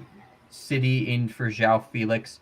Look, the links are there, but Atletico spent over 100 million on the guy. So I don't know. Like City were only willing to pay 150 million euros for Harry Kane. So I mean, God knows how much Atletico will demand for a player like João Felix, because they themselves spent over 100 million for him. So I don't see City signing him. I think they're going to go for Haaland. His release clause is like 70 million. So yeah, I don't see João Felix going anywhere. He does Not seem at like a all. much better fit for City than He does. Atletico. I could see that. And Haaland. Daryl here, United 2-2. Wow, big up Norwich, and yeah, Southampton are still beating Arsenal. So yeah, big up Southampton and Norwich. Yeah, I'm watching that. I'm watching Southampton nervously out of the corner of my eye over here. But Haaland to City is interesting because Pep obviously hates Raiola, but it's out of his hands. But they are ones like, when you hear all the rumors about, okay, you have to pay Raiola some big fee, then you have to pay Haaland's dad some big fee, and Haaland wants sounds like an Neymar. You sign, right? You got to sign him to a ridiculous fee. Well, that means nothing to City, right? I mean, they can just throw that money around, no problem. They don't care. Haaland's injuries this season. I'd say whoever's getting him is taking a bit of a gamble, but they are. Apparently, the Dortmund manager Marco Rose said that Haaland has a knee injury or an ankle injury, but he's taking painkillers and he's refused MRI scans. Yeah, and he also hired his own medical team. Like, he doesn't use the squad's medical team anymore. He's hired his own people because the medical team there, I guess, isn't great. I've heard from Dortmund fans.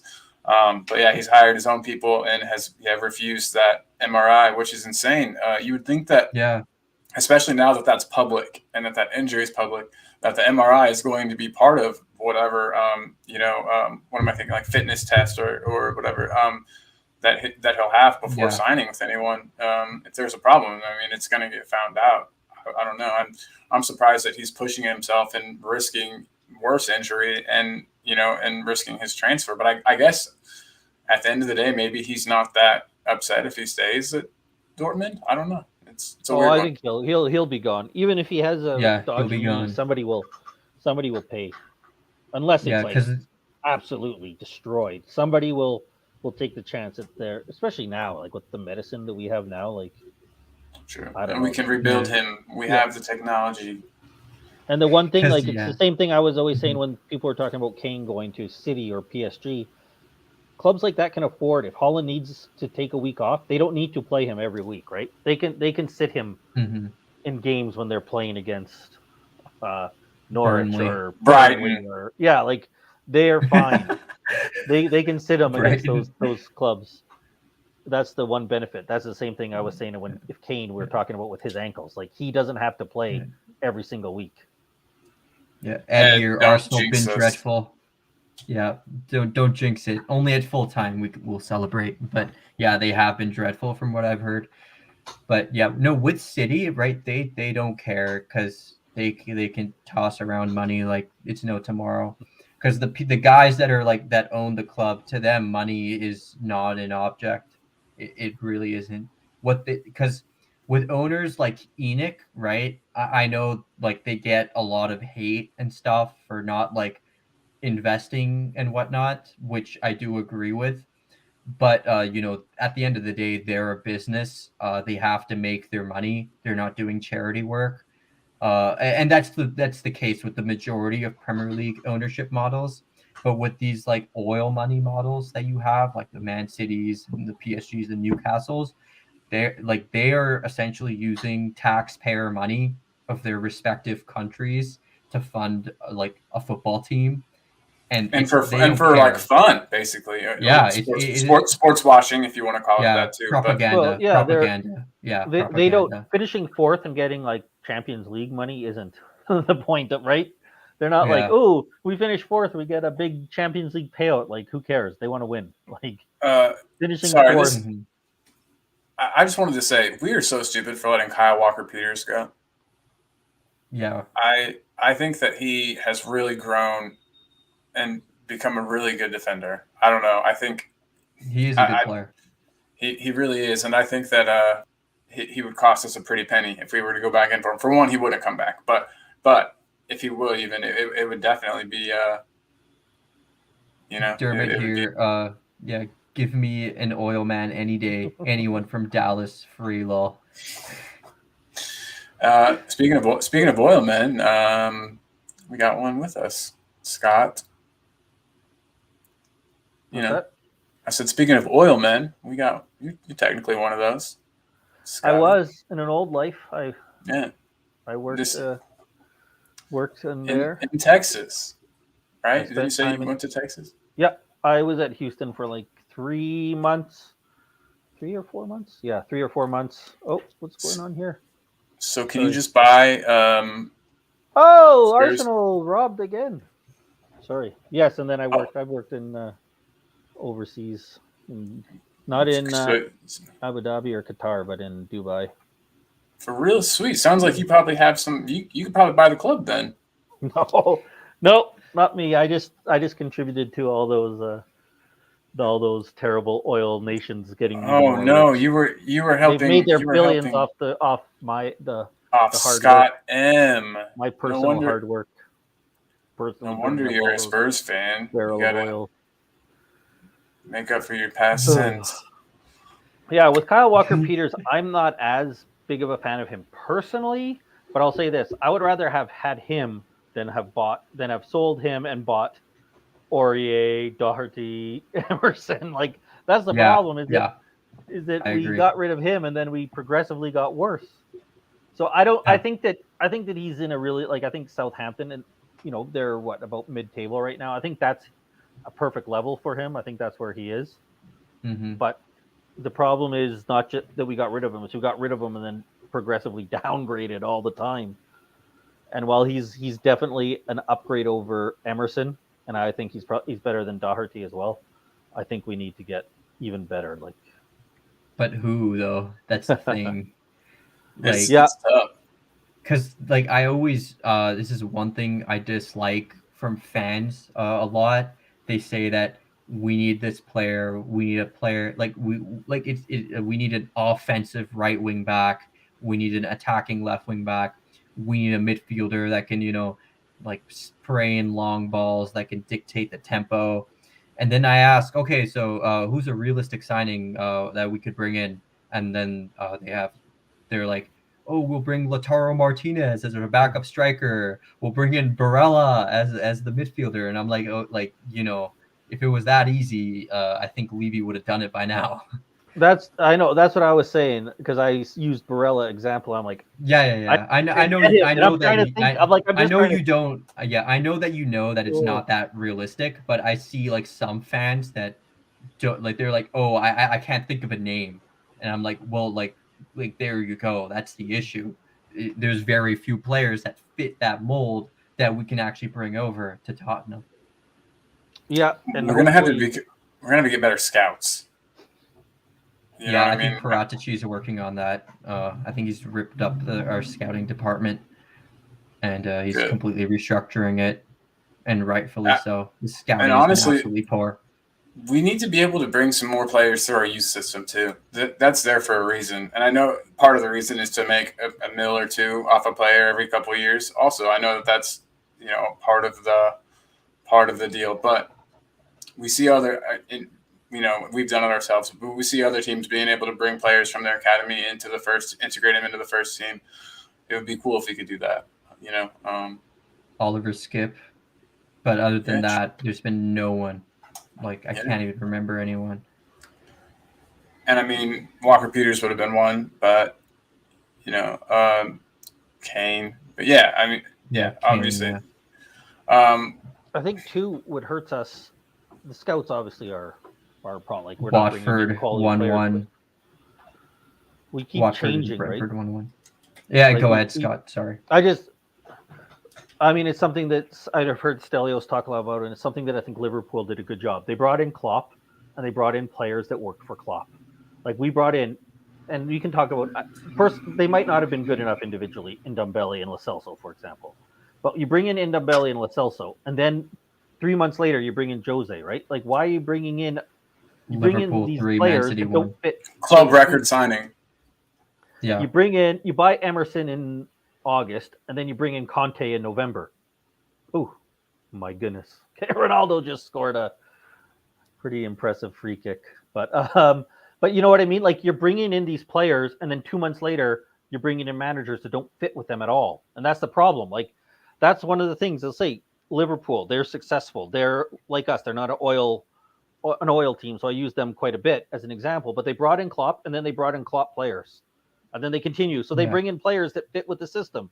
And one of the problems, not only have we bought poorly, we've bought poorly and then brought in managers that don't fit the players that we just recently bought.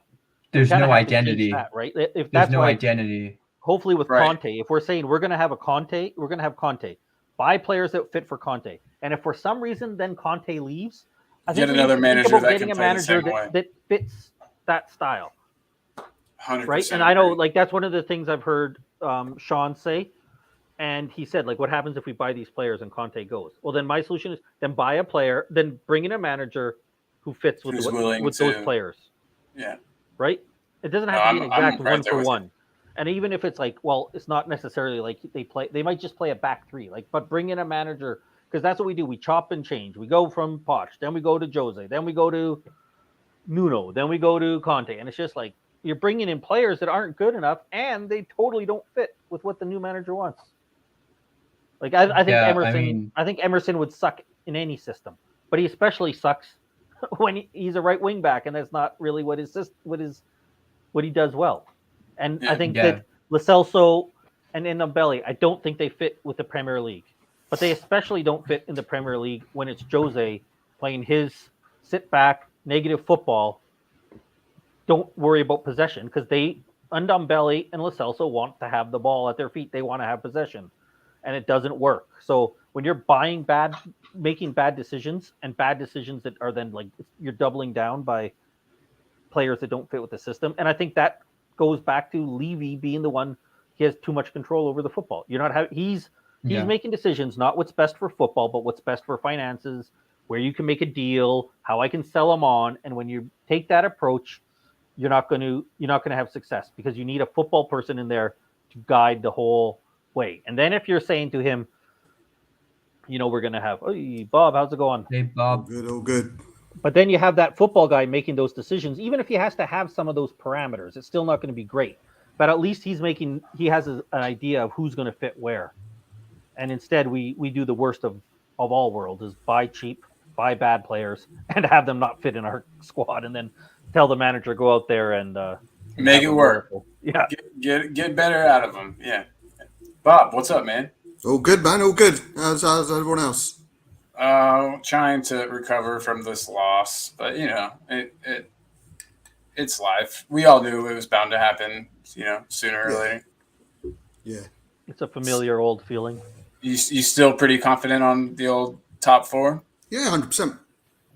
100%. Awesome. Sweet. Yeah, I mean, I just wish, the negativity that comes with a poor day at the office, if we showed just as much positivity during what was a fucking great run, I think we'd be all right. But there's so much of a knee-jerk, hey, Reguilon was shit, Emerson was this, why didn't he make this substitution? No one has won more games than us apart from the top two, right? We've got to keep that. It is still in our hands. Arsenal are losing. Even though we were winning, I'd still be saying this. The only thing that's pissed me off, we were shit today, and credit to Brighton. I said yesterday, if we bring our A game and Brighton bring their A game, there's only one winner. It's us. Brighton brought their A plus game. We brought our Z game. We were shit today. We were shit. And believe it or not, there's Man City is shit today. Good teams do have shit days.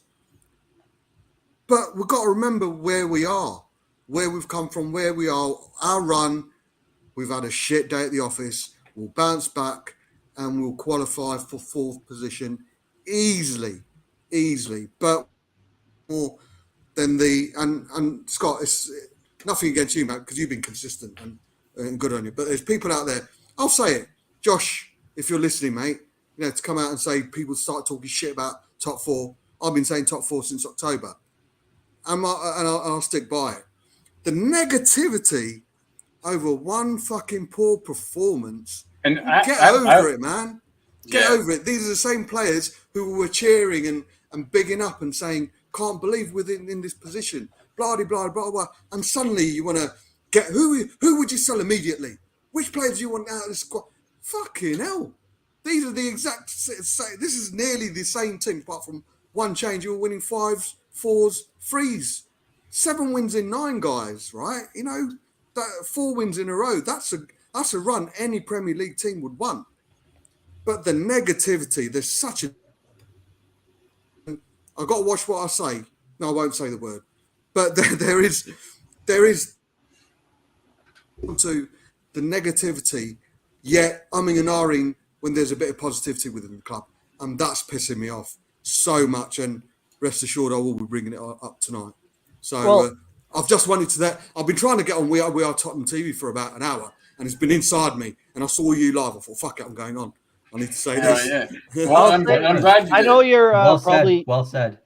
I know you said it without me, but I know you haven't been impressed with my negativity. No, Scott. No. I'll say it about you, Scott. I'm not any different now than I was. You're always consistent, mate, and you always back it up. And yourself, Ian, Meth, and still to an extent, although he's a bit of a twat sometimes, you guys always back it up. And I have no qualms with that. You know that by now. I just wanted to say, like, for me, I'm not, I hope, like, I don't know if you've been watching. I don't think I'm much different. Like, I'm not saying, oh, I told everyone, because that's wasn't the point. And I'm not get rid of. I honestly don't feel much different about our top 4 chances now than I did before. I don't think, just because I thought we were going to have a slip up. That's what I've been saying for the start.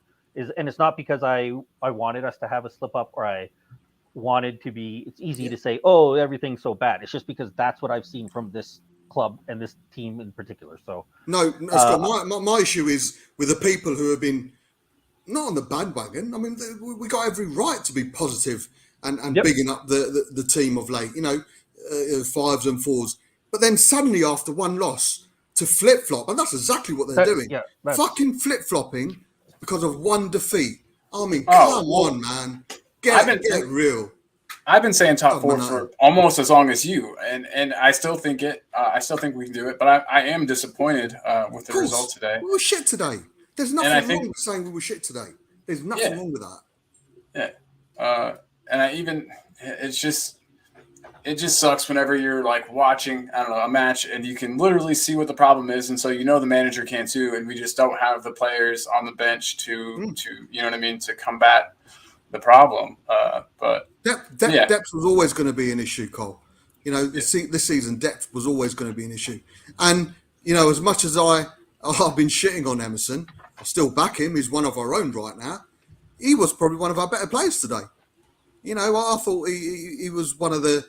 He performed better, but to be good in a shit performance isn't something to be proud of. We were all not at the races today and looked lethargic, looked leggy. And I thought, Scott, you quite rightly say that we'd struggle against a low block. I thought Brighton pressed us really, really impressively today. And going forward, I think teams will look at that. I mean, I was saying to Kim, within the first minute, there were 5 people. There was 2 people in the penalty area. I mean, watch it. Within, I think, 46 seconds, when Ben Davis got closed down, there were 3 players just outside the area and 1 person in the area. There was 4 players in and around the penalty area and inside the area. And I thought, if anything, the low block has always caused us problems. Not of late. I think we've found a way to go past that. But today, if anything, I thought the high press from Brighton, which they did absolutely brilliant, right from goalkeeper to attack, I thought they were absolutely brilliant. And credit where credit is due, they were absolutely brilliant. I thought that caused us a bit of problems. And I'm a bit worried why we couldn't beat the press like we did against Villa. Kane looked out of form. But no, man, we all need to calm down. the performance has disappointed me, but the flip-flopping from some of the fans has pissed me off big time. Yeah, I don't. Tonight's going to be I don't interesting. get that. If you were excited about it before, it's fair to be disappointed by the individual result, but I don't think this should really change all that much about the outlook. Obviously, the points, although it looks like Arsenal are going to drop points anyway, so but I don't think that. And it'll still feel like points lost to me, even if Arsenal dropped points today too, though, I'll still feel like it was points lost because I feel like a win wasn't out of our, reach. It's points lost because we should at Brighton at home we should be getting points. 100%, That's not a game we should be losing. We just need to turn up at Brighton now. These same players who've got us there need to get us there again, and it does look like, there you go, full time. Arsenal have lost. Thank God. And that should be more frustrating. The fact that we're not sitting 6 points clear. If anything, we're in a better position because it's one less game for them to catch up on. Yep. Yeah. I would say honestly, I think Arsenal dropping points to Southampton is more disappointing for them. Yeah, 100%. Because they saw what happened here, and maybe I don't know if they're watching the game. I have a hard time believing they don't know the result. Yeah. Oh, they absolutely know. You got to think you see that, and now's your chance. Hey, we've had a couple of stumbles here, but now they've opened up the door for us. We got to go out there and take advantage, and to come out and one. I mean, I just saw some of the highlights as I was watching, and it looked like there was a few great saves from Forrester. Fair enough, but you got to put those away, right? That's the kind of game where you want top four. You come out and win that game. That's a statement. And now you come out and lose that game, and it's like you said, it takes all the pressure off on us. It lets us off for our poor performance, and I don't think it's full time. I don't think it's full time. I think there's a minute to go, but yeah. I was going to say, Bob, I agree 100%. I don't think it was a low block from them. I think what it was, and we kind of talked about it a little bit in the chat. People were saying they were very organized, right? What they really did a good job of doing is, like you said, against Villa when they pressed, we were able to take advantage of the holes that they left, and they didn't leave those kind of holes for us to take advantage of today. I thought they played pretty well in terms of they just stayed in where they're supposed to be, stayed in their positioning. Spurs made it easy for them by not playing that well and seemingly fine just to be slow on the ball and do nothing with it. But like you said, fair play to them. They took what we gave them. We let them dictate the game. We let them have those kind of. I thought it was a bit of probably an easy game for them today. We didn't really put them under pressure at any time, and they took advantage and played well. I don't think we had a shot on target.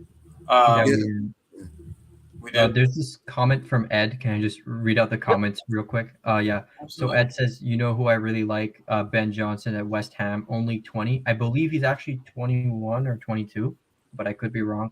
But plays like a man. 2-footed as well. I wouldn't buy a fullback that can't use both feet comfortably, but that's just my preference. Yeah, look, Ben Johnson, he is a good player, I would say. But how much are West Ham going to let him go for? I believe he is English as well. Yeah. So it could be pricey. And Ed says, Bob is spot on. Yeah, I would agree. Okay, we can have a grumble at performances, but I think he means nitpicking players. Yeah, nitpicking players when the whole team didn't perform is not right. Yeah, I think you're spot on, Ed. You're spot on. And Dermot here, we can all be down after a loss, but all teams have a bad day. But we all need to get behind the players. It's still in our hands. We can still do it. Yeah, big up, Dermot. You're awesome. I'm not delusional. I'm not going to sit here and say we were unlucky, and all this, and we didn't show up today. But yeah, like Scott says,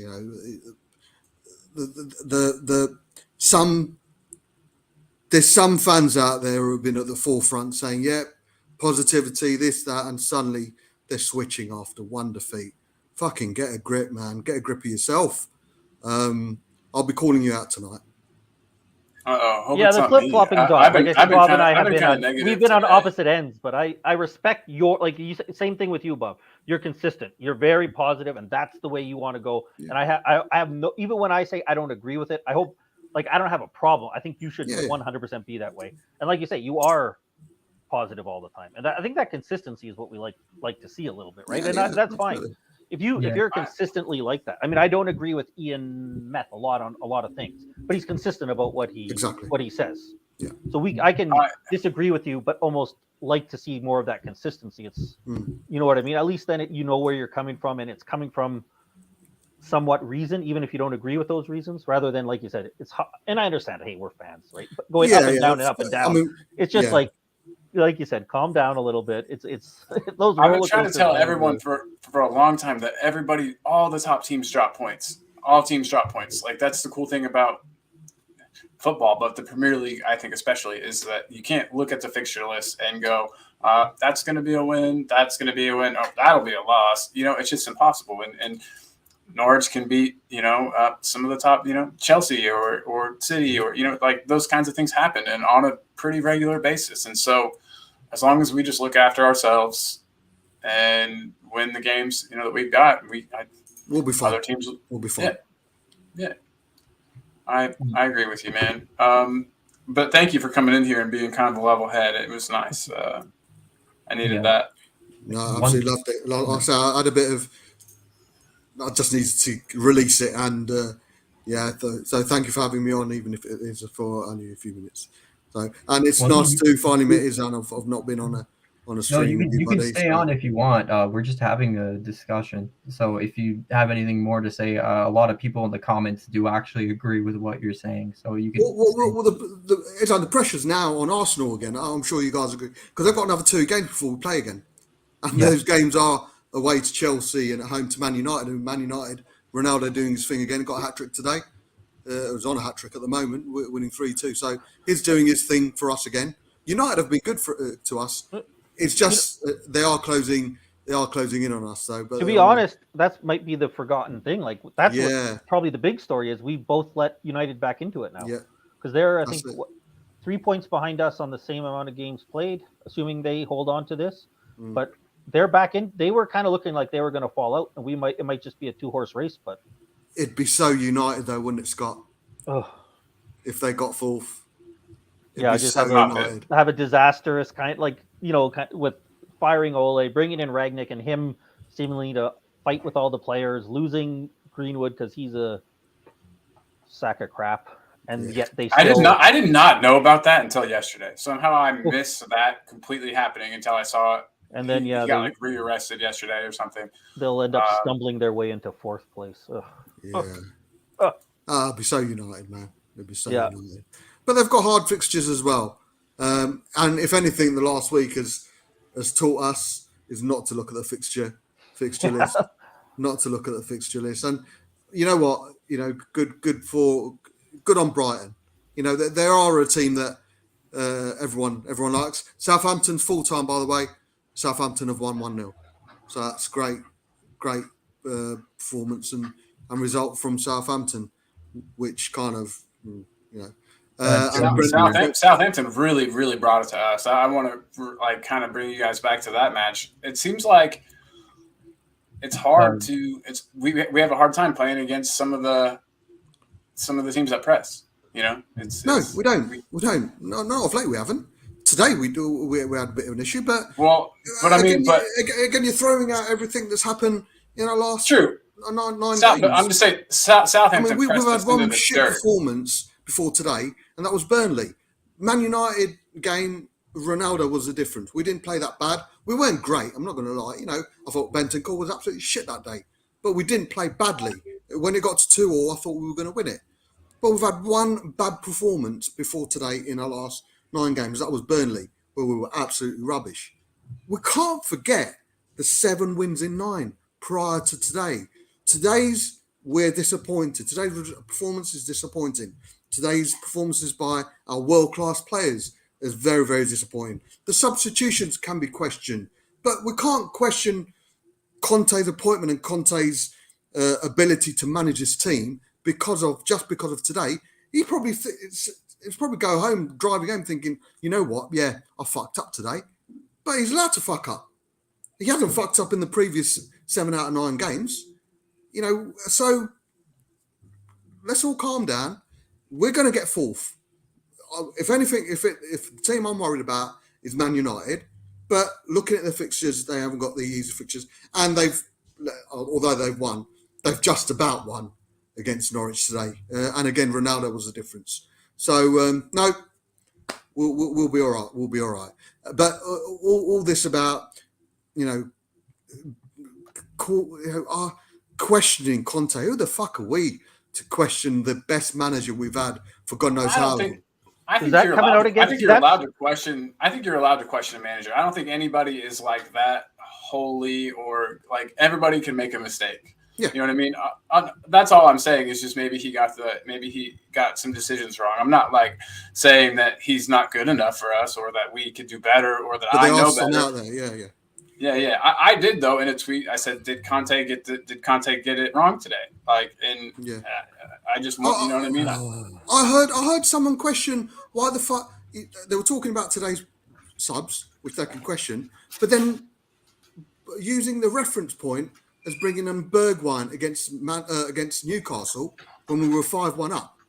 Oh yeah, he got it wrong back then as well. There's a pattern. Oh, fucking get a grip, man. But I think every fan hates managers subs, right? It seems to be like the easy, like I want to see, because I remember everybody hated Poch, right? Wasn't that his problem? He brought on guys too late. Like every fan always hates managers subs, because usually this would happen. Oh, we didn't bring on Bergwijn soon enough. Well, if we brought Bergwijn on at halftime, he probably doesn't do anything, because you know what? He rarely scores in the Premier League. Let's be honest. Yes, we like to remember the Leicester game where he got those 2 goals. That's great. But he's also played a ton of games where he hasn't. So I think people tend to always remember, right? Like the greatest times when we brought somebody on. Yeah. And the likelihood is we bring Bergwijn on for Kulusevski at halftime, and we get worse probably, honestly. Yeah. That's just fans. It's an easy thing to talk about. Hey, right? Surprise, fans are fickle.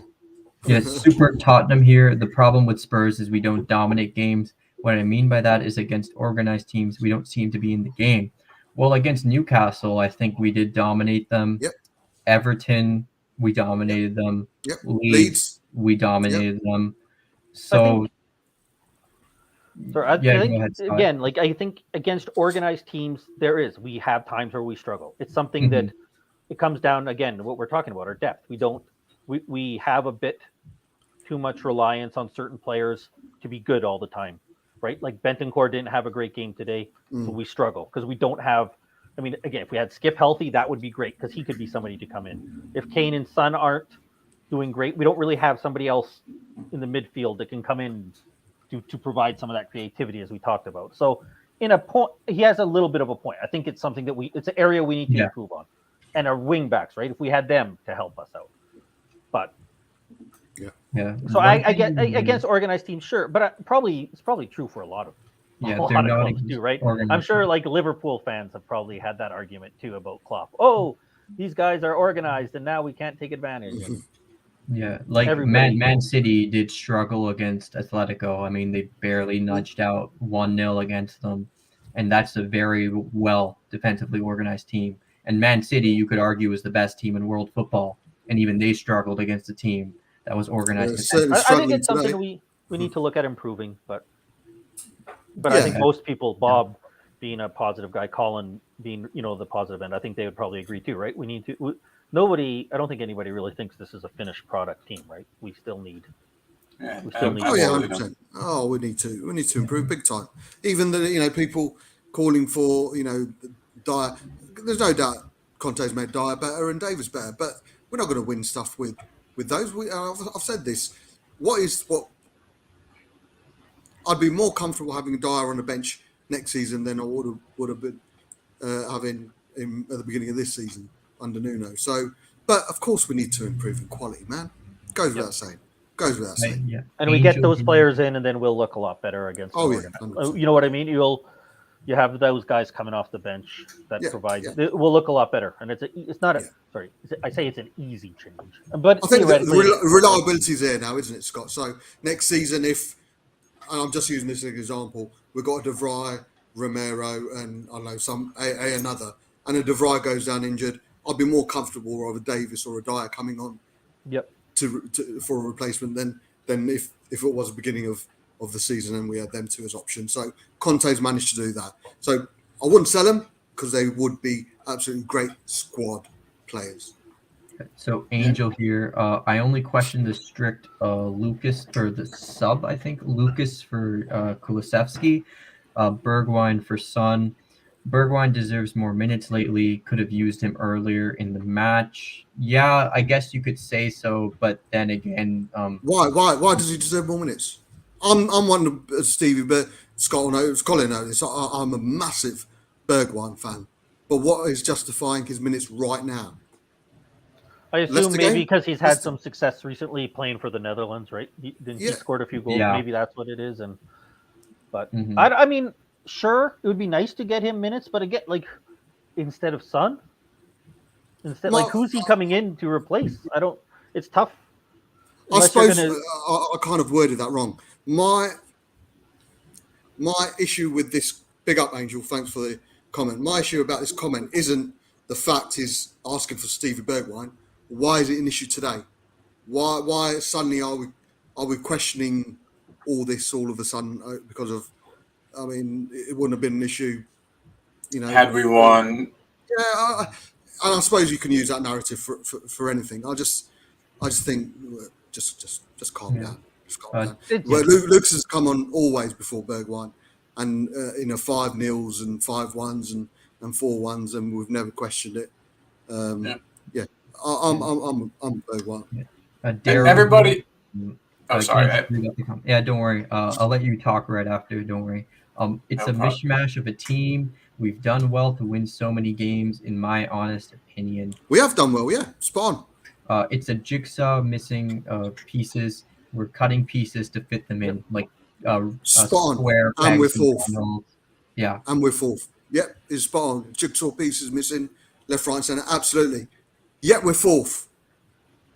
Yeah. And I think what's bad is where you can see the upgrade from Conte from Nuno. And I'm not trying to take a shot at Nuno. So, we've already said enough about him in the past.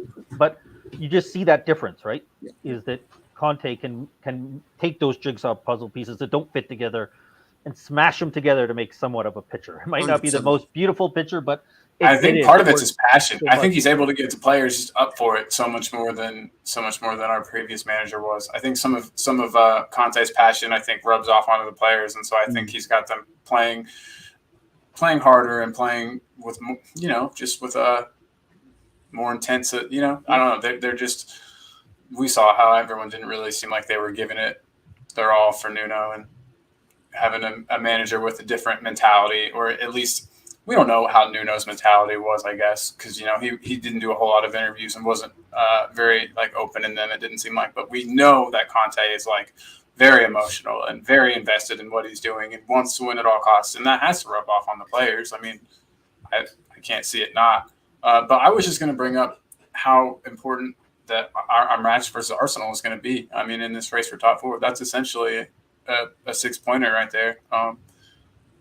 I think that's going to be huge, and I can't wait. That we should tear them apart, and I can't wait for it. They're really going to regret playing us whenever they could have played us at a much weaker time in our season. That's what I said in January. I said it was a terrible. They should have played us because Sonny was out, Romero was out. I think no Decky, no Betancourt. I was surprised. I said at the time, they should. I know they were missing guys, but I said, they're not missing anybody as good as Son. There's nobody on their team as good as Son. They're not missing anybody as good as Romero. Nobody on their team is as good as Romero. So it's just, but hopefully we take advantage. Super Tottenham's comment there, Bergwijn. I don't know if we can bring it up, Izhan. Bergwijn can only get better if he's playing more minutes, play 2 minutes, 5 minutes. But we've been winning games. Why the fuck should he be playing more minutes? We've been thrashing teams. We've been thrashing. We've not only been winning, we've been thrashing teams. There's no reason to put a Bergwijn in or a Lucas in or a Winks in. There's no reason to change it. When you're winning consistently and winning well, you don't change a team for the sake of it. We're playing one game a week. Bergwijn, there's no need to be playing Bergwijn right now. Next thing, the big questions, the big conversation that Bergwijn will need to have in the summer is with Conte and get that reassurance, because it's World Cup year. World Cup's in December. So he's going to have to run that conversation. And once we qualify for the Champions League, Conte's going to want to go for both cups. He will get minutes next season. He will get minutes, and I hope he stays, because we know wherever he goes, he's going to smash it out of the park. That's how good he is. But right now, there is no justification for him to start any game. Why? Because we've been winning with this consistent 11 and winning well. Putting him on with about 15, 20 minutes to go, I agree with, yes. But, hey, we didn't question it before. It's just one of those things. And I mean, Conte doesn't always leave his subs as late as they were today. He's not, you know what I mean? It's not always like this. I mean, sometimes, yeah. But we've seen him make subs around like the 70-minute mark. He called Sessegnon after 20 minutes, like against Chelsea. But there must be a reason, Izhan. There must be a reason. If he's not bringing on Bergwijn and he's bringing on Lucas instead, there's got to be a reason. Something in training, maybe he's picked up a knock. There's got to be a reason. I'm not, if Conte thinks Bergwijn would have more of an effect in a game, then I'm sure he's not sitting there going, you know what, I'm just going to bring Lucas on just to piss everyone off. I'm sure there's a reason why he didn't bring Bergwijn on before Lucas. I'm sure of it. Or maybe he's just fucked up. But you know what? He's allowed to fuck up. I don't. Yeah, I mean, this is the hardest part I have is when we're talking about guys like Bergwijn and Mora and who should come on and who shouldn't. I mean, it's kind of to me like it's not like we're talking about whether we should bring on Ronaldo or Bergwijn. Yeah. You know what I mean? It's kind of like. Nice. I mean, I understand, and I'm not trying. Like, I understand. Yes, it probably for a lot of fans, Bergwijn probably has looked like he's been a better player than Mora and should come on first. That makes sense. Just less one dimension. Just less one dimensional. Why, right? And maybe because Bergwijn's much more comfortable on the left. Mora's much more comfortable on the right, and that's something that Conte really values, right? Some managers value that more than others. It might even be Bergwijn saying it. We don't know, right? Bergwijn might want to play on the left.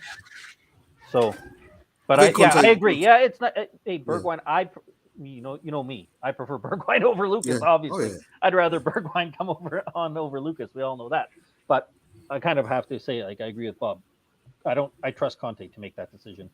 Yeah, I don't think he's doing it just because. There's probably a reason that we just don't know, but I understand it's frustrating when you lose. You want to think of ways we can find that we could have won. Of course. Yeah, just the one thing I wanted to say is that right after a game, just don't take like any stock into what someone is saying because they're speaking like completely out of emotion, especially like after a loss. Like you're probably gonna hear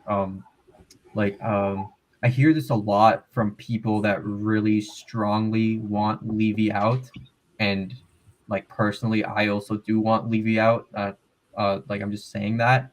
But one criticism I have of those people is that after any loss, the narrative is always Levy out, right? But I always say that against a team like Brighton, the squad that's on the field should be beating Brighton. So how can you say that this is Levy and Enoch's fault, right? Like I do want Levy out as well, but you can't just blame Levy for this loss. The squad should be good enough to win. And that's why I just disregard everything that is said right after a game because I know it's just coming out of emotion. Even after a win, you can say the same thing. I mean, that's what I was going to say. People get overhyped about players and so yeah, definitely. I agree with you 100%. And it goes for wins and losses. And, even the most, I mean, maybe not the most rational people. I'm sure we can all think of one very rational person who might not let his emotions get the better of him. But I think we're all guilty of that sometimes. No matter who you are, just kind of letting your emotions get the better of you. But yeah, I mean, that's part of football. That's part of the fun is being emotionally invested. And then you're, upset at the loss and you're you know what I mean? You have to get that invested because you don't have to, but that's why we're here. That's why we're talking about this. And it's, we are that invested. And so I think it's natural. It goes back to kind of that consistency we were talking about earlier. I think that's why, I mean, I know I'm pretty vocal, Levy out, and Brian Daigle's pretty vocal, Levy out, and I saw a tweet by him saying, because people call out, where's all the Levy outers after a win, right? And he said, I'm still here. And that's why I said consistently. So I get what you're saying. And yes, it's probably frustrating if people are all of a sudden, like after individual results are more Levy out. That's why I try to be as consistent as possible. So even after a win, I still make my point about why I'm Levy out. After a loss, I still have my same points.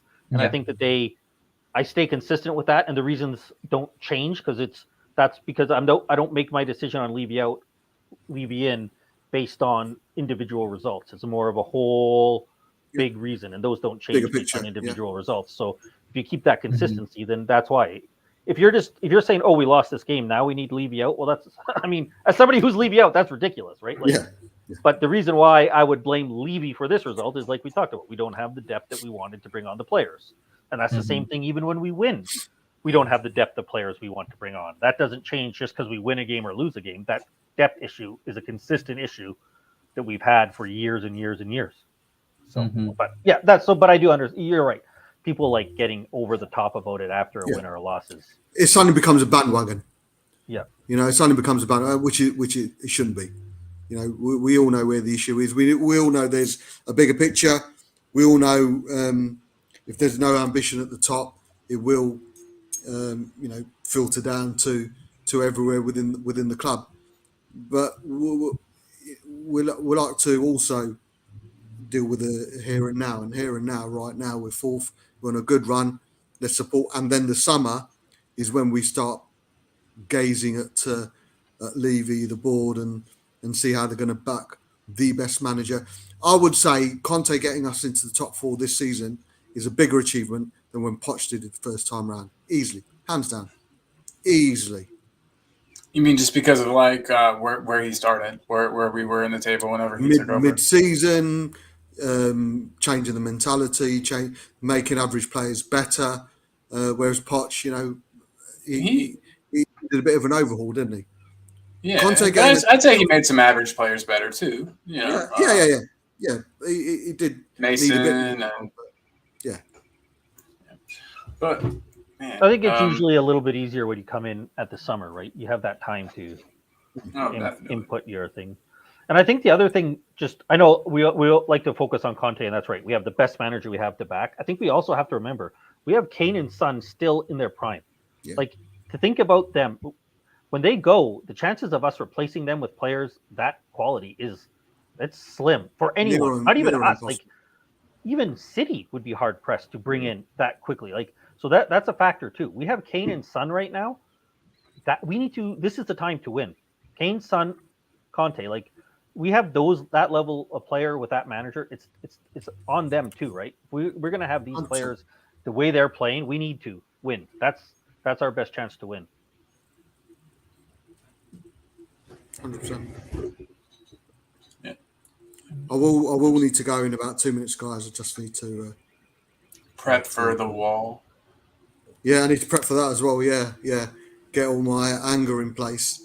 You're right, Izhan. There is a bit of a knee-jerk reaction to any win and defeat, and maybe I need to calm down before the show starts in a few hours. But no. If I hear if Cell starts tonight, he's having it. He's getting it. He's getting it. No, you don't need to calm down. You need to get more angry for the show, Bob. That's the best. That's the best streams is when. What is Stelios? We don't want rationality and calmness and level. Bob, can you just explain what Stelios is saying, or what you think he's going to say? He's on the first. When I did the comeback show after initially.